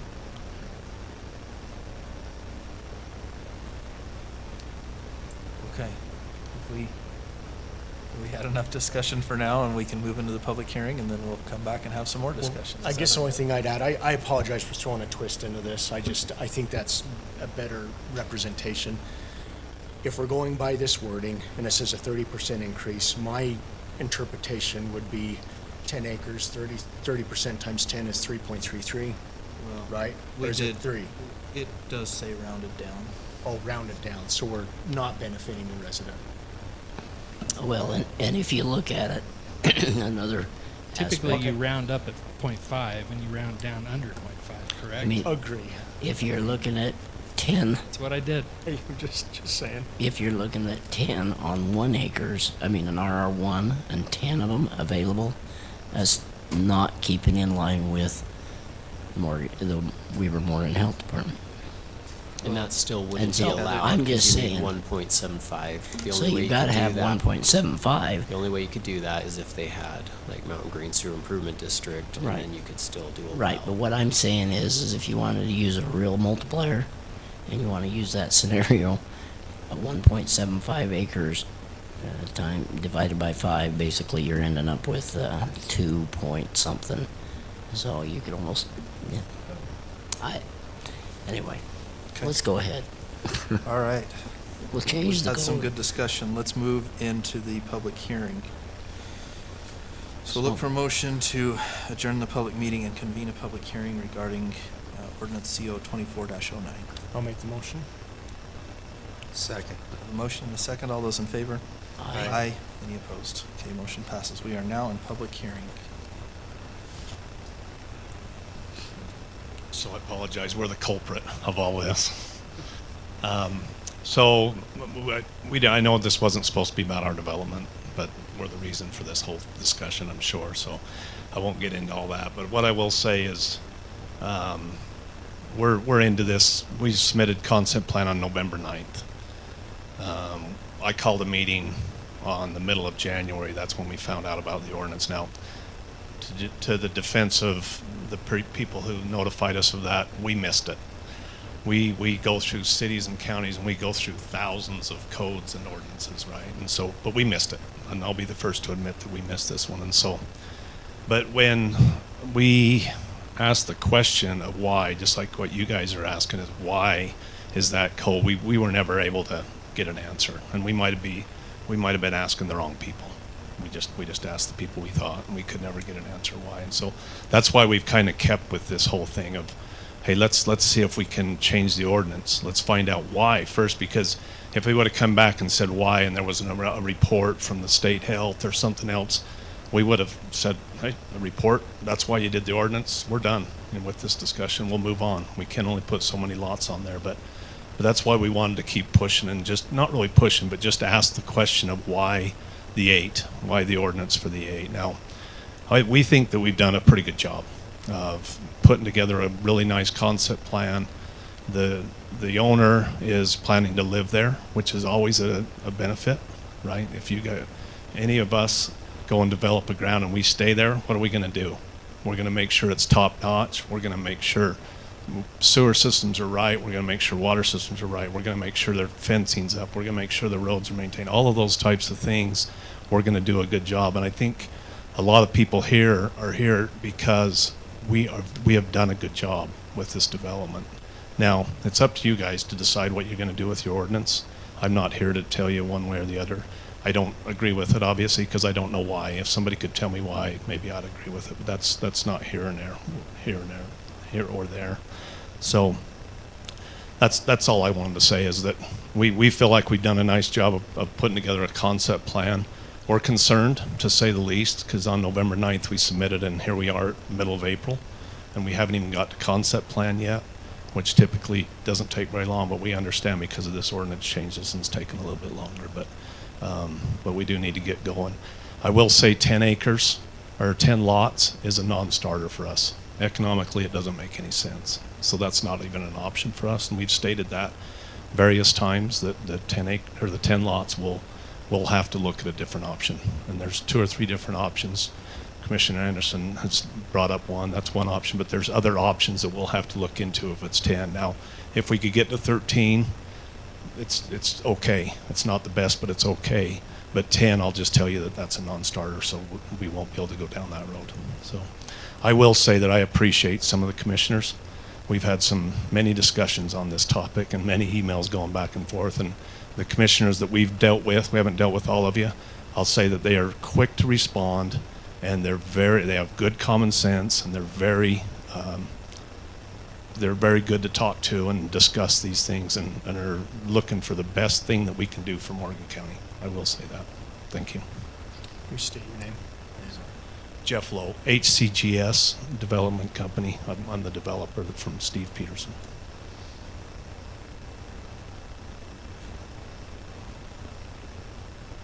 Quinn Tucker. I'm a local resident there. This lot is going to go right behind my house. I just want to say a couple of things. I don't want anything that's going to cause danger to any of us either. But I'm a builder, and I sit in meetings at lots of counties. I sit in lots of meetings with lots of engineers. And the codes are getting much more strict. So it is 1.75. So my question is give me a logical answer why we, just like Brother Fackrell's saying, why are we stating something or trying to govern what the state health department already is? So if these guys come in, a building code to me makes sense. You can tell me something logical, and I get it. Same thing here. The health department is then going to do the same thing for him. He has to do perk tests. They're going to tell him how much that water, what it takes. They're going to tell him the type of system he needs to put in. So at 1.75 is what the health department says. I don't know if any of you know that. You can actually get it on 1 acre. The reason it's 1.75 now is because over a period of time, some of the drainage fields fail. Other people's drainage fields last forever. The theory there is if it fails in the future, then you can put in a second one onto the side of that. And like Brother Fackrell said, why are we worried about 5 acres when it's over 3 times the size needed? You know, and that's what I think. Like Brother Anderson says, now what that number is, I think a study needs to be done, because none of us want to make things that are harmful to the community. But if it's based on simply the wells and the septics, it makes no sense to re-govern when the state health department is already taking care of that. And I can tell you that we're all in favor of it because this valley is beautiful. We want to keep it rural. We don't want high density. The minute we bring the sewer and water across that creek, it's going to go like wildfire. And I think the number one reason is building codes make sense.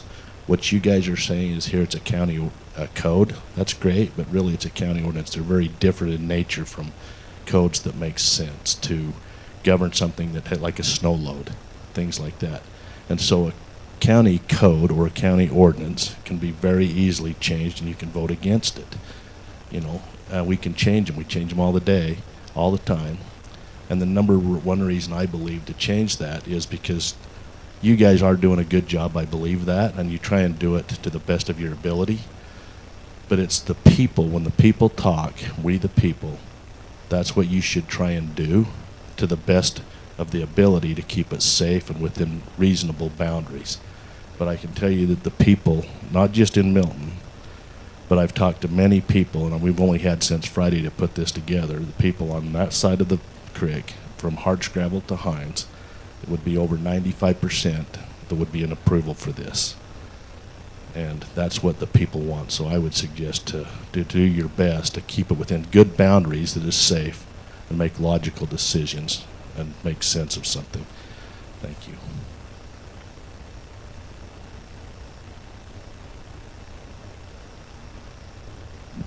I'm hesitant to reach up there and grab the microphone. Tina Kelly, Mountain Green.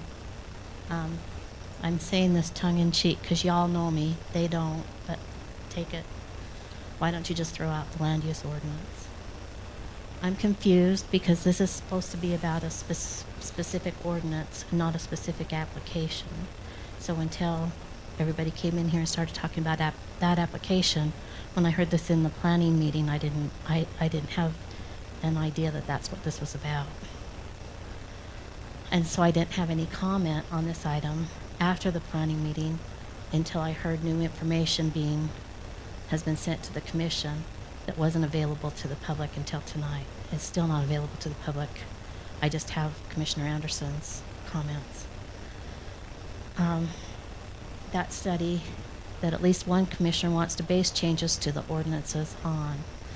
And that information, it doesn't sound like, but I'm not sure because I'm not looking at it, doesn't pertain to a septic and well system. You're talking about the Upper Valley and they have a water system available. I don't know. I think it's referring to a septic only or a septic with a water system. I'm just not sure without seeing what you're referring to. This code change references specifically lots with both private wells and a septic, and that's where the health and safety issue has to do with. You talked about, let's talk about health and safety. Well, when you have wells and septics on a lot, that's where it comes in, and there are governing bodies. The Weber Morgan Health body is one of those, and they kind of have a number in mind, and I heard it mentioned, I think, by Commissioner McConnell. Also, you talked about in general why 8 to 10, and 8 lots used to be the definition of a small subdivision in the Morgan County Code, but it was changed to 10 to match the state definition in the state code. So that's why the difference from 8 to 10, and I believe that staff is trying to clear up any errors in the code or make any definitions come across the same. You've directed them to do that.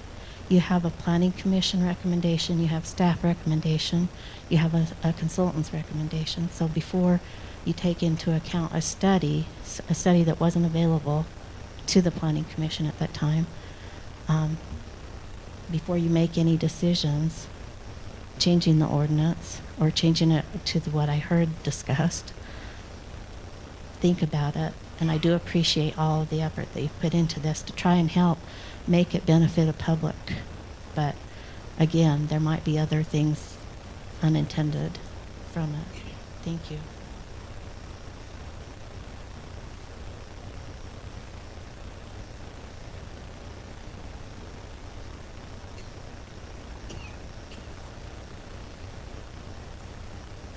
So, Clay Rich, 179 South Morgan Valley Drive, and I'll be brief, but Morgan County is an interesting place. I've been watching it for the last 30 years. When you talk about development, you've got 2 camps. You've got one camp that have farms and homes and places for kids and things like that, and people who've moved here have no kids, and people who don't care about their kids, that don't want anything to ever change. They don't want any growth. They don't want to change.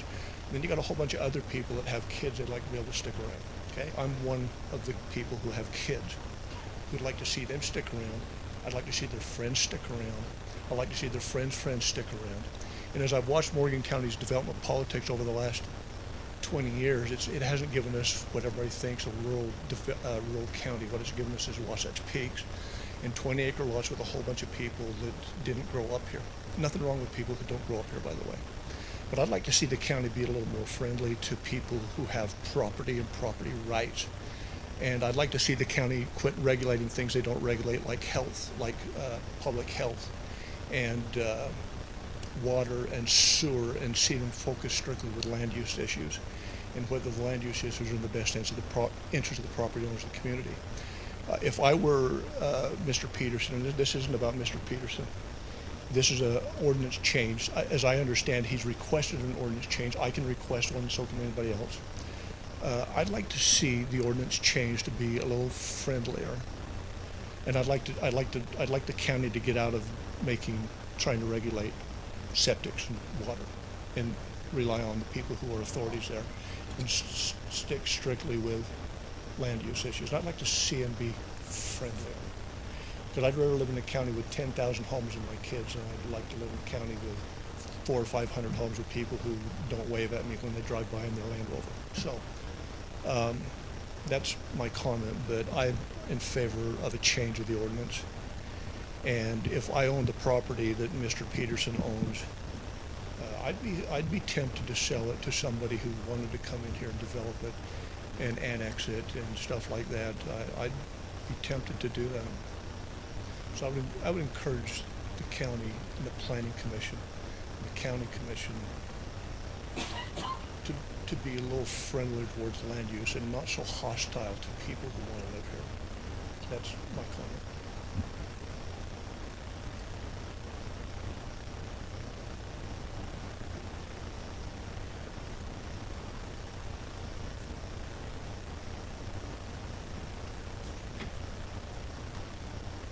Okay, last chance.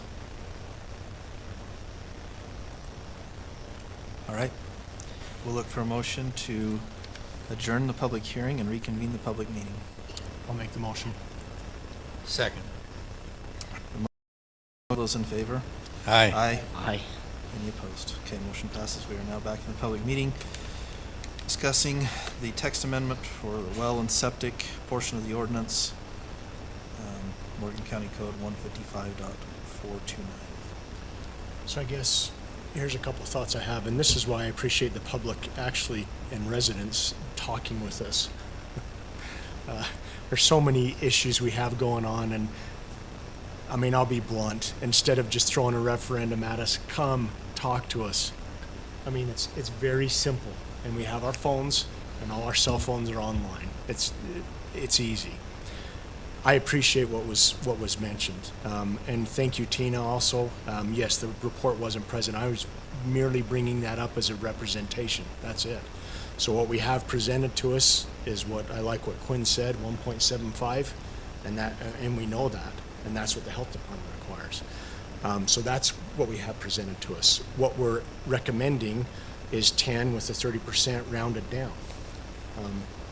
I would favor the resident just for now. I still want to change it because I don't think this is well at all. I think we need to make it based off of much more than what we have here, but I would round up for the residents' sake. I wouldn't round down. There's no, it doesn't, anyways, I'd round up for the residents' sake. I want to just, and Commissioner Wilson can get on for our vote if he needs to, but he just, and I apologize, Chair, I'm kind of reaching over. Go for it. He gave this to you, but he mentioned. I am on the line. Oh, do you want me to read what you wrote, Commissioner Wilson, or would you like to speak? Sure, that would be great. Okay, I'll read. It says, I will vote in favor of the text amendment, MCC 155.429, but think you should round up, not down if necessary. I find it completely unreasonable for both Planning and Zoning and Planning Commission to give a negative recommendation after providing Commission with a positive recommendation for RR5 zoning that was approved. Why would we not allow property zoned RR5 to maximize lots as long as all county codes are met and safe state health statutes are followed? Otherwise, why didn't we have an RR10 recommendation? So I definitely think our intent on making this RR5 was what the residents have mentioned. I have emails back to September of 2021 that the residents do not want. I was one of them. In fact, my fondest memory is a Christmas morning of Trevor flying an airplane one time, and it flew up in a circle, landed on this property, busted in half, and I hope the Slate family's recovered since then. But amazing property, and the property in back of it's amazing, and if this is what the residents are looking for and want, I agree with what they're saying, that we do our best to follow ordinance and code, but also do what we can to allow our R5. So I'm also agreeing with Commissioner Wilson with what's at least presented to us. I would say what's presented to us with the 30% increase of 13.33, but I would round up instead of down. That's the only change I'd make. So if I can just make a comment, I think that we're getting away from what this text amendment is about, because it's not about septic, and it's irrelevant to rezoning. That's a separate process. This is a text amendment that is coming from our utilities section, which is 1.0 or 155.429. And the limitation on, it's not limiting septics, it's limiting wells. And so this is a question of water, culinary water systems, and fire suppression. And so if we go to the code that's actually being suggested to be modified, 155.429B says a culinary water supply shall be available to each lot in the subdivision and shall be provided in conformance with this chapter, the standards and specifications of the county, the Weber Morgan Health Department, and the state's Department of Environmental Quality, Division of Drinking Water. So well protection areas must be wholly included within each lot. So once again, this is about the wells. This is not about the septic, and shown on the final plat. And so then we go down to B1, and it says individual or non-public shared wells shall only be allowed in subdivisions of 8 lots or less. Now this used to be in line with our small subdivision ordinance, which now has been increased to 10. And so this isn't a septic discussion. I think that's something to keep in mind, but what it really comes down to is the culinary system. And a culinary water supply shall be available to each lot. The exception is where you've got 8 lots or less, you can do wells. The fire department has been in here multiple times, and they talk about how we're woefully underserved in the county already, and they're against, moving forward without water supply systems that have the fire suppression requirements. Now there's that balance of, cost and safety, and we get all of that. And I think on the front end, a lot of the appeals that are made tonight are about the cost. But if, there is a fire or there is something that goes on, then it's going to be, about the safety. And so I just wanted to redirect the discussion to say this isn't about septic. This is about water, culinary water systems. And the exception currently is 8 lots or less.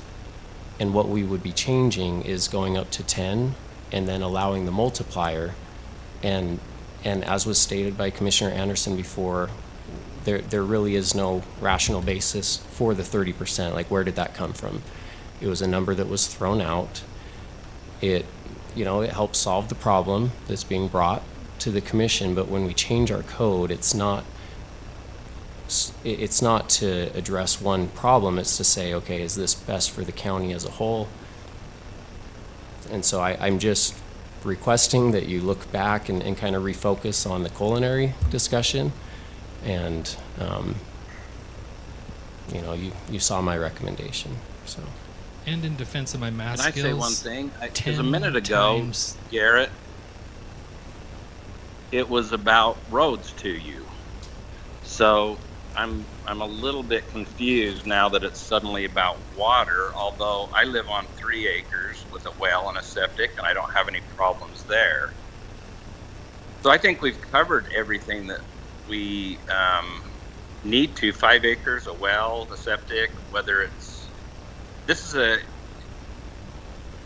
they're coming in for a conceptual plan, and we're acting like this is a final thing. So I'm not understanding where you're coming from on that. Well, they're not coming in for a conceptual plan. That's not in front of the commission. The roads is just another reason why I'm recommending denial. It's not the only, but as far as redirecting the discussion, we're amending the code that relates to water systems, and the exception to water systems, it has historically been capped at 8 lots or less. I understand that, but if it makes sense, then I think I already know how I'm going to vote, so I guess I shouldn't Well, even say and the concern is, if you're individually developing coming down Morgan Valley Drive or Old Highway, you can by law, by ordinance, 1.75 acres. Boom, boom, boom, one after another, right? You can. as long as it's a legal developable lot. Okay, so the concern I have too is that if we're concerned about any of the above, I actually see your point on roads, and I think all of these things can be addressed better. I don't think this is addressing it well. I think it's starting to. I actually think it's way too conservative, way too conservative.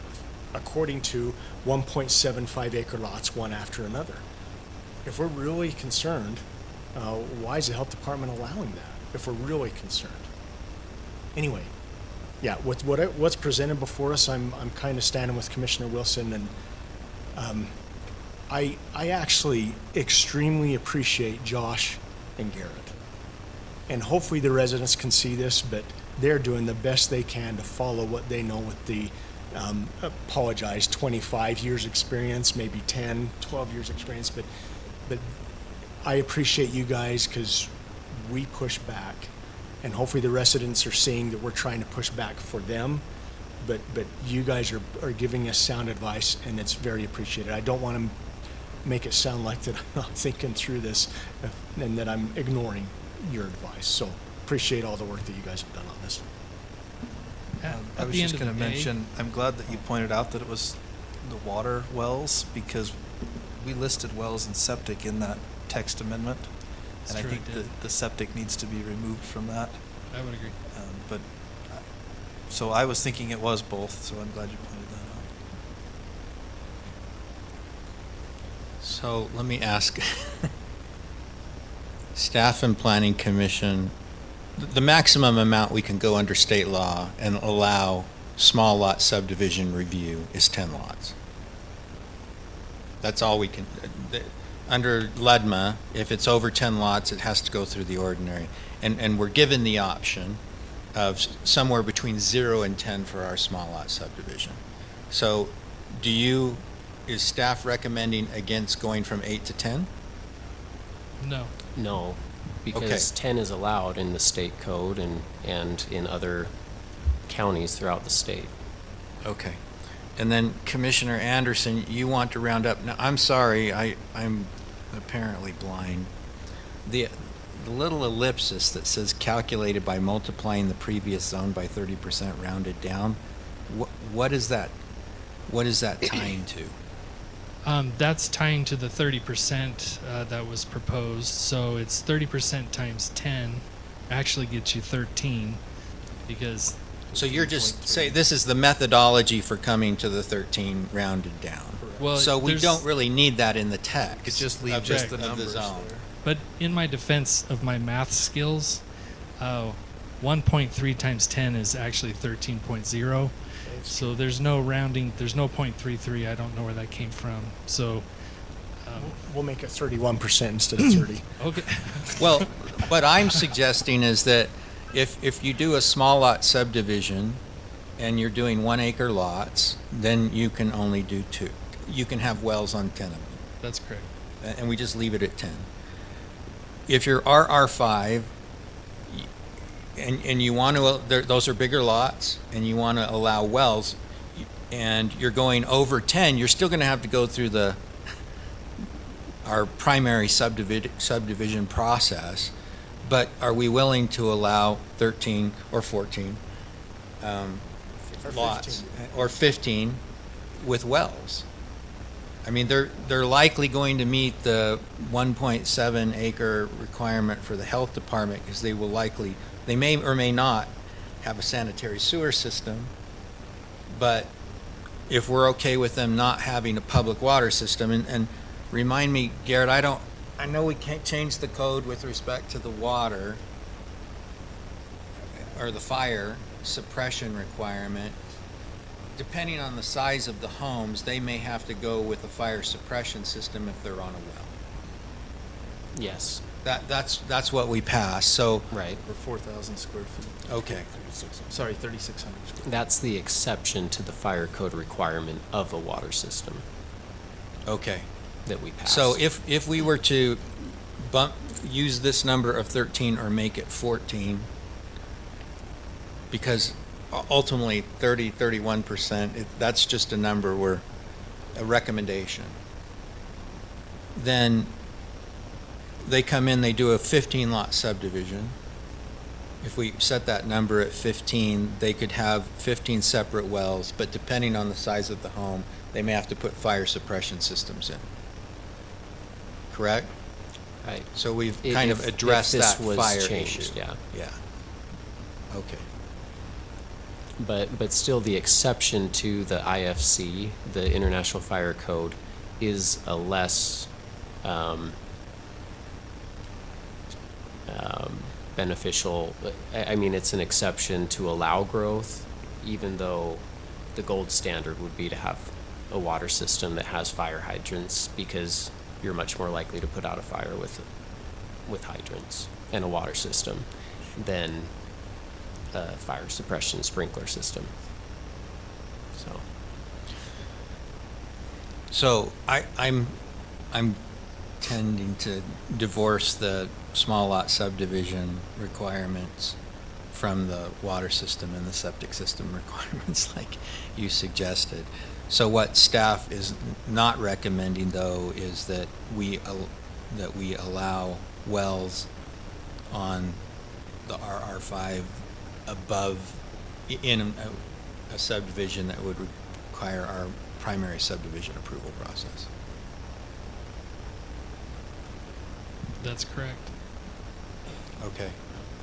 And that's because I believe that's how it was originally drafted at the 8. We've corrected other sections of the code to increase it to 10, and because of that, that's how it was drafted.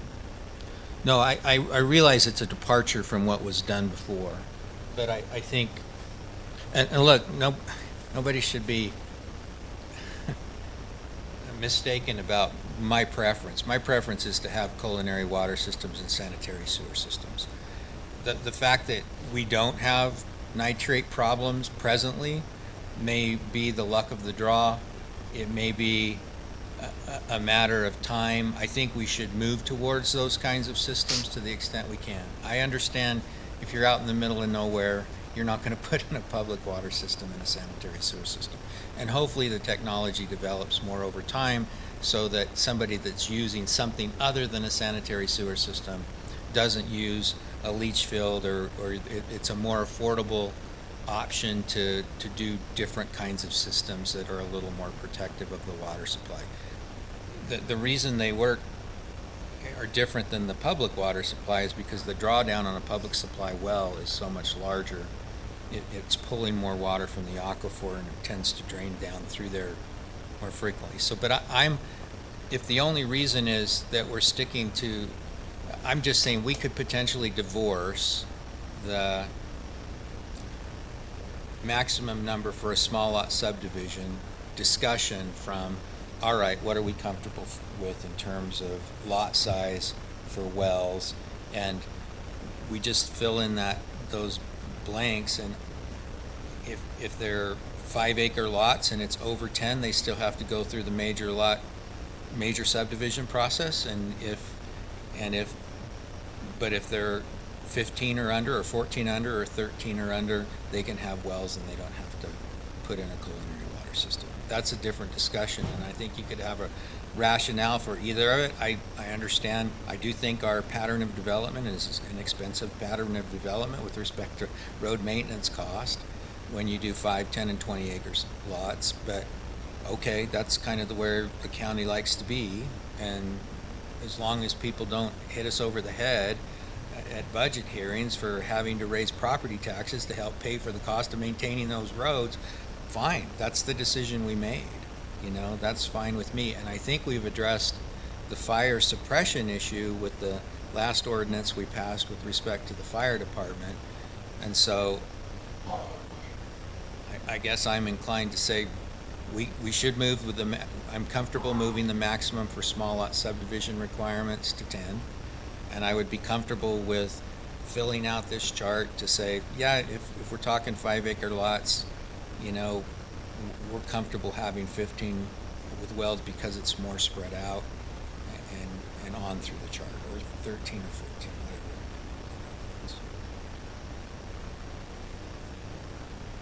I'm going to make one comment regarding the roads, even though I know this has nothing to do with that, and that is most of the subdivisions that I can think of that we've had in recent years that are RR5 or larger in acreage have not opted to do public roads. And the reason they haven't is because the cost to build the road to the public standard is so high, it's much more affordable for them to keep those roads private, which means that's not even an issue that we need to worry about. If they're keeping it private, they're dealing with it, they're maintaining those roads. It doesn't add a cost to the county. Again, that's another, I think, reason to encourage larger lot subdivisions in some areas of the county. Now, is it appropriate for every area? No, I don't think it is. I think there are areas of the county where we're going to have some more high-density growth, and I think that makes sense. But there are areas of the county where I think it makes a lot of sense to try to keep large parcels, and there are very few pieces in the county currently that are zoned RR5 or RR10. Most are either RR1 or smaller or A20. So that's just my, I guess, piece on that particular part. Commissioner Fackrell, did you have anything you wanted to say? Need a drink of water. I've been drinking a lot. I'm okay with what you guys are saying. So what if I'll just throw out a suggestion here. What if we change the table to be 10, 15, 20, and 25? And my other recommendation is that with respect to septic systems, that if the subdivision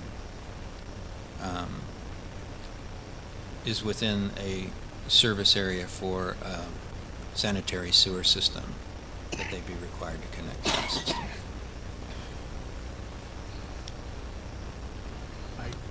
I agree with that recommendation. I just don't think we're done yet. I don't Well, either. we can come well, I back mean, and in do this other portion of things, the but- Sure. I guess the thought is if there is concern with either wells or septics, and it is a big enough concern, then let's figure out a way to address it the best we can.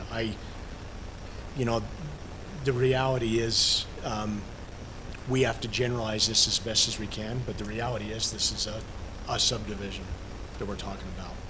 And that's why all these residents are here. They're not here because we're generalizing this throughout the county. We might not have another RR5 subdivision for 20 years, who knows? But that's why we're trying to address this. We're trying to do the best we can. I don't know what the reasoning is behind the 30% either, or the 10, 13, 16, 20. I'm not disagreeing with Robert. I think if we said 10, 15, 20, 25, I would agree with that. Yeah, I would just, on a completely side note, let's address this correctly when you have the time and money. So. Commissioner Wilson, are you still with us, and do you have any other comments?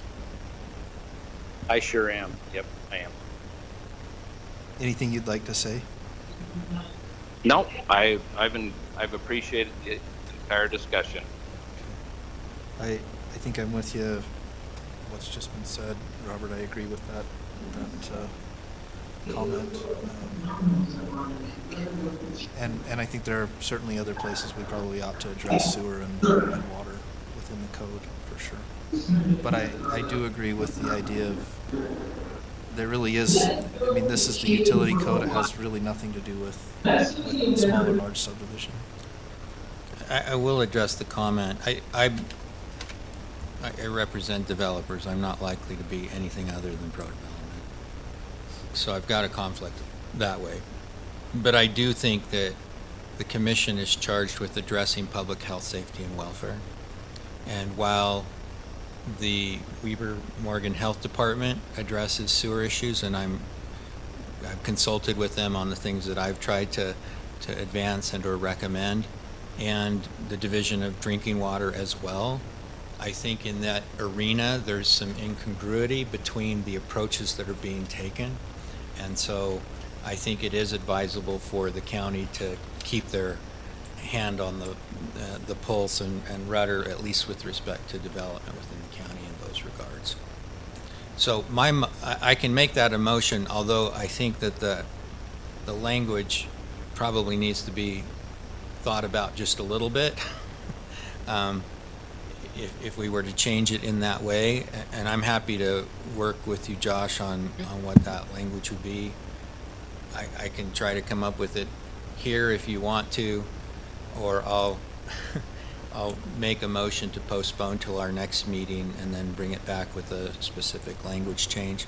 Or, like I said, I can try. Jeremy, did you just update that there? Can you remove septic in that sentence? Okay. Can you see that current language there? Yeah, I can see that. Okay, and then we just need to add the language about the septic systems being prohibited if the subdivision is within the service area. Septic systems will be prohibited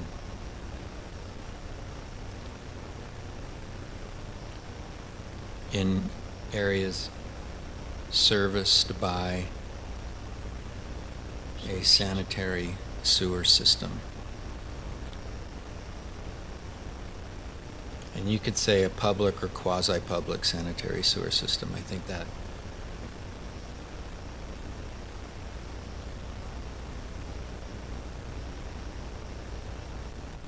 Would that include package plants as well? that's where That is a system, right? Yeah, it is. Yeah. Okay. That's why I think quasi-public is one that you would want to consider, because if you well, frankly, let's say I'm going to do an RR5 or a RR1 subdivision with 23 lots, I want them to be able to do a quasi-public package plant system as opposed to having to, run 3 miles of connection to get to a public sanitary sewer system. We could certainly work on a definition of sanitary sewer system in the code as well. That could be another part of the next step. But I think it's largely a recognized term. Looks like, Robert, you can go and make that amendment to the code later on for the sanitary systems. Okay, any other thoughts? Okay.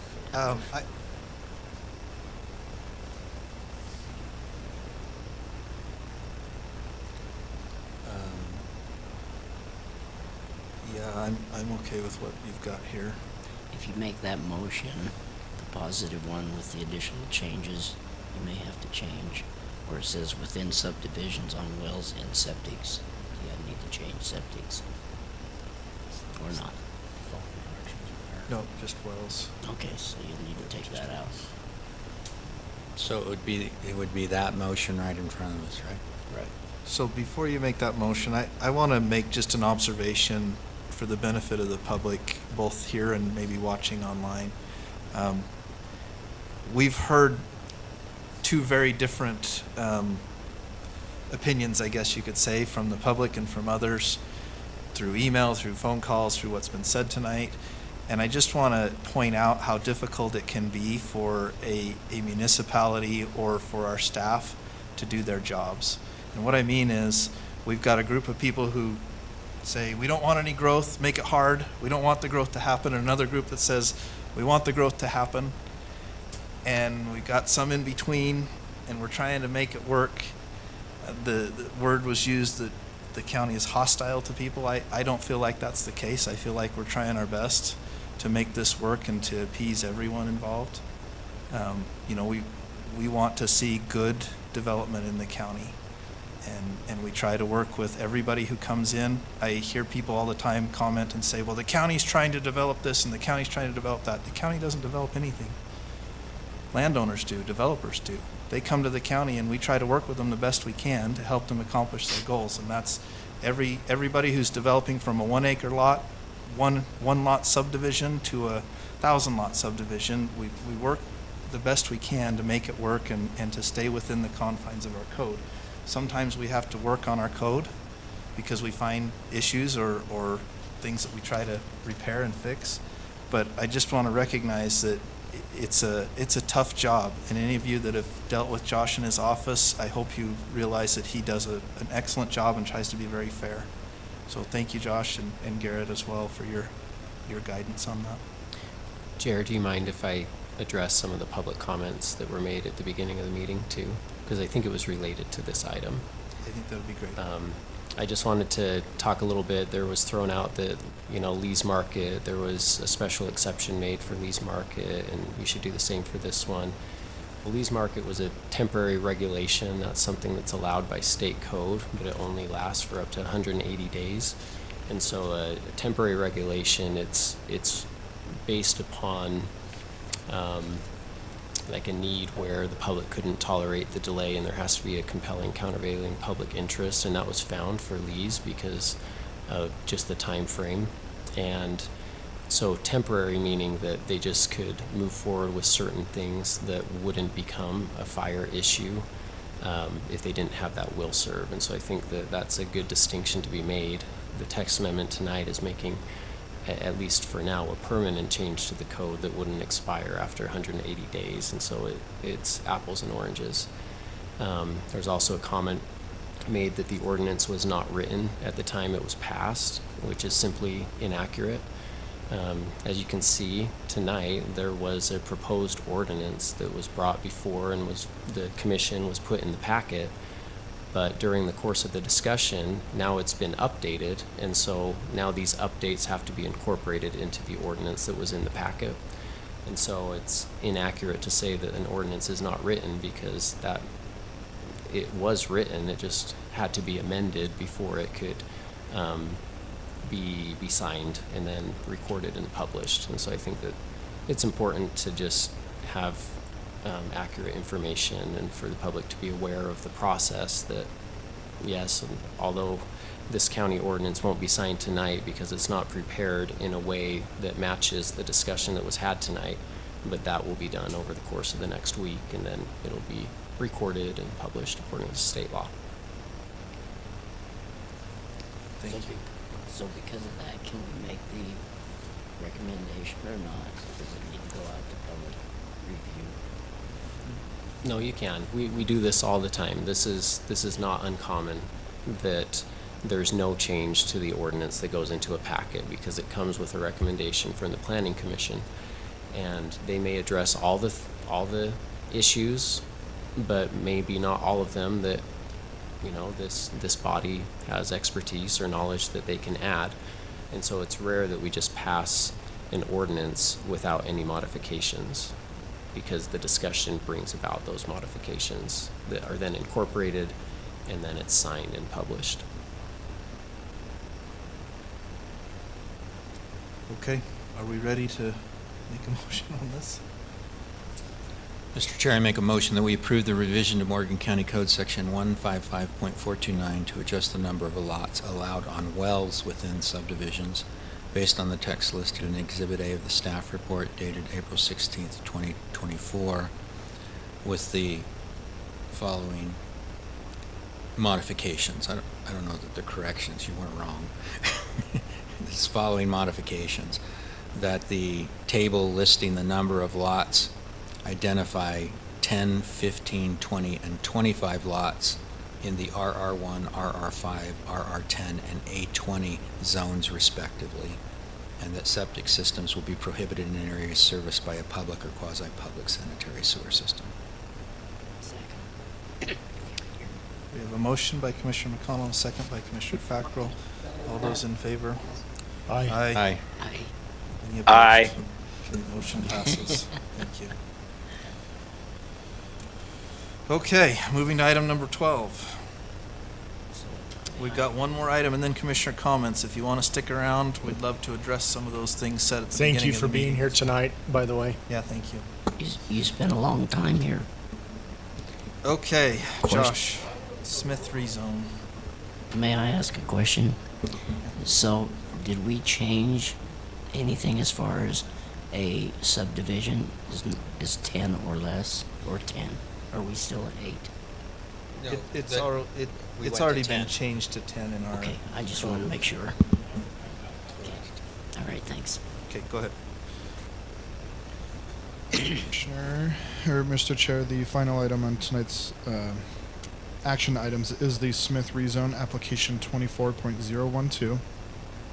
The applicant being Bart Smith, who is in the audience tonight, Mr. Chair. The project location is 5880 North Highland Drive. The current zoning is an overwhelming amount of agriculture with the A20 designation, but there is a fragment, and again, this spreads across 3 properties, all under the applicant's ownership. But there is a split designation just according to our map, because it barely bleeds into R110 and to the west, I believe, and then west and south for just a smidge, and then R120. No, R120 to the west and south, and then R110 abutting the Highland subdivision to the south. There's not a request for a future land use map amendment tonight because the future land use map sweeps over this area with an overwhelming amount of village low density residential, of which the R120 and R110 designations are part of. But again, the request tonight is to rezone completely from that split zone designation to R120 completely. The acreage that'll be affected tonight is 3.57 acres. The staff reviewed this, especially looking at the future land use map designation, looking at the zoning map itself, factoring in the fact that, as was discussed tonight, Mr. Chair, the lines may not be incredibly snappy, and we're going off of this map to see the split zone designation.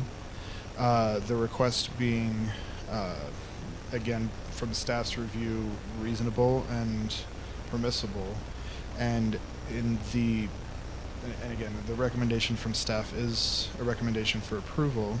This item was heard by the County Commission on March 28th at their regularly scheduled meeting. The discussion, a public hearing was held and opened up to the public. There were no comments gathered during that period. No one stepped up to make a comment, is what I should say. And the discussion from the Planning Commission for this item in their agenda and their meeting was minimal. And the Planning Commission voted unanimously to recommend approval of this item to this body, 4-0, with Chair Sessions voting that night, again due to the lack of other voting members. With that, Mr. Chair, I yield the rest of my time, and Josh and I can answer any questions the Commission has. Thank you. Commissioners, any questions for staff? No? Makes sense. Any questions for the applicant? Bart, do you want to say anything? We made you sit long enough here. Okay. All right, with that, we'll look for a motion. No, I'll make a motion that we go Oh, I'm into sorry, it's public hearing. Close the public meeting. It is a motion, it's a, yeah. Yep. All right. Didn't say And one open the motion. public hearing. That's right. All right, we have a motion to open the public hearing. Do we have a second? Second. All those in favor? Aye. Aye. Any opposed? Motion passes. We are now in public hearing regarding the Smith rezone. Okay, seeing no public comment, we'll look for a motion to close the public hearing and reconvene the public meeting. So moved. Second. Motion is second. All those in favor? Aye. Any opposed? Okay, motion passes. Thank you. We'll now look for a motion on item number 12. Mr. Chair, I'll make a motion that we approve the South Rezone application number 24.012, changing 3.57 acres from R120, R110, A20 to R120, completely based on the findings listed in the staff report dated April 16th, 2024. Second. What's that? What did I call it? Smith. Sorry, I should have made the writing bigger. The Smith rezone. Sorry.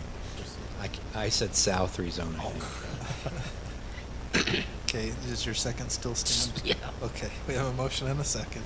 All those in favor? Aye. Aye. Any opposed? Okay, motion passes.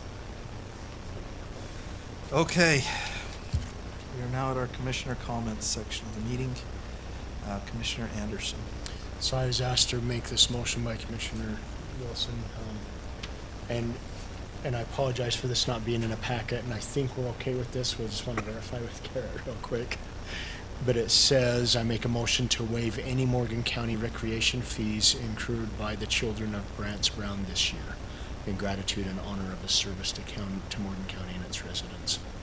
Are we okay to be able to do that, or does that need to be in a... As long as the chair is okay with that discussion and no monies are appropriated, which they wouldn't be in They this wouldn't case. be. They just wouldn't be collected. Okay. Mr. Chair. I approve wholeheartedly. So with that, we'll look for a motion on, well, you made the motion. I'll make that motion. Okay, we'll look for a second. Second. All those in favor? Aye. Aye. Any opposed? Okay, motion passes. Will you please just provide that to, you got it? Okay, perfect. It's been a really, really busy time, but I just want to make reference to one main item, and that was our effort to be able to be choosing a planning commission members in a more efficient manner. We had a lot of public discussion about it in public meetings, and our feeling was that it was a better process than we had in place and more efficient. And I think we all believe that. We did not have any public comment. In turn, we received a referendum.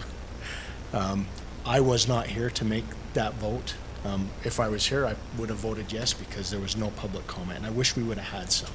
And any kind of discussion, bless you, any kind of discussion about it. I went as far as saying that people who made the referendum, I reached out to them and I said, give me the signature, and I mentioned this to Chair, I just want to be open, but I said, give me the signature sheet, I'll sign it.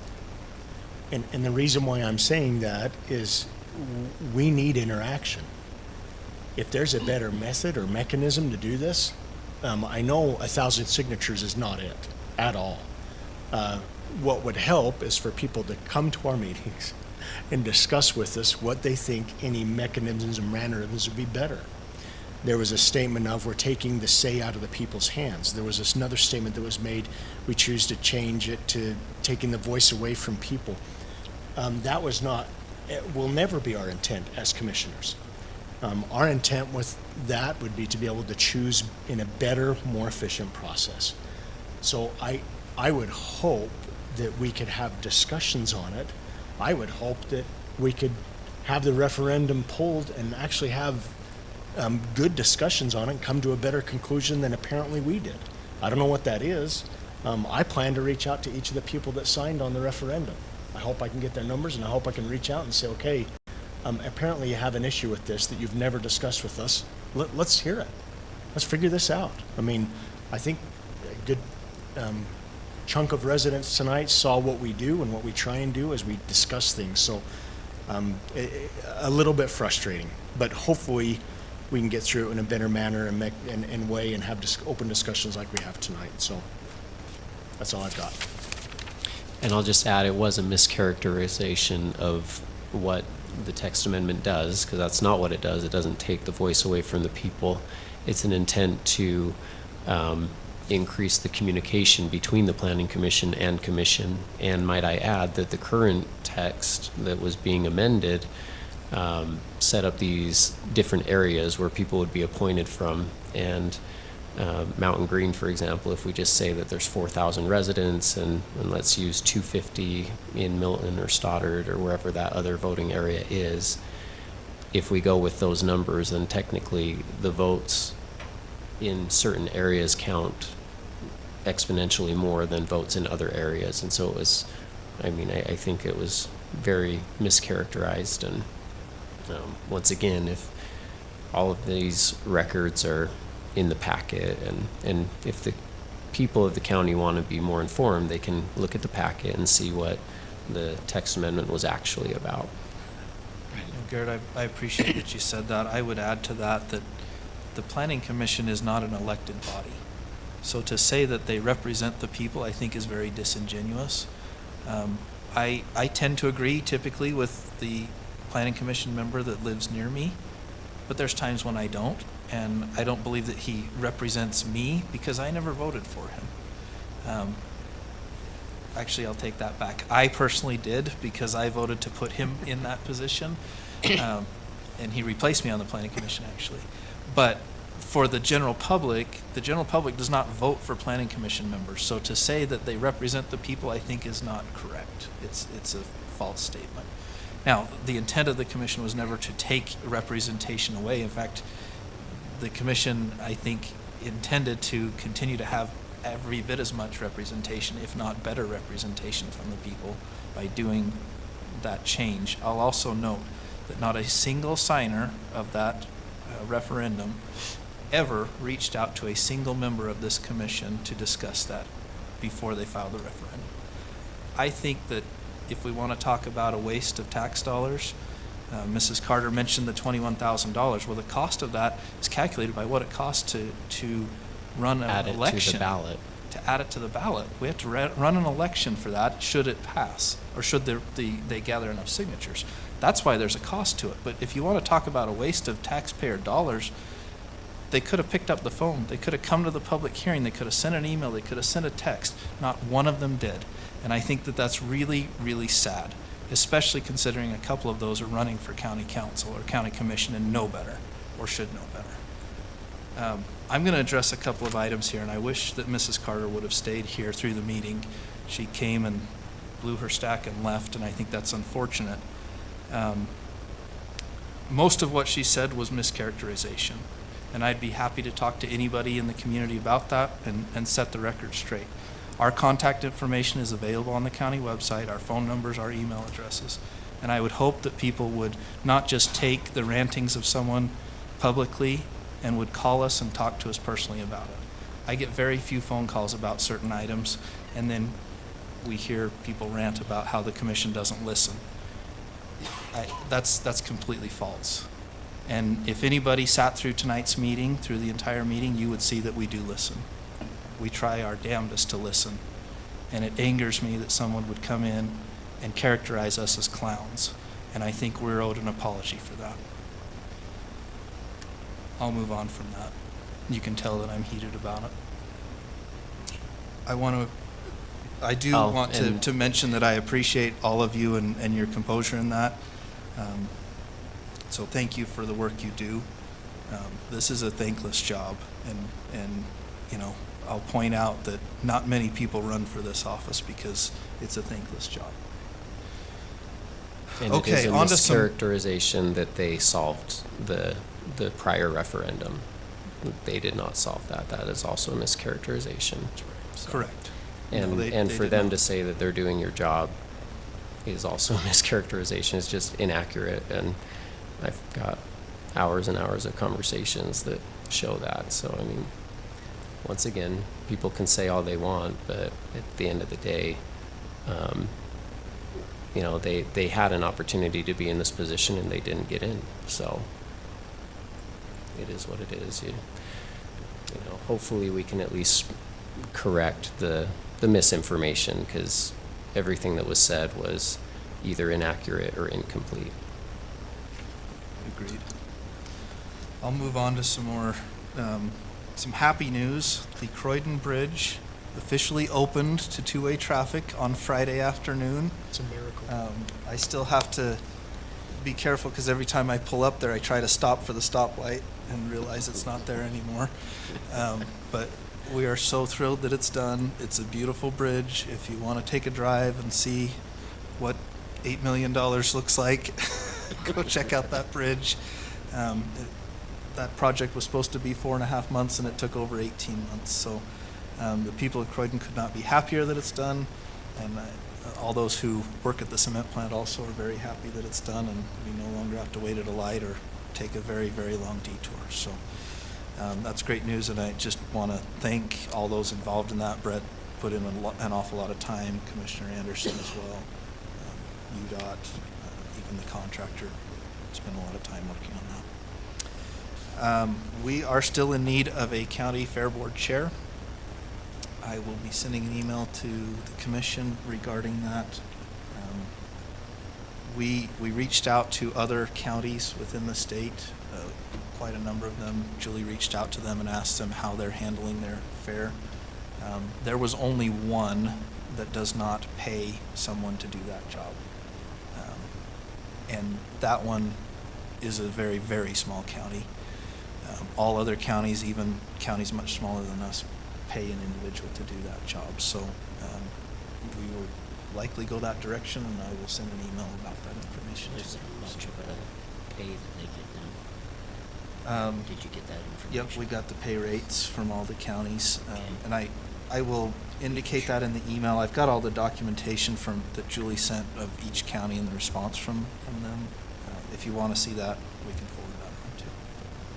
But I'll provide that to you so you can take a look. And for the benefit of the public, if you are interested in participating in the Morgan County Fair, please reach out to either Commissioner Wilson or I. I have heard a couple of rumors today even. Someone called, actually it was Commissioner Anderson, and asked me, are we having a fair? And the answer is yes, we are absolutely having a Morgan County Fair this year. We've booked the rodeo contractor. We've paid for the bounce houses. We are having a fair one way or the other. We just need a little help in coordinating that. And I knew we were, I was just verifying from a resident. So let it be known across the community, we will be having a fair this year, and it will be same as usual the first weekend in August. That's all I had to say. Commissioner Fackrell. Because of my speech tonight, I'm sorry this has been going on for 4 days now. The biggest thing I need to discuss is the internet. What do you call it? Yeah. Unless you want to talk about it for me. Well, we're within a testing period right now, so. Yeah, starting tomorrow, or 2 days. And if they go to so I got an email, can they also just go to the website? They can go to our website, and it has a connection there, and Jeremy's got it all set up to where they can just do it right from there. And if they can't get internet, or they don't have internet, and this is not for those within the city that get Utopia, it's for areas outside that to contest what the broadband companies are saying that they are serving it, but in reality they're not. That's So what we're we would contesting. just encourage county residents outside of the city limits to access the website to do the test. I did it the last time we went around. It takes like a minute and a half. That's It's right. very quick. So Yeah. And you cannot use your cell phone, and if you have satellite that you're using it through, that is not contestable. And so you have to go to another site that can allow us to do this challenge, but you have to do it on 3 different days at 3 different times. And that way we can get an accurate whether or not you get it or not. For myself, I know I get it, but I'm not fiber, I'm just broadband. And so they're contesting. What we're trying to do is contest the accuracy of the reports that the federal government has. Okay. And also, I would like to go into an executive closed session for the purpose of professional competency and character, and for real estate sale and acquisition or disposition. Yeah, whichever one it is. Okay, perfect. And sorry, Tino is doing it again. We'll make it pretty quick, I think, this time. Commissioner McConnell. A couple of things. We did receive a letter from the YCC Family Crisis Center just expressing their gratitude for our sponsorship of their Heart of Ogden Gala. Our sponsorship was $1,500. I'm grateful for those who were able to attend and participate, and I know there were some participants in the auction and paddle raises, and as a result they were able to raise just over $200,000, so they appreciate that. On a similar note, I just received an invitation. Did all of you receive this invitation? It's from the Friends of Weber Morgan Children's Justice Center inviting us to a Starry Night, Building for the Future. It's May 4th from 6 to 9 p.m. It's at the Courtyard by Marriott Ballroom in Ogden. Casual dress. There are sponsorship opportunities. I know we helped fund this previously, but if the county wanted to do any kind of sponsorship, our foundation sponsor is $800, framework $15, roofing sponsor $2,500, skyscraper sponsor $5,000. I am not. My nephew's getting married on May 4th, so I will not be in town. But if anybody would like to participate and/or send sponsorship, I let me know and I can send you the details. Do we want to send them any kind of sponsorship funding? We have in the past, right? I think we have A done reasonable some. thing to do. We Whatever probably we've need to done get in the that on our past. next agenda, right? Well, that's before our next agenda. Yeah, it's Oh. May 4th. Okay, May well then, 4th. we'll ratify it on our next agenda. I was gonna say I cannot go. I've got We another do the, I'm not, it doesn't say what you get for a sponsorship. I'm not sure it gives you a table.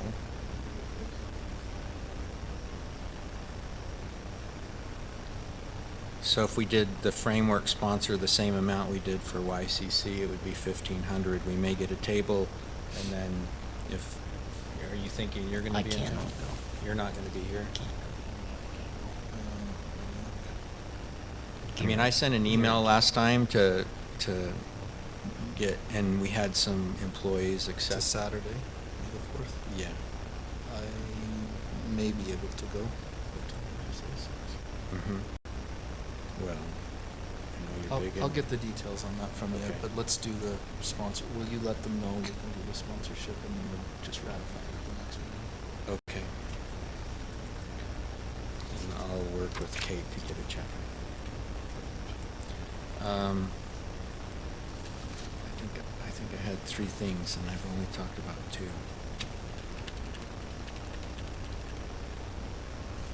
tourism, because I didn't get to mention that one, so No. you can. Cut you off too soon. No, it's. Sorry. I just don't want to talk Oh. that much. With respect to the amendment to the Cottonwoods Development Agreement and adjusting the trail, there's a potential bed and breakfast location that's along that Silverleaf Reservoir that's contemplated in that development agreement.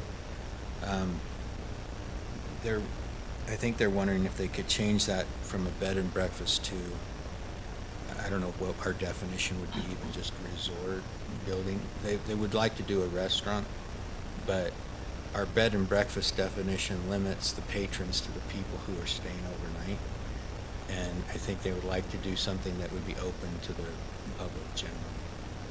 I don't know how you guys feel about that.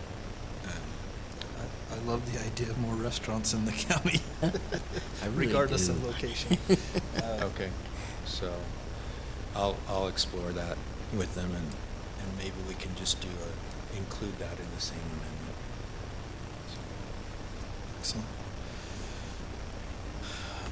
Commissioner Wilson, I don't think is still on. Is he still on?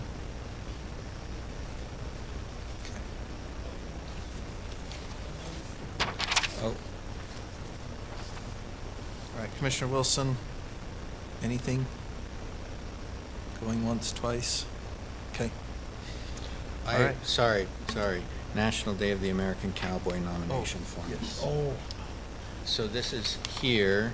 so Commissioner Wilson was supposed to go to Tony's wife to fill out, or did she fill that out? Well, I've got this filled out my information in the counties, but not the nominee and address. Do you want us to get that form to Commissioner Wilson then? No, I forwarded him the email with the form, and he said, "Oh, I'll go up there," so I can check with him. Oh, We okay. just check. He's I got don't. the I don't other- want a to leave. copy of it. I think. Yeah, if we can get that in and done, then that would Yeah, be she great. said. Yeah, she said by Wednesday, so I'll talk to him tonight or tomorrow morning about it. See if we can get that. Okay, You're great. supposed to go to his wife to get her to fill that out. So Great. thanks for the reminder. May I mention one more item? Sure. For the public? If anybody would like to, I attended the meeting today. If anybody's interested to find out how Morgan County does amongst other visitor economies within the state of Utah, they can go to travel.utah.gov and explore that site. It's put on by the Utah Office of Tourism, and it will tell you the growth or non-growth that we've had for the last few years. So that would be an interesting site. I have not gone through it yet.